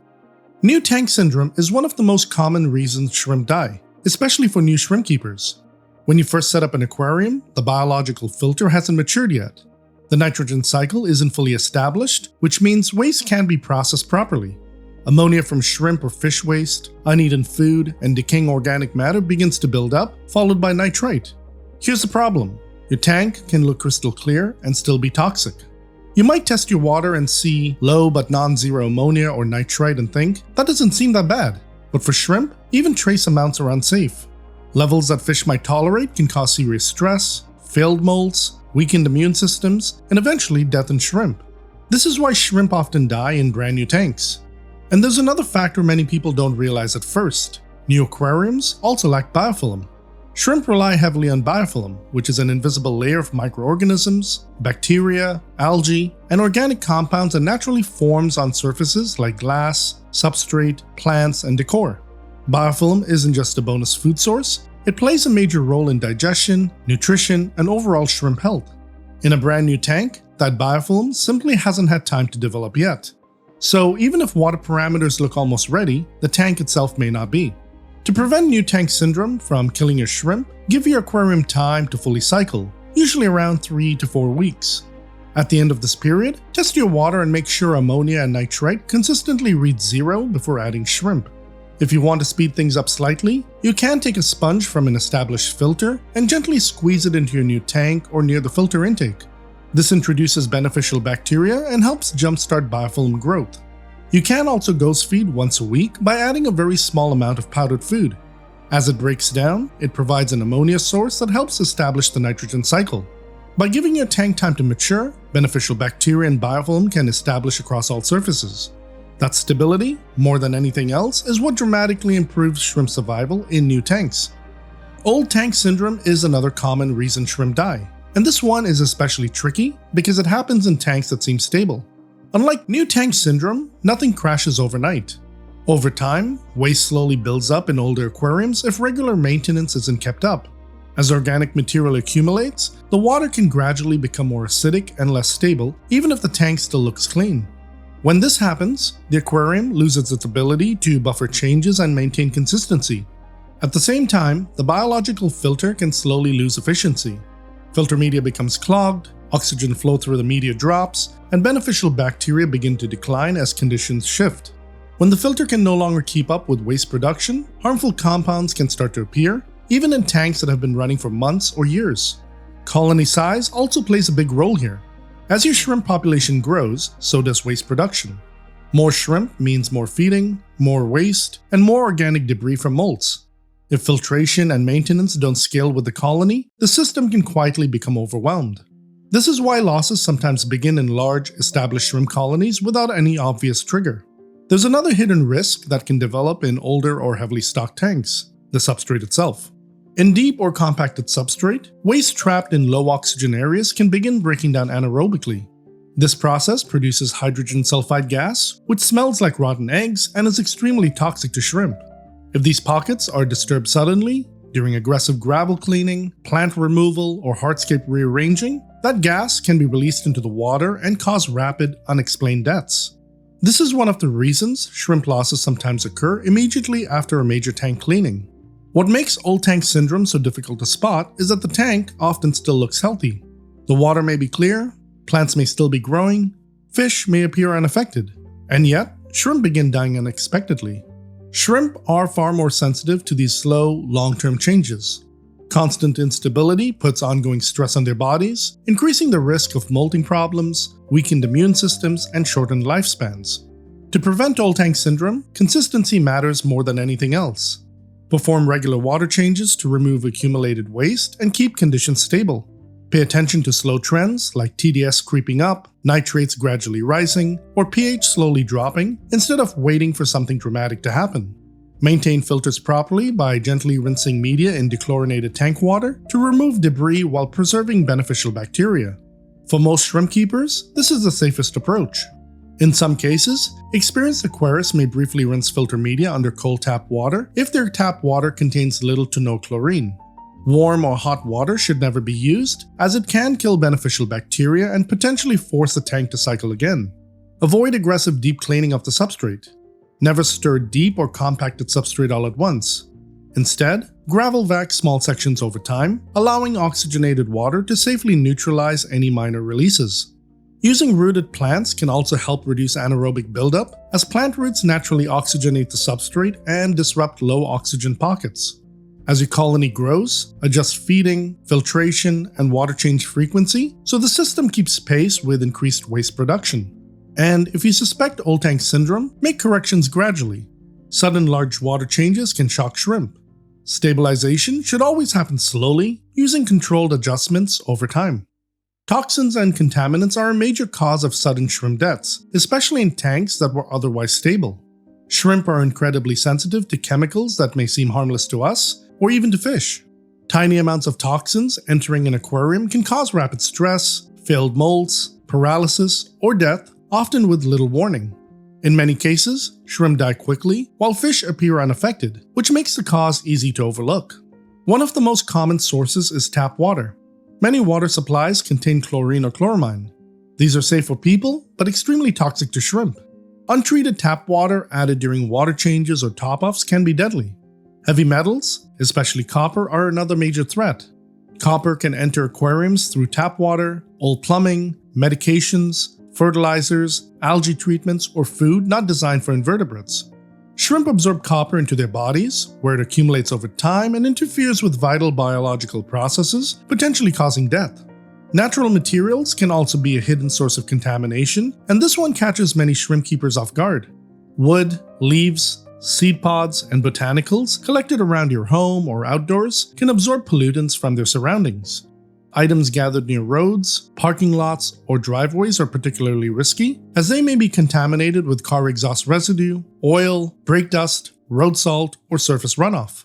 Even materials collected from places that appear clean, such as forests, parks, or trails, can still carry pesticides, herbicides, fertilizers, or heavy materials from agricultural runoff or airborne pollution. Once submerged, these contaminants can slowly leach into the aquarium water, exposing shrimp to toxins over time. Because shrimp are so sensitive, even very small amounts of these pollutants can cause stress, failed molts, paralysis, or sudden deaths. In many cases, the effects don't appear immediately, which makes the source of the problem difficult to trace. Household chemicals are another hidden danger. Soap residue on hands or tools, cleaning sprays, air fresheners, insecticides, perfumes, and even some fertilizers used near the tank can contaminate the water. Shrimp are vulnerable to both direct contact and airborne contaminants. And here's the frustrating part. These toxins don't always show up on standard water tests. A tank can test perfect and still be toxic to shrimp. To reduce the risk, always use a quality water conditioner when adding tap water to neutralize chlorine and chloramine and to bind heavy metals. Avoid medications, algae treatments, or fertilizers that contain copper unless they're clearly labeled shrimp safe. If you use natural wood or botanicals, source them carefully and prepare them properly. Thoroughly clean, boil, or soak them for an extended period before adding them to the tank. If collecting locally, avoid areas near roads, parking lots, agricultural fields, lawns, or industrial zones where exposure to chemicals and runoff is more likely.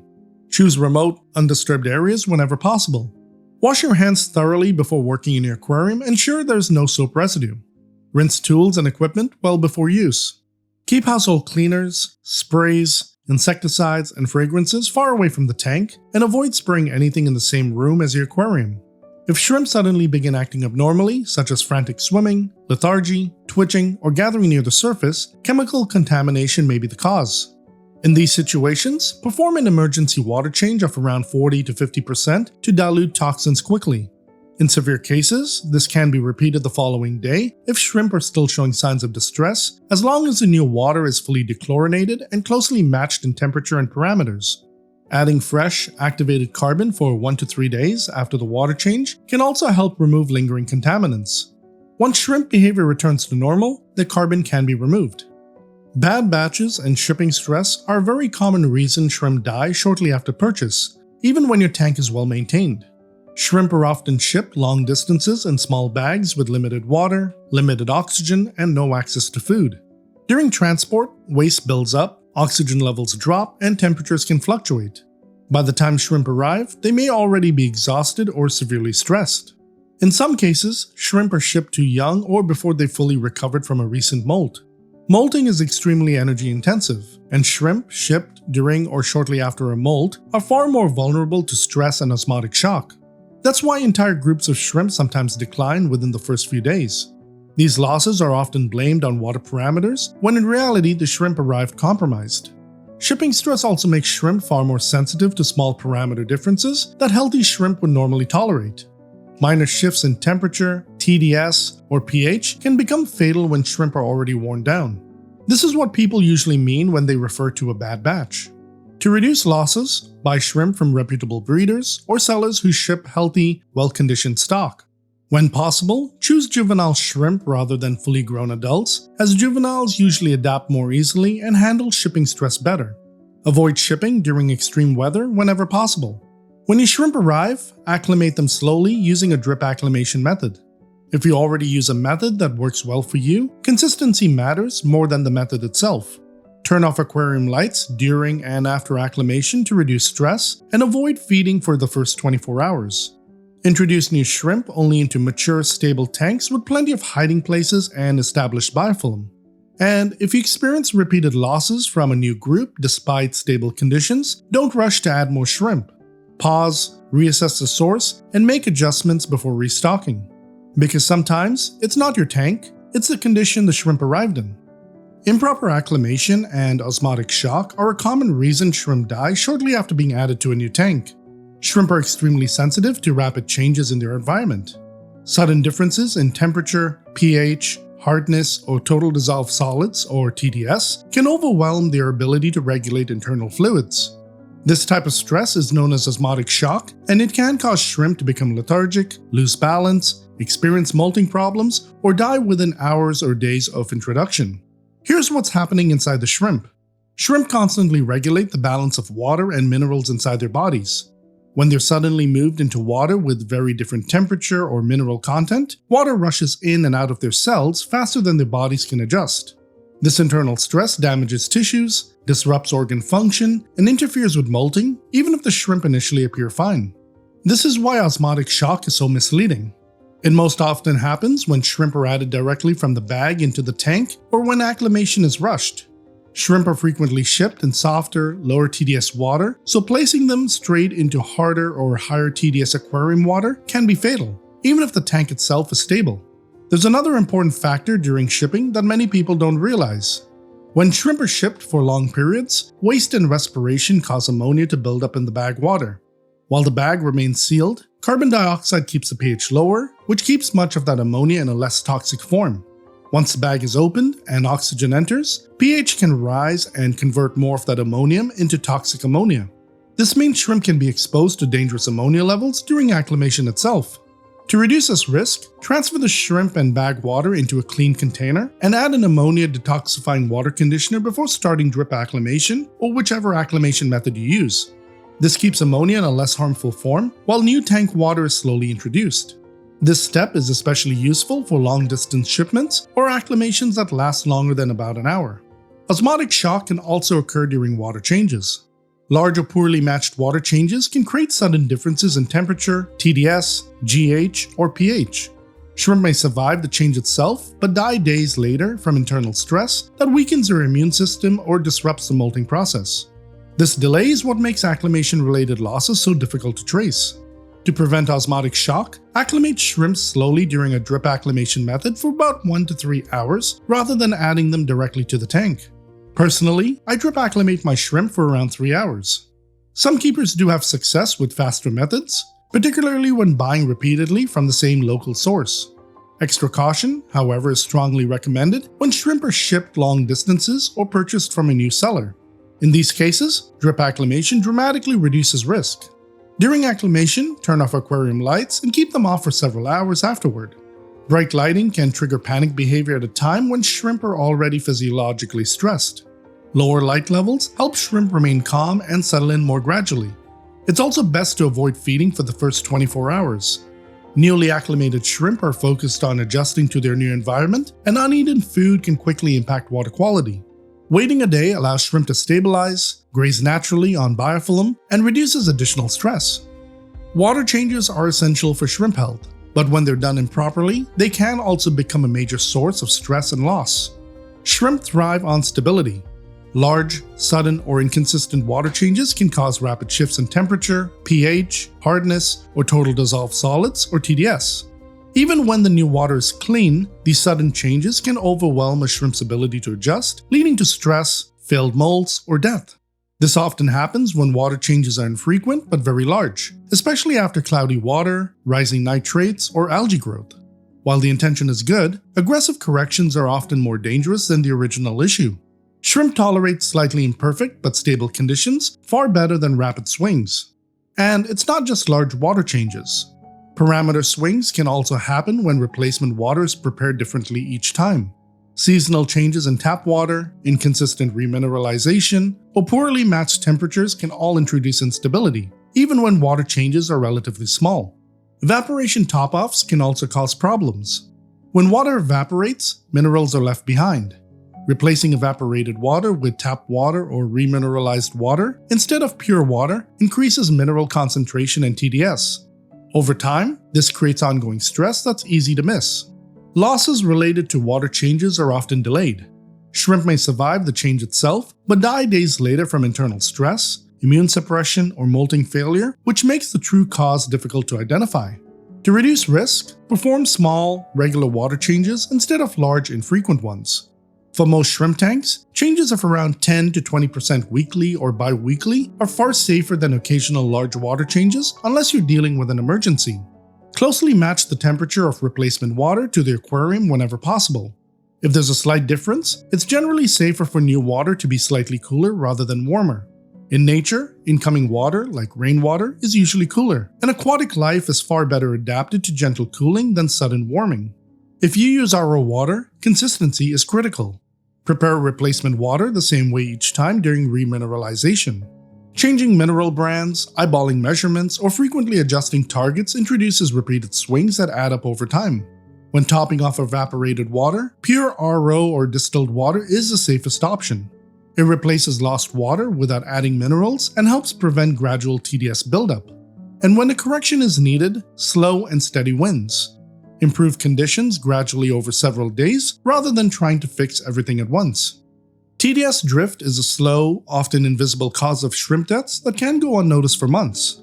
TDS, or total dissolved solids, represents the combined concentration of minerals and other dissolved substances in the water.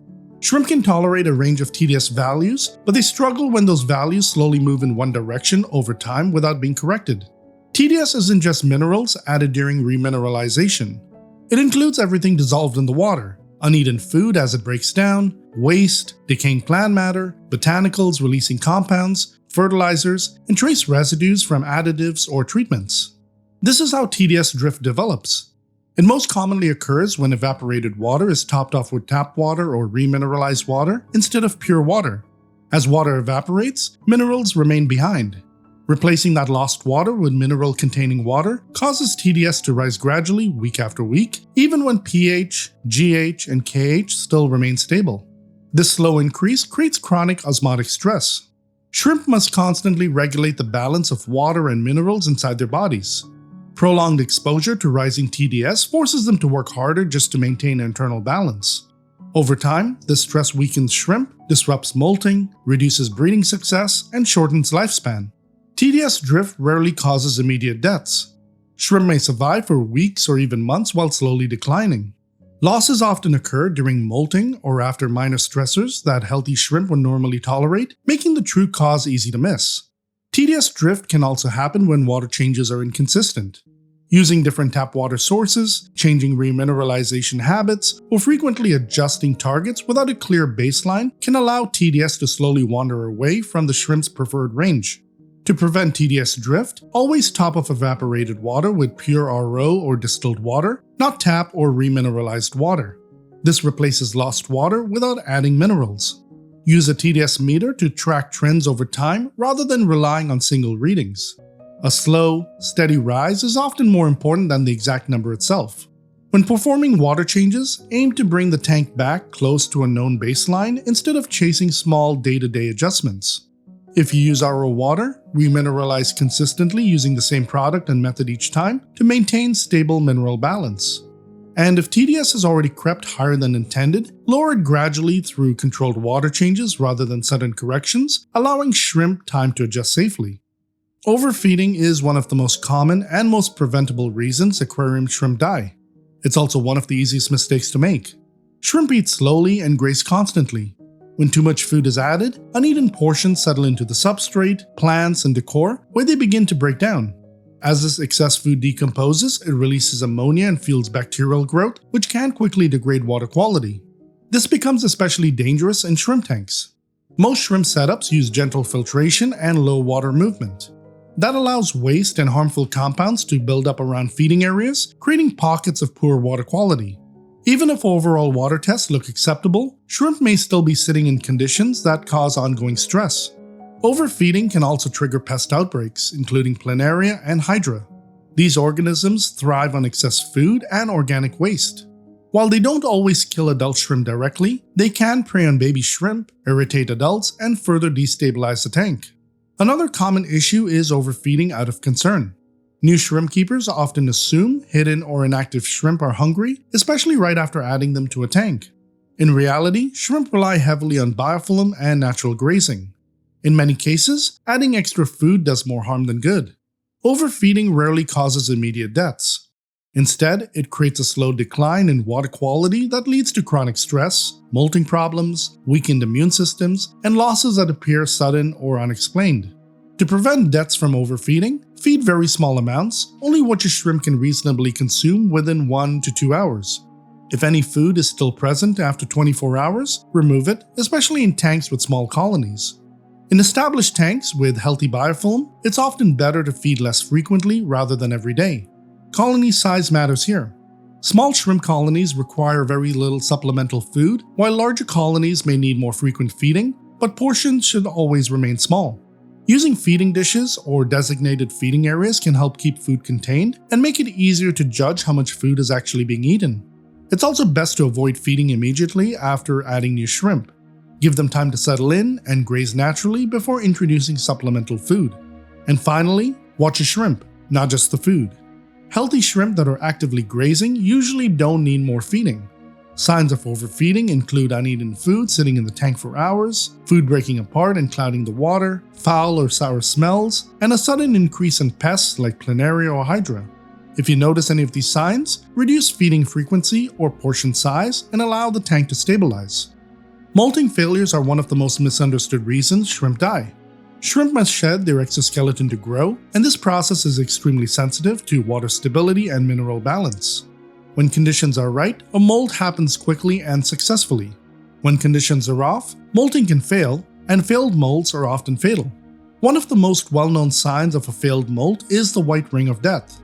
This occurs when the old shell splits completely around the body instead of opening cleanly along the back. The shrimp becomes trapped between two shell segments and is unable to fully escape. In many cases, the shrimp dies shortly afterward. But not all molting failures look like this. Some shrimp fail internally and die hours or even days later without ever showing a visible white ring. These deaths are often mistaken for random losses, even though the underlying cause is still molting related. Molting problems are rarely caused by a single factor. They usually result from long-term instability, such as fluctuating TDS, inconsistent water changes, improper GH or mineral balance, or chronic stress. Even small but repeated changes can weaken a shrimp's ability to complete a successful molt. Both too little and too much mineral content can cause problems. Low GH can lead to soft shells that collapse during molting, while excessively high or imbalanced mineral levels can make shells too rigid to shed properly. Sudden changes are especially dangerous during the pre-molt and molting stages when shrimp are most vulnerable. Stress also plays a major role. Shrimp exposed to poor water quality, overcrowding, or constant disturbance are more likely to experience failed molts. Without adequate hiding places, molting shrimp may panic or be harassed, which increases the chance of failure. Like many other shrimp issues, molting-related deaths are often delayed. A shrimp may appear normal before a molt, struggle during the process, and die later, making the connection to water stability easy to miss. To prevent molting issues, stability matters more than anything else. Maintain consistent water parameters, especially GH, KH, and TDS, and avoid sudden changes whenever possible. Use consistent remineralization practices so mineral balance stays predictable over time. Perform small, regular water changes instead of large corrective ones, particularly if molting problems have already been observed. Provide a varied diet that includes high-quality shrimp food, natural grazing surfaces, and balanced mineral sources rather than relying on supplements alone. And make sure shrimp have plenty of hiding places, such as moss, leaf litter, or hardscape, so they can molt without disturbance. If molting problems are frequent, resist the urge to chase quick fixes. Long-term stability is the single most important factor for successful molts. Speaking of successful molts, shrimp need the right building blocks to form a strong, reliable exoskeleton every time they molt. That's why I created my own line of premium shrimp foods to help give shrimp the same variety they naturally seek out in the wild. The goal is straightforward: support steady growth, successful molts, and long-term vitality. When nutrition is right, shrimp stay active, colorful, and resilient. Let's start with the staples, foods you can feed once or even multiple times each week. Fuse is a carefully balanced fusion of land and sea ingredients. It combines proteins like salmon, krill, and shrimp with algae, yeast, and essential vitamins. This mix provides omega-3s for color, antioxidants for immune support, and gut-friendly nutrients that support digestion and steady growth. Fuse also includes a small scoop so feeding stays consistent and controlled. To balance that, there's Vita. While Fuse leans toward protein, Vita is entirely plant-based. It's made from carrot, spinach, kale, beetroot, pumpkin, and sweet potato. Rich in fiber, minerals, and antioxidants, Vita supports healthy molds, natural coloration, and long-term vitality without fillers or preservatives. Like Fuse, it comes with its own scoop, making portion control simple. Used together, Fuse and Vita create a balanced feeding routine that mirrors what shrimp instinctively look for in nature. Now for the complementary foods, ideal as weekly additions or occasional treats. Snow is my snowflake-style food made from soybean hull pellets. When it hits the water, it expands into a soft layer that shrimp can graze on for days.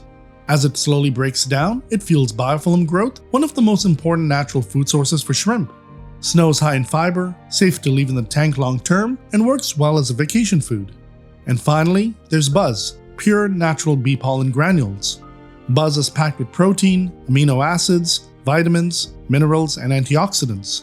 Even a small weekly feeding can noticeably boost growth, color, energy, and overall health. If you want to try them for yourself, you can pick up any of these foods individually, grab the signature 4-pack, or start with the sample pack. You'll get 10% off with promo code FOREVER10, and if you join the Skittle Squad on Patreon, you'll receive even larger discounts no matter which tier you join.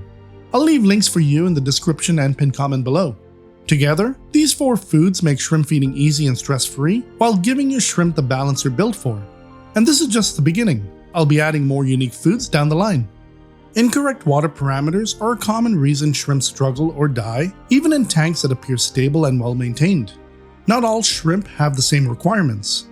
Different species need specific ranges for pH, GH, KH, and TDS, and keeping shrimp outside of those ranges creates constant background stress. Shrimp may survive for a while in less than ideal conditions, but long-term exposure increases the risk of failed molts, poor breeding, weakened immune systems, and shortened lifespans. This issue is especially common when shrimp species with different needs are kept together. Some keepers mix Neocaridina and Caridina shrimp in middle ground tap water parameters. In most cases, this setup favors Neocaridina. Caridina may survive, but they often struggle to thrive or breed reliably. Neocaridina generally prefer moderately hard, neutral to slightly alkaline water, while Caridina typically requires soft, slightly acidic water with very low KH. Trying to compromise between these requirements often results in parameters that aren't ideal for either species.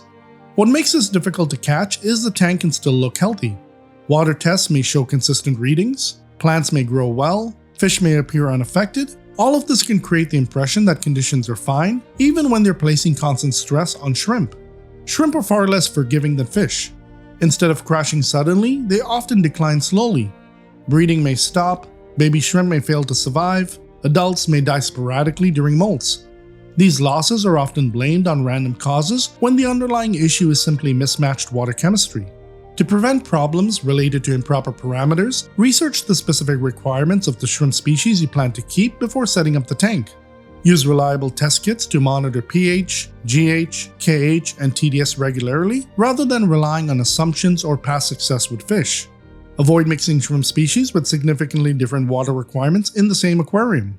If you use RO water, remineralize consistently to target the correct parameters for the species instead of adjusting values day to day. And whenever changes are needed, make them slowly. Sudden corrections are often far more harmful than slightly imperfect but stable conditions. Temperature and oxygen levels play a major role in shrimp health, and problems in this area often go unnoticed until losses occur.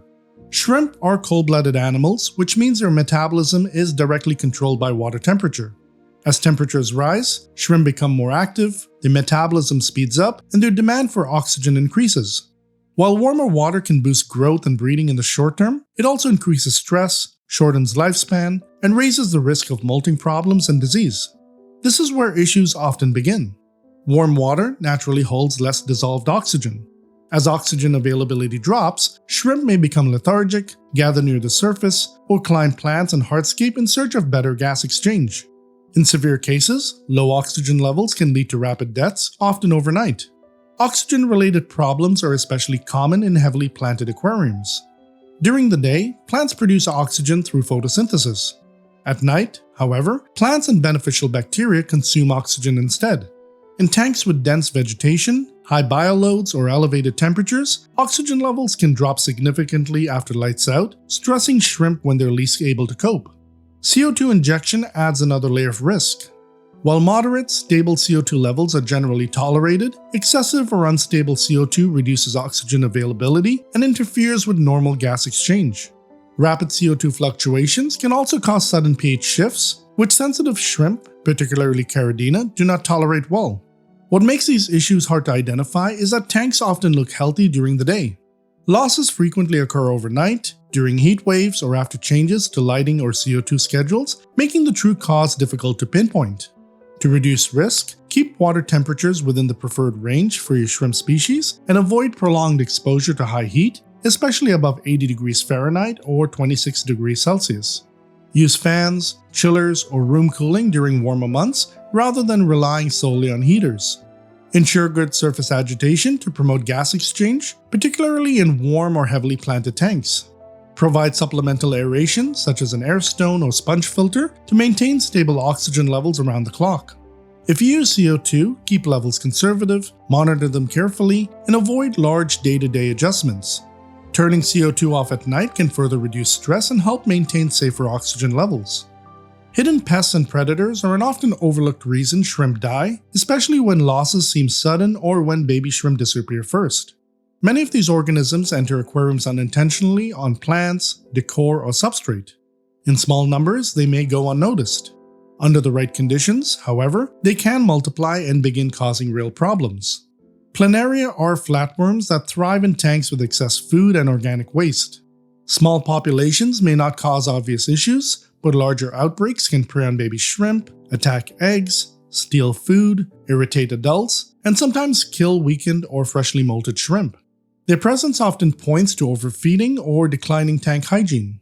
Hydra are tiny tentacled predators that attach to glass, plants, or decor. They capture microscopic prey using stinging cells and are especially dangerous to baby shrimp. Hydra often appear in tanks with frequent powdered feeding or excess nutrients and can quietly reduce shrimplet survival without being noticed. More aggressive predators can also hitchhike into aquariums. Dragonfly and damselfly nymphs are highly efficient aquatic hunters that hide in substrate and plants. They're capable of killing shrimp, small fish, and even fry. These predators are most commonly introduced through outdoor collected plants, pond-grown commercial plants, or untreated live plants. Other hitchhikers, such as leeches or predatory worms, can also harm shrimp, particularly in tanks that receive unquarantined plants or decor from unknown sources. This is why pest-related losses are so often misdiagnosed. Shrimp may disappear without a trace. Adults may seem unaffected while baby shrimp vanish, or colony numbers slowly decline over time. Because water tests often look normal, these losses are frequently blamed on water quality when the real cause is hidden predation. To reduce the risk, quarantine new plants for 1 to 2 weeks whenever possible before adding them to your aquarium.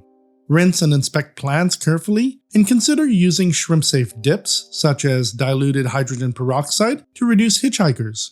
Avoid collecting plants, substrate, or decor from outdoor sources unless you're experienced and able to properly treat them. Reduce overfeeding, as excess food fuels pest populations and allows organisms like Planaria and Hydra to thrive. If pests are detected, address the underlying cause first.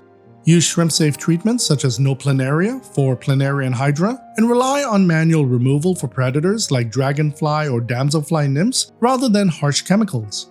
Some keepers consider adding fish to control pests, but this approach comes with trade-offs. While certain fish may reduce pest populations, many will also prey on baby shrimp or stress adults, so caution is needed. Incompatible tank mates are a common reason shrimp die or slowly disappear, even in otherwise healthy aquariums. Many fish see shrimp as food, not as companions. Even species labeled as peaceful will often eat baby shrimp and opportunistically hunt adults, especially after molting, when shrimp are soft and vulnerable. Some fish may not kill shrimp outright, but instead harass them constantly, creating chronic stress that leads to poor feeding, failed molts, and shortened lifespans. This problem is easy to miss. Adult shrimp may survive while baby shrimp vanish. The tank may appear stable, water parameters may test fine, and shrimp may even breed, yet the population never grows. In many cases, baby shrimp are eaten shortly after hatching, long before the keeper ever sees them. Fast-moving fish can also be an issue. Even small or peaceful species may stress shrimp simply through constant motion. Shrimp rely on calm environments to graze and molt safely, and persistent activity can keep them hidden, reduce feeding opportunities, and weaken them over time. Molting periods are especially dangerous in community tanks. A shrimp that would normally survive a molt in a species-only setup may be attacked or killed when tank mates are present, even if those fish usually ignore adult shrimp. Because of this, shrimp-only tanks consistently produce the best survival and breeding results. While some tank mates can coexist with shrimp under the right conditions, compatibility is never guaranteed. To reduce losses, keep shrimp in species-only tanks whenever possible, especially if breeding or long-term colony health is the goal. If tank mates are something you want, choose ones with well-established shrimp-safe reputations, such as autosynchronous catfish and snails, and provide dense cover using moss, plants, leaf litter, and hardscape. Avoid fish large enough to fit shrimp in their mouths or known to be opportunistic predators. Understand that even so-called shrimp-safe fish may still eat baby shrimp, and plan expectations accordingly. If shrimp continue to disappear or losses persist, consider relocating either the shrimp or the tank mates to a different aquarium. Sometimes shrimp and fish simply aren't compatible in a specific setup, even if a similar combination works elsewhere. Not every shrimp death is caused by a mistake. Disease, genetics, and age all play a role even in well-maintained aquariums. Shrimp can be affected by parasites, bacterial infections, and fungal issues. Some diseases develop slowly and only become obvious once shrimp are already weakened. Common warning signs include lethargy, loss of appetite, abnormal swimming, white or fuzzy growths, or visible parasites to the body. Stress is a major factor here. Unstable water parameters, poor water quality, overcrowding, or frequent disturbances weaken shrimp over time and make them far more susceptible to illness. Healthy, stable tanks don't eliminate disease entirely, but they dramatically reduce how often it becomes a problem. Genetics can also influence survival. Some selectively bred shrimp lines, especially those bred heavily for intense color, may be less hardy due to limited genetic diversity. These shrimp can be more sensitive to parameter swings, stress, or minor issues that hardier lines would tolerate. In these cases, losses may occur even when conditions appear acceptable. Natural mortality is another factor that's often overlooked. Most dwarf shrimp, such as Neocaridina shrimp, typically live around 1 to 2 years. As shrimp age, they become more prone to failed molts, illness, and sudden death. In established colonies, occasional losses may simply reflect older shrimp reaching the end of their natural lifespan rather than a problem with the tank. This distinction matters. When water parameters are stable, maintenance is consistent, and deaths are isolated rather than widespread, age or genetics may be the underlying cause, not something going wrong in the aquarium. To support long-term health and reduce losses, focus on excellent water quality and overall stability. Healthy shrimp are far more resilient than stressed ones. Quarantine new shrimp when possible to observe for signs of disease before adding them to an established tank. Avoid copper-based medications and always use shrimp-safe treatments if intervention is needed. Source shrimp from reputable breeders whenever possible to promote stronger genetics over time. And most importantly, watch for patterns, not single losses. One death in a mature colony is often normal. Repeated or rapid losses usually point back to one of the earlier issues I've covered. If there's one key takeaway from this video, it's this: shrimp don't usually die for no reason. In most cases, losses come from slow, invisible pressures like unstable parameters, gradual buildup, stress, or small issues stacking up over time. Once you understand that, shrimp keeping becomes far less frustrating and far more predictable. The goal isn't perfection. It's stability, consistency, and patience. Focus on steady water parameters, gentle maintenance, appropriate tank mates, proper feeding, and creating an environment that stays calm and predictable. When those fundamentals are in place, shrimp are far more resilient than they're often given credit for.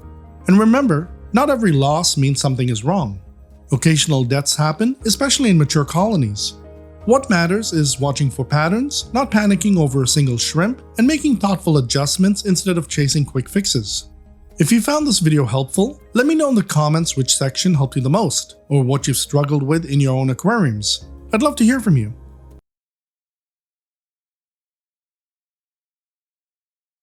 Have you ever fed your shrimp and still wondered if you're doing it right? They're active, they're grazing, the tank looks fine. But you don't know if they're properly fed or if you're unintentionally overfeeding and creating problems you won't see until later.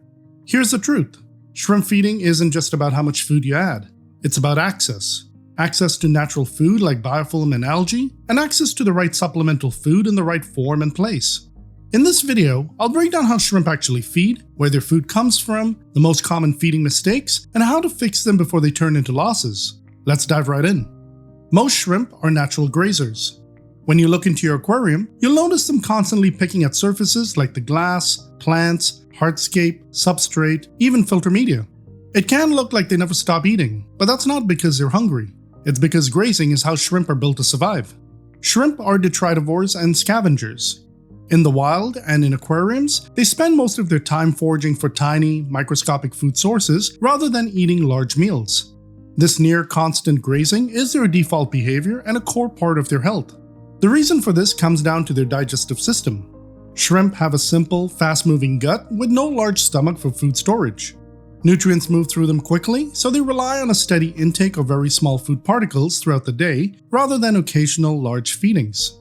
This is why shrimp will continue grazing even after you feed them. Once added food is gone, they go straight back to picking at surfaces.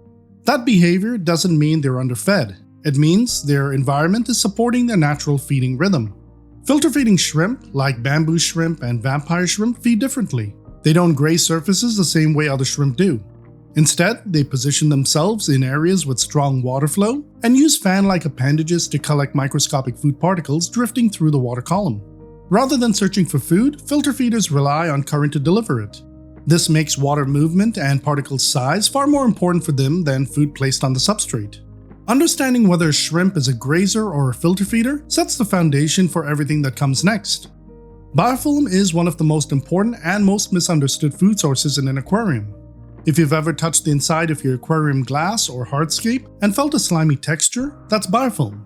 It may not look or feel appealing, but it's a critical part of a healthy, stable shrimp ecosystem. Biofilm is a natural food source made up of bacteria, algae, fungi, and other microscopic organisms. These microorganisms produce a clear, sticky matrix that allows them to attach to surfaces like glass, driftwood, rocks, plants, substrate, and filter media. That slimy layer isn't waste, it's food. Most biofilm in an aquarium is invisible. At healthy, stable levels, you often won't see it at all. What you can see are cloudy patches, white fuzz on new wood, or slimy buildup, which is usually just a small portion of a much larger microbial community working throughout the tank. The absence of visible biofilm doesn't mean it isn't there. In mature tanks, the best biofilm is often the least noticeable. Biofilm begins forming very early in a new tank. As soon as water, surfaces, and nutrients are present, bacteria attach and start producing that sticky matrix. Over time, more microorganisms join in, forming a complex, multi-species community. As organic material builds up from plant matter, waste, and natural sugars released by wood and leaves, biofilm continues to grow. In most tanks, useful biofilm takes about 4 to 8 weeks to develop. A healthy supply of biofilm is a positive sign, but visible biofilm alone does not mean a tank is fully cycled. Cycling is all about bacterial capacity, not appearance. Water parameters should always be tested before adding shrimp. Adding shrimp before biofilm has had time to establish can lead to slow starvation and force heavy supplemental feeding, increasing the risk of ammonia and nitrite spikes. For grazing shrimp like Neocaridina and ammonia, biofilm is a daily food source. They actively scrape it from surfaces throughout the tank. Steady, continuous grazing is one of the clearest signs that the tank is producing enough natural food. Filter feeding shrimp interact with biofilm differently. As biofilm matures, tiny fragments break loose and enter the water column. Along with microscopic algae and detritus, these particles are carried by the current and captured by bamboo and vampire shrimp. Because of this, mature tanks with lots of established surfaces support filter feeders far better than new or overly clean setups. Biofilm does not require light, only nutrients. When it builds up, it can appear translucent or cloudy, especially on new driftwood. That white or brown fuzz on fresh wood is biofilm feeding on natural sugars, not fungus or disease, and it usually fades as the tank matures. Because biofilm feeds on nutrients, how you manage food directly affects it. One way to encourage biofilm in new tanks is ghost feeding with powdered foods. That simply means feeding the tank without inhabitants, so microscopic particles can spread throughout the system and break down. As those particles decompose, microorganisms multiply and biofilm develops. Feeding more food can also increase biofilm, but balance is critical. Excess food breaking down in the tank can raise ammonia, nitrite, and nitrate levels, which are toxic to shrimp even at low concentrations. If you experiment with heavier feeding, monitoring water parameters is essential. Snails can help manage excess food by breaking it down more quickly before it becomes a problem. Leaf litter and botanicals are another effective way to promote biofilm. Indian almond leaves, mulberry leaves, oak leaves, alder cones, and similar materials provide massive surface area for microbial growth. As they slowly decompose, they release nutrients that support biofilm development. They may darken the water or slightly lower pH, but tannins are generally beneficial for shrimp and easy to manage with water changes. Adding more plants and hardscape also supports biofilm growth. Driftwood, lava rock, cholla wood, mosses, and textured stones all increase surface area for microorganisms to colonize. More surfaces mean more biofilm and more natural food for shrimp. One of the simplest and most overlooked ways to support biofilm is to stop overcleaning. Frequent glass scraping and aggressive substrate vacuuming remove both biofilm and the nutrients that sustain it. Cleaning the front glass for viewing is fine, but leaving the sides, back, hardscape, and substrate undisturbed allows biofilm to develop where shrimp actually feed. While biofilm is beneficial, it does consume oxygen. Overusing bacteria-promoting powdered foods can reduce oxygen levels and stress or even suffocate shrimp, especially in low-flow tanks. Good aeration and surface movement are essential. Air stones help improve gas exchange and stabilize oxygen levels. If biofilm becomes excessive, it can be reduced by scraping glass, lightly vacuuming the substrate, reducing powdered foods, or removing excess botanicals. The goal isn't to eliminate biofilm, it's to keep it in balance. What matters most is this: biofilm is free food that grows on its own, stabilizes the ecosystem, and feeds shrimp the way nature intended. If biofilm is the invisible foundation of shrimp feeding, algae is the part you can actually see, and it plays a much bigger role than most people realize. Algae is a natural part of every aquarium. It's a group of simple, photosynthetic organisms that use light and dissolve nutrients to grow. In aquariums, those nutrients usually come from fish waste, uneaten food, decaying plant matter, and fertilizers. When light and nutrients are present, algae will grow. And that's not a failure, it's part of a functioning ecosystem. While algae often gets labeled as a problem, it actually plays several important roles. It absorbs excess nutrients, produces oxygen, supports microorganisms, and provides a natural food source for shrimp and other invertebrates. Completely eliminating algae isn't realistic or desirable. The goal is balance, not a spotless tank. Not all algae is the same, and not all shrimp interact with it in the same way. Grazing shrimp spend most of their day picking at surfaces like the glass, plants, rocks, and wood. As they graze, they consume soft algae, biofilm, and organic detritus. This constant grazing keeps algae thin and prevents it from overtaking the aquascape. Neocaridina shrimp, such as red cherry shrimp and their colomorphs, focus mainly on softer algae. They will nibble on brown algae and some hair algae, but they tend to avoid tougher types like blackbeard algae, staghorn algae, and cyanobacteria, especially when other food sources are available. Ammonia shrimp are among the most versatile algae eaters, commonly kept in aquariums. They readily consume soft green algae, hair and thread algae, brown algae, and may even slowly graze blackbeard algae when kept in larger groups. Even so, they don't eat every type of algae, and usually ignore blue-green algae and staghorn algae. Other grazing shrimp such as babalti, shortnose, purple zebra, and similar species follow a similar pattern. They focus on soft algae and avoid harder, more stubborn algae that require aggressive grazing. No shrimp species eats every type of algae. Filter-feeding shrimp like bamboo shrimp and vampire shrimp interact with algae very differently. They do not scrape algae from surfaces. Instead, they rely on microscopic particles suspended in the water column. While they may capture tiny algae cells drifting in the current, they do not contribute meaningfully to surface algae control and should never be relied on as algae eaters. It's also important to understand that algae is not a complete diet. While it provides grazing material and fiber, it lacks sufficient protein, minerals, and specific nutrients for long-term health. Shrimp still require supplemental feeding to support growth, molting, and reproduction. Algae works best as part of a broader feeding system, not as the sole food source.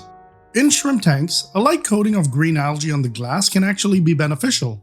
Many shrimp keepers intentionally allow algae to grow on the side and back panels to create constant grazing surfaces. This is especially helpful for baby shrimp, which rely heavily on soft algae and biofilm during their early growth stages.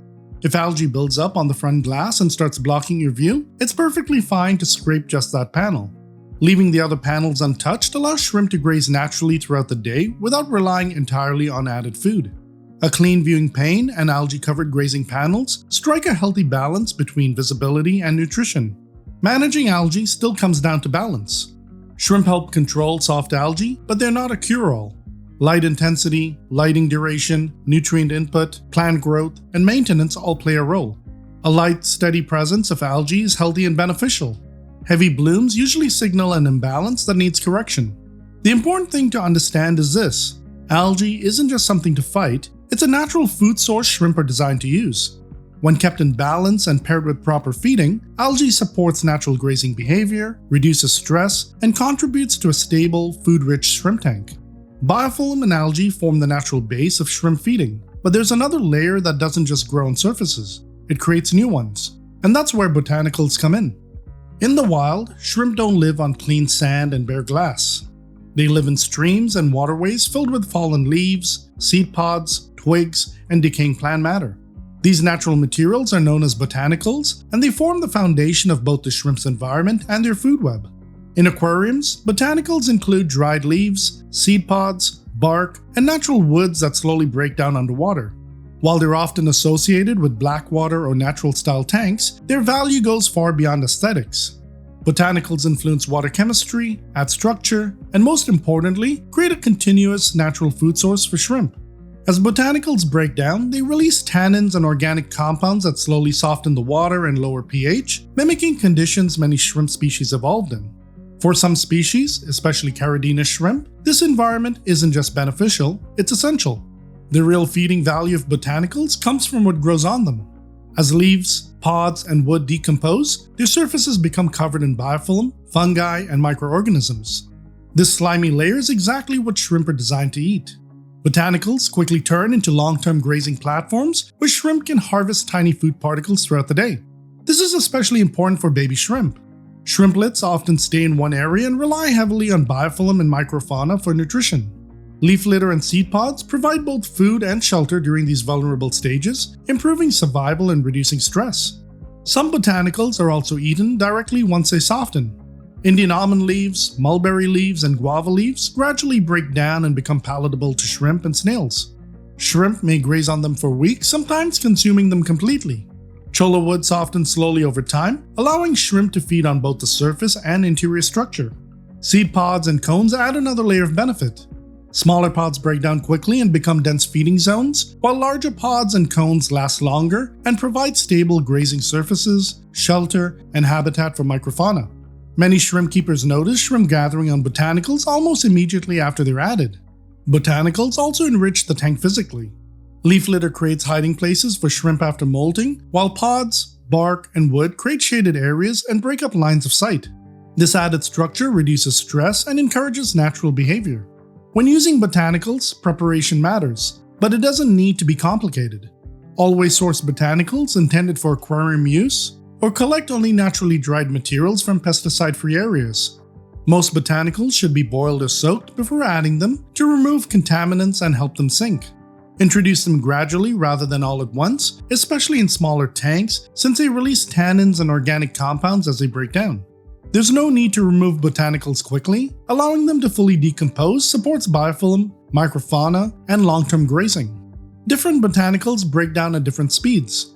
Soft leaves disappear faster and may need replacement, while harder leaves, pods, and cones last longer and provide more stable feeding surfaces. Leaving botanicals in place until they fully break down helps maintain a steady background food supply inside the tank. This is where botanicals really matter. They're not only decorations, they're slow-release food systems. By adding leaves, pods, and natural materials, you're creating new surfaces, growing biofilm, feeding microfauna, and giving shrimp access to food the way nature intended. Botanicals don't replace feeding, but they dramatically reduce pressure on it.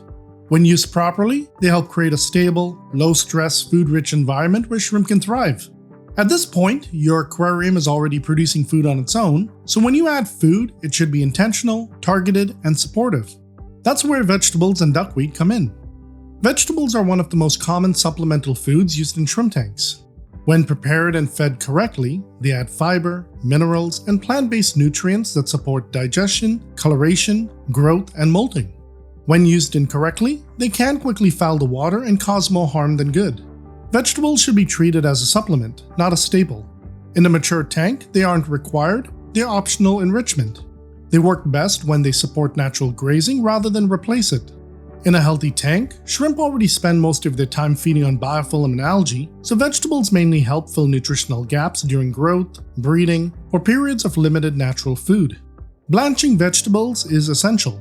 Raw vegetables are too firm, often float, and may carry surface contaminants. Blanching softens plant fibers so shrimp can rasp them easily, helps the pieces sink, and kills surface bacteria, parasites, and other contaminants that could otherwise be introduced into the tank. It also turns vegetables into temporary grazing platforms that quickly grow biofilm. When a blanched vegetable is added to the tank, shrimp don't just eat the plant tissue. Within hours, bacteria, fungi, and microscopic algae colonize the surface. Shrimp spend much of their time grazing on that biofilm, just as they do on botanicals and hardscape. In this way, vegetables function less like a single meal and more like a short-term grazing station. Vegetables should always be prepared carefully. Use organic produce whenever possible. Wash thoroughly and peel vegetables like cucumber and zucchini, since pesticides can penetrate the skin and may not be removed by rinsing alone. Slice vegetables thinly, boil them for 1 to 3 minutes, then cool them quickly in cold water. Avoid overcooking, which causes nutrients to leach out and turns food mushy. Vegetables should be fed once or twice per week and removed once they begin breaking down, usually within a few hours and no longer than 24 hours, especially in tanks with small colonies. Feeding dishes, skewers, or clips help keep food contained and make removal easy. Some of the best vegetables to feed shrimp include zucchini and cucumber, which are both easy to eat once blanched. Zucchini offers more nutritional value, providing fiber, small amounts of protein, and vitamins that support digestion and overall health. Cucumber is mostly water, but it still provides fiber and acts as a gentle, low-impact grazing food that encourages feeding behavior. Because it breaks down quickly and offers fewer nutrients, it should be removed sooner and not relied on as a primary vegetable. Spinach and kale provide fiber, protein, and calcium that support digestion and exoskeleton development. Carrots and sweet potato are rich in carotenoids that enhance coloration, especially reds and oranges. Broccoli florets and peas offer higher protein, but should be fed in small amounts to avoid fouling the water. Lettuce can be used occasionally, but darker leafy greens provide better overall nutrition. Duckweed fits into this category but behaves differently than blanched vegetables. Duckweed is a floating plant that many aquarists love or hate because of how quickly it spreads. In nutrient-rich, slow-moving water, it can form dense surface mats.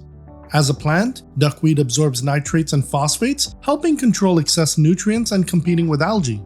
It also provides shade and shelter, especially for baby shrimp. Duckweed can also be used as food. Nutritionally, it's surprisingly rich, containing carbohydrates, minerals, a high protein content, and omega-3 fatty acids. When prepared properly, shrimp will readily graze on it, and filter-feeding shrimp can benefit from the fine particles it releases. To prepare duckweed for feeding, it should be briefly blanched just like vegetables. Scoop a small amount from a clean source, boil it for about 2 minutes, then cool it quickly in cold water. Once blanched, duckweed sinks and becomes accessible to grazing shrimp. It can be fed whole, chopped, or crushed into finer particles for baby shrimp and filter feeders. Because it breaks down quickly, it should be fed sparingly and removed if uneaten. Fruits, by contrast, are generally not recommended. Fruits contain far more sugar than vegetables, and in a closed aquarium system, that sugar breaks down rapidly. This can fuel bacterial blooms, reduce oxygen levels, and cause ammonia spikes. While shrimp may sample fruit if offered, the risks outweigh the benefits. For this reason, it's best to avoid fruits altogether and stick with vegetables and duckweed for slow, controlled breakdown. What matters here is moderation. Vegetables and duckweed are supplemental tools. When prepared correctly and fed sparingly, they add nutritional diversity, enrichment, and additional grazing opportunities. When overused, they quickly become a water quality issue. Natural food, botanicals, vegetables, and duckweed all support grazing, but sometimes the tank needs targeted nutrition. That's where commercial foods come in. Commercial foods are designed to supplement what shrimp already graze on in the aquarium, not replace it. Shrimp are detritivores and scavengers by nature. They spend their lives feeding on biofilm, algae, decaying plant matter, leftover food, and microscopic particles suspended in the water column. While this natural grazing forms the foundation of their diet, relying on it alone can leave nutritional gaps, especially in growing colonies, breeding tanks, heavily stocked setups, or newer aquariums. A varied diet supports proper growth, coloration, successful molts, and reproduction, and commercial foods give you a way to support those needs intentionally. Commercial shrimp foods come in several different forms, and each behaves differently once it enters the aquarium. Understanding how these foods move, dissolve, and settle is just as important as understanding when to use them. Powdered foods are one of the most versatile options available to shrimp keepers. These ultrafine particles disperse through the water column, settling across glass, plants, hardscape, substrate, and filter media. This closely mimics how shrimp naturally encounter food in the wild.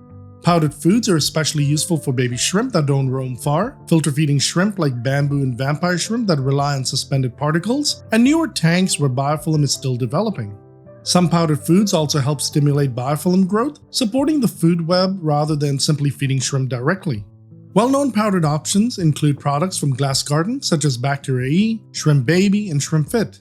Bacteria-E is commonly used to support biofilm development by introducing microorganisms and nutrients that help establish natural grazing surfaces throughout the tank. Shrimp Baby is designed to deliver ultrafine particles to shrimplets that rarely travel far from their shelters, improving early survival and growth. Shrimp Fit is typically used as a supplemental powdered food to support overall vitality, immune response, and recovery during periods of stress, molting, or breeding. These foods are extremely concentrated and only very small amounts are needed.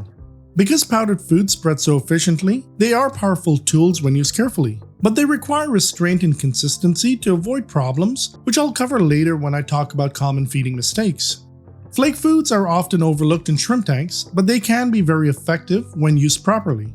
Most fish flakes can be crushed into a fine powder, essentially turning them into a shrimp-safe food that behaves similarly to commercial powdered foods. Once crushed, flake particles settle across surfaces and provide grazing opportunities for shrimp of all sizes. From time to time, I personally like using New Life Spectrum flakes. When crushed finely, they spread well, support natural grazing behavior, and work especially nicely in mixed community tanks where shrimp and fish share the same space. Used occasionally, flake foods offer flexibility without disrupting the feeding balance. Pellet foods are one of the most commonly used shrimp foods and are especially useful for targeted feeding. Pellets sink quickly and remain localized, which makes it easier to observe feeding behavior and remove leftovers before they affect water quality. Many pellets soften over time, allowing shrimp to graze slowly rather than rushing to consume them all at once. From time to time, I personally use New Life Spectrum Algae Max pellets as well as Serra Vipa Chips Nature. Both soften well in the aquarium and allow shrimp to graze naturally rather than pile on food aggressively. Used occasionally, pellet foods like these work well for controlled feeding and make it easier to monitor how much is actually being eaten. There are also many well-known shrimp-specific pellet options available. Products like Glass Carton Shrimp Dinner and Mineral Junkie are ones I also use on a regular basis. Shrimp Dinner functions as a balanced staple food that supports growth, coloration, and overall vitality, while Mineral Junkie is designed to provide additional minerals that support proper shell formation and successful molts. Because of this, pellets may be used either as regular staples or as occasional mineral supplements, depending on the needs of the tank. In tanks with shrimp of all ages, pellets can be crushed or broken apart so smaller shrimp aren't outcompeted by adults. Frozen foods are another useful supplemental option, particularly in breeding setups with higher protein demands. Foods like frozen brine shrimp, baby brine shrimp, bloodworms, Daphnia, and spirulina-based blends provide easily digestible animal protein that supports egg development and recovery after molting. Well-known frozen options from Hikari are commonly used for this purpose and are formulated to be clean, consistent, and safe for aquarium use. These foods should be offered sparingly and in small amounts, as uneaten portions break down quickly, but when used occasionally, they add valuable dietary variety without overwhelming the tank. Gel foods are less common, but they offer excellent control over how food behaves in the aquarium. These foods are prepared by mixing powder with hot water, allowing it to set into a soft gel that sinks quickly and breaks down slowly. A well-known example is gel foods from Repashy. Gel foods stay contained, reduce drifting, and allow shrimp to graze at their own pace. They are especially useful in breeder tanks, display tanks, or setups where you want feeding confined to a specific area. Because gel foods hold their shape, it's easier to judge how much is being eaten and remove excess before it impacts water quality. For short absences, such as weekend trips or brief vacations, long-lasting food blocks can provide temporary support in established shrimp tanks. Products like ZooMed Nano Banquet blocks dissolve slowly over several days, releasing small amounts of food into the system. These are best used only when you'll be away and unable to feed normally, not as a routine feeding solution. In mature tanks with stable biofilm and algae growth, shrimp can often graze successfully for several days without added food, so food blocks should be seen as a backup rather than a necessity. The takeaway here is balance. Commercial foods are tools, not replacements for natural grazing. Powdered foods support babies, biofilm, and filter feeders. Flakes offer flexibility. Pellets allow controlled targeted feeding. Frozen foods add occasional protein for growth and breeding. Gel foods provide structure and precision. The goal isn't to feed more food, it's to feed in a way that works with the ecosystem you've already built. Did you know keeping a monoshrimp alongside filter feeding shrimp like bamboo or vampire shrimp can offer an unexpected benefit? When a monoshrimp reproduce, their larvae are released into the water column but cannot survive in fresh water. As these tiny larvae drift through the tank, they become a natural, nutrient-rich food source for filter feeders, adding another layer to the aquarium's food web and reinforcing how interconnected feeding truly is. Now that you understand how powdered and pellet foods actually function in a shrimp tank, this is where it all comes together. I've taken those same principles and applied them to my own shrimp foods, designed to give shrimp the same variety they naturally seek out in the wild. When nutrition is right, shrimp stay active, colorful, resilient, and far more likely to reproduce. Let's start with the staples, foods you can feed once or even multiple times each week. Fuse is a carefully balanced fusion of land and sea ingredients. It combines proteins like salmon, krill, and shrimp with algae, yeast, and essential vitamins. This mix provides omega-3s for color, antioxidants for immune support, and gut-friendly nutrients that support digestion and steady growth. Fuse also includes a small scoop so feeding stays consistent and controlled. To complement that, there's Vita. While Fuse leans toward protein, Vita is entirely plant-based. It's made from carrot, spinach, kale, beetroot, pumpkin, and sweet potato, ingredients naturally rich in fiber, minerals, and antioxidants that support healthy molds, natural coloration, and long-term vitality. Like Fuse, it comes with its own scoop, making portion control simple.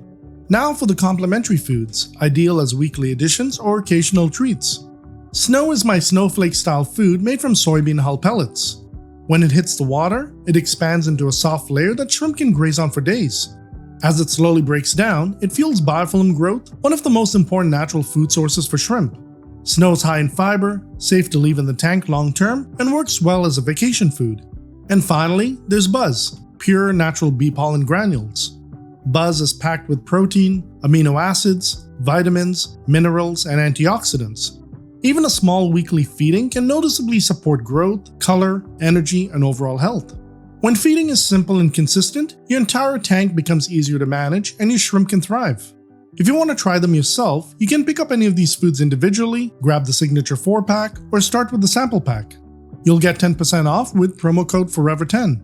Skittle Squad members on Patreon also unlock exclusive member pricing, along with behind-the-scenes access and deeper insight into everything happening in my aquariums. You'll find links in the description and pinned comment below. One of the most common questions new shrimp keepers ask is, how often should I feed my shrimp? And the honest answer is, usually less often than you think. Shrimp are not meal-based eaters. They're constant grazers. In a healthy established aquarium, shrimp spend most of their day feeding on biofilm, algae, detritus, and microscopic organisms growing on surfaces. Supplemental food is meant to support that grazing, not replace it. Because of this, shrimp do not need to be fed every day to stay healthy. In fact, feeding too frequently is far more dangerous than feeding too little. It's almost always better to slightly underfeed than to overfeed. Shrimp have fast, simple digestive systems, and excess food quickly turns into waste. Uneaten food breaks down into ammonia and nitrite, which are both extremely toxic to shrimp, even at very low levels. Many feeding-related shrimp losses are actually water quality issues in disguise.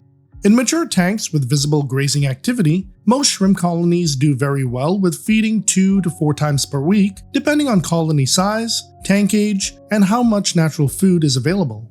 Personally, I feed my aquariums every other day and rotate through different foods to provide variety without excess. Breeding setups or tanks with very large colonies may require slightly more frequent feeding, but still in very small amounts. Fasting is not only safe for shrimp, it's healthy. Skipping a day or two of feeding allows shrimp to rely more heavily on natural food sources, reduces waste buildup, and helps stabilize water parameters. During fasting periods, shrimp don't stop eating. They simply return to grazing more heavily on biofilm and algae. This closely mirrors how shrimp feed in the wild. Molting is where nutrition really matters, and minerals are the part most people overlook. Shrimp need a steady supply of minerals, especially calcium, to rebuild a strong exoskeleton after every molt.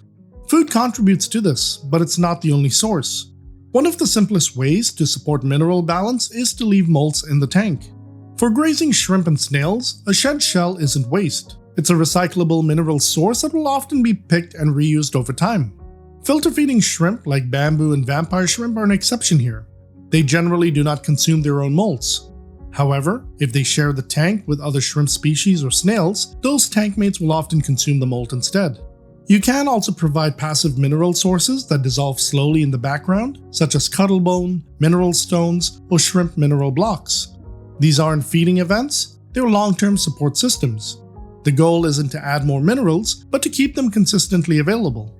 When mineral levels are stable, molts are smoother, shrimp stay more active, and breeding tends to be more reliable. Another important factor is tank maturity. Newly set up aquariums produce very little natural food, which means shrimp rely more heavily on supplemental feeding. As the tank matures, biofilm and algae increase, and feeding frequency should decrease accordingly. Many keepers never adjust their feeding habits as tanks age, which leads to slow nutrient buildup over time. It's also worth noting that shrimp can comfortably go several days without added food in established systems. This is why heavy pre-feeding before short vacations is often unnecessary and can do more harm than good. In most cases, a healthier shrimp tank is better left alone than over-prepared. What matters most here is observation. Healthy shrimp should be active, grazing throughout the tank, and responsive to food when it's offered, but not frantic. Feeding frequency isn't about following a strict schedule. It's about responding to what the tank is already providing. When you let the aquarium ecosystem do most of the work and use food as support rather than a crutch, shrimp thrive with less effort and fewer problems. Even when food type and feeding frequency are right, problems can still show up, usually because of how feeding is handled. That's where the most common feeding mistakes come in. Most feeding problems in shrimp tanks don't come from bad intentions. They come from feeding without fully understanding how shrimp actually eat. Shrimp are opportunistic grazers that thrive on balance, stability, and natural food sources. When feeding goes wrong, it rarely shows up right away. Instead, it tends to appear later as stress, failed molts, or water quality issues rather than obvious hunger. Overfeeding and leaving excess food in the tank is one of the fastest ways to destabilize an aquarium. Shrimp need very little supplemental food, especially in mature tanks where biofilm and algae are already present. Excess food breaks down quickly, fueling bacterial blooms and releasing ammonia and nitrite, which are both extremely toxic to shrimp. Cloudy water, surface films, foul smells, or shrimp losing interest in food are often early warning signs. Feeding smaller portions, feeding less often, and removing uneaten food promptly is far safer than trying to feed through the problem. Feeding shrimp too often overwhelms the natural balance of the aquarium. Shrimp are not meal-based animals, they're built to graze continuously. Feeding every day, particularly in established tanks, can exceed the biological capacity of the system. Skipping feeding days allows shrimp to return to natural grazing and gives the tank time to process nutrients. Fasting isn't harmful to shrimp. In many cases, it's beneficial. Feeding too much protein for extended periods quietly creates long-term problems.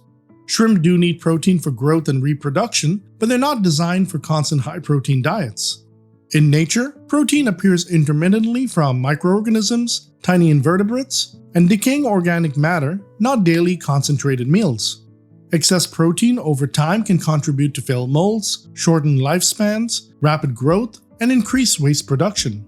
Variety matters more than pushing protein levels. Using the wrong type of food for the tank or species limits access to nutrition. Powdered foods are ideal for baby shrimp and filter feeders, but can cause issues when overused in low-flow tanks. Large pellets may be convenient, but they can exclude juveniles or filter feeding shrimp entirely. Food choice should match how food moves through the aquarium and how shrimp physically access it, not just what's easiest to add.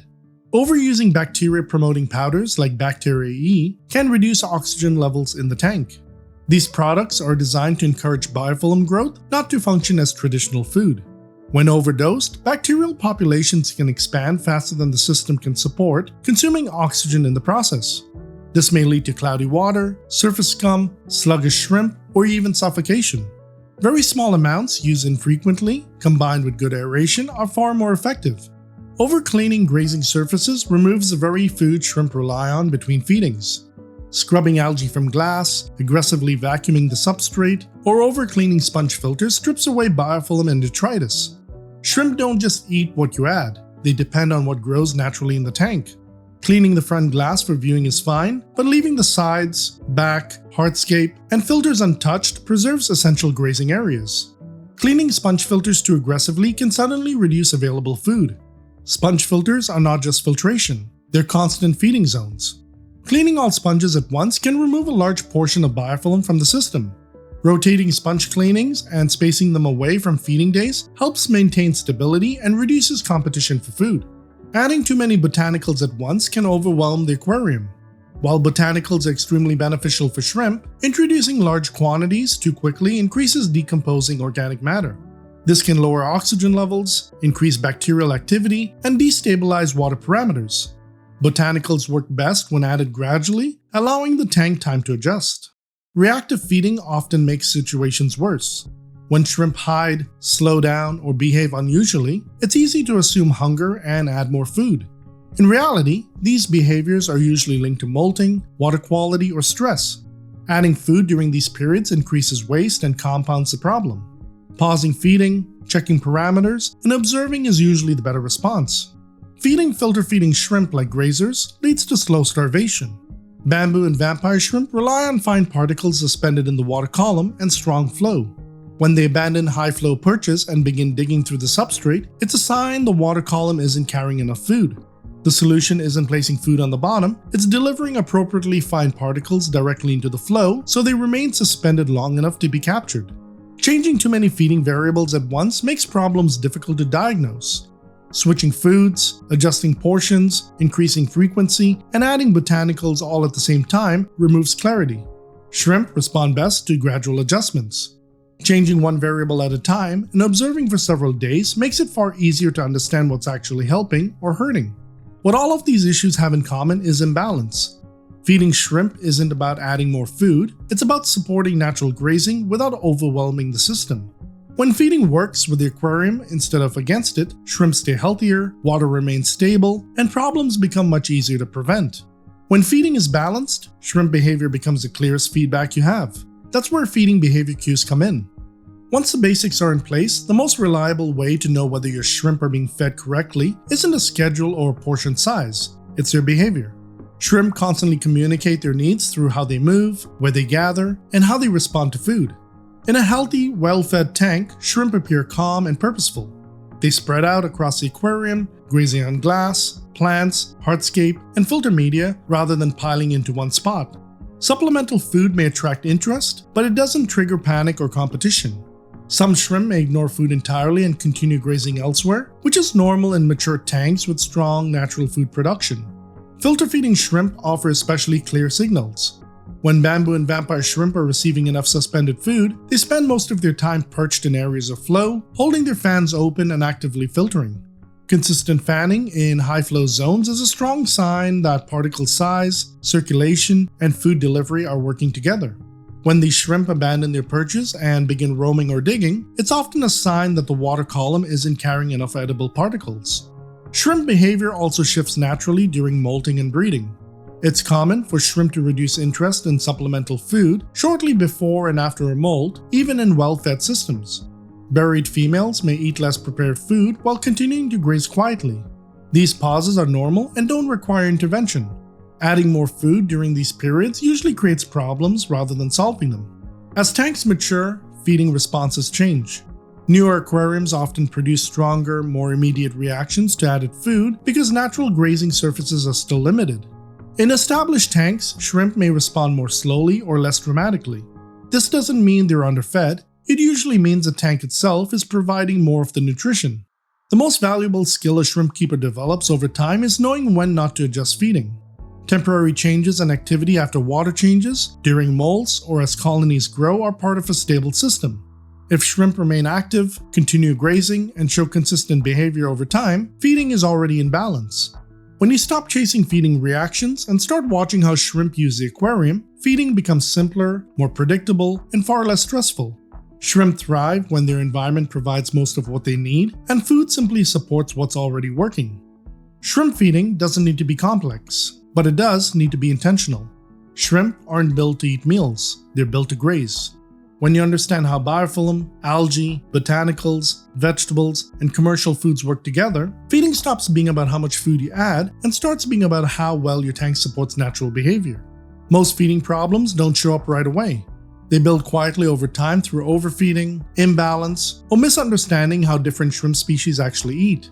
But when feeding supports the ecosystem instead of fighting it, shrimp stay healthier, molt more reliably, and reproduce more consistently. If you found this video helpful, let me know in the comments what foods or brands you use in your tanks. I'd love to hear what's working for you. Now, if you're setting up an aquarium and want a complete step-by-step guide, including how to keep shrimp healthy and thriving, check out these videos next. And if you'd like to take your shrimp keeping further, you'll find links to my premium shrimp food collection in the description and pinned comment. For access to everything happening behind the scenes, you can join the Skittle Squad on Patreon. I'd love to have you there. I'm Andy. Thanks for watching, and I hope I made shrimp keeping a little easier for you. I'll catch you in the next one.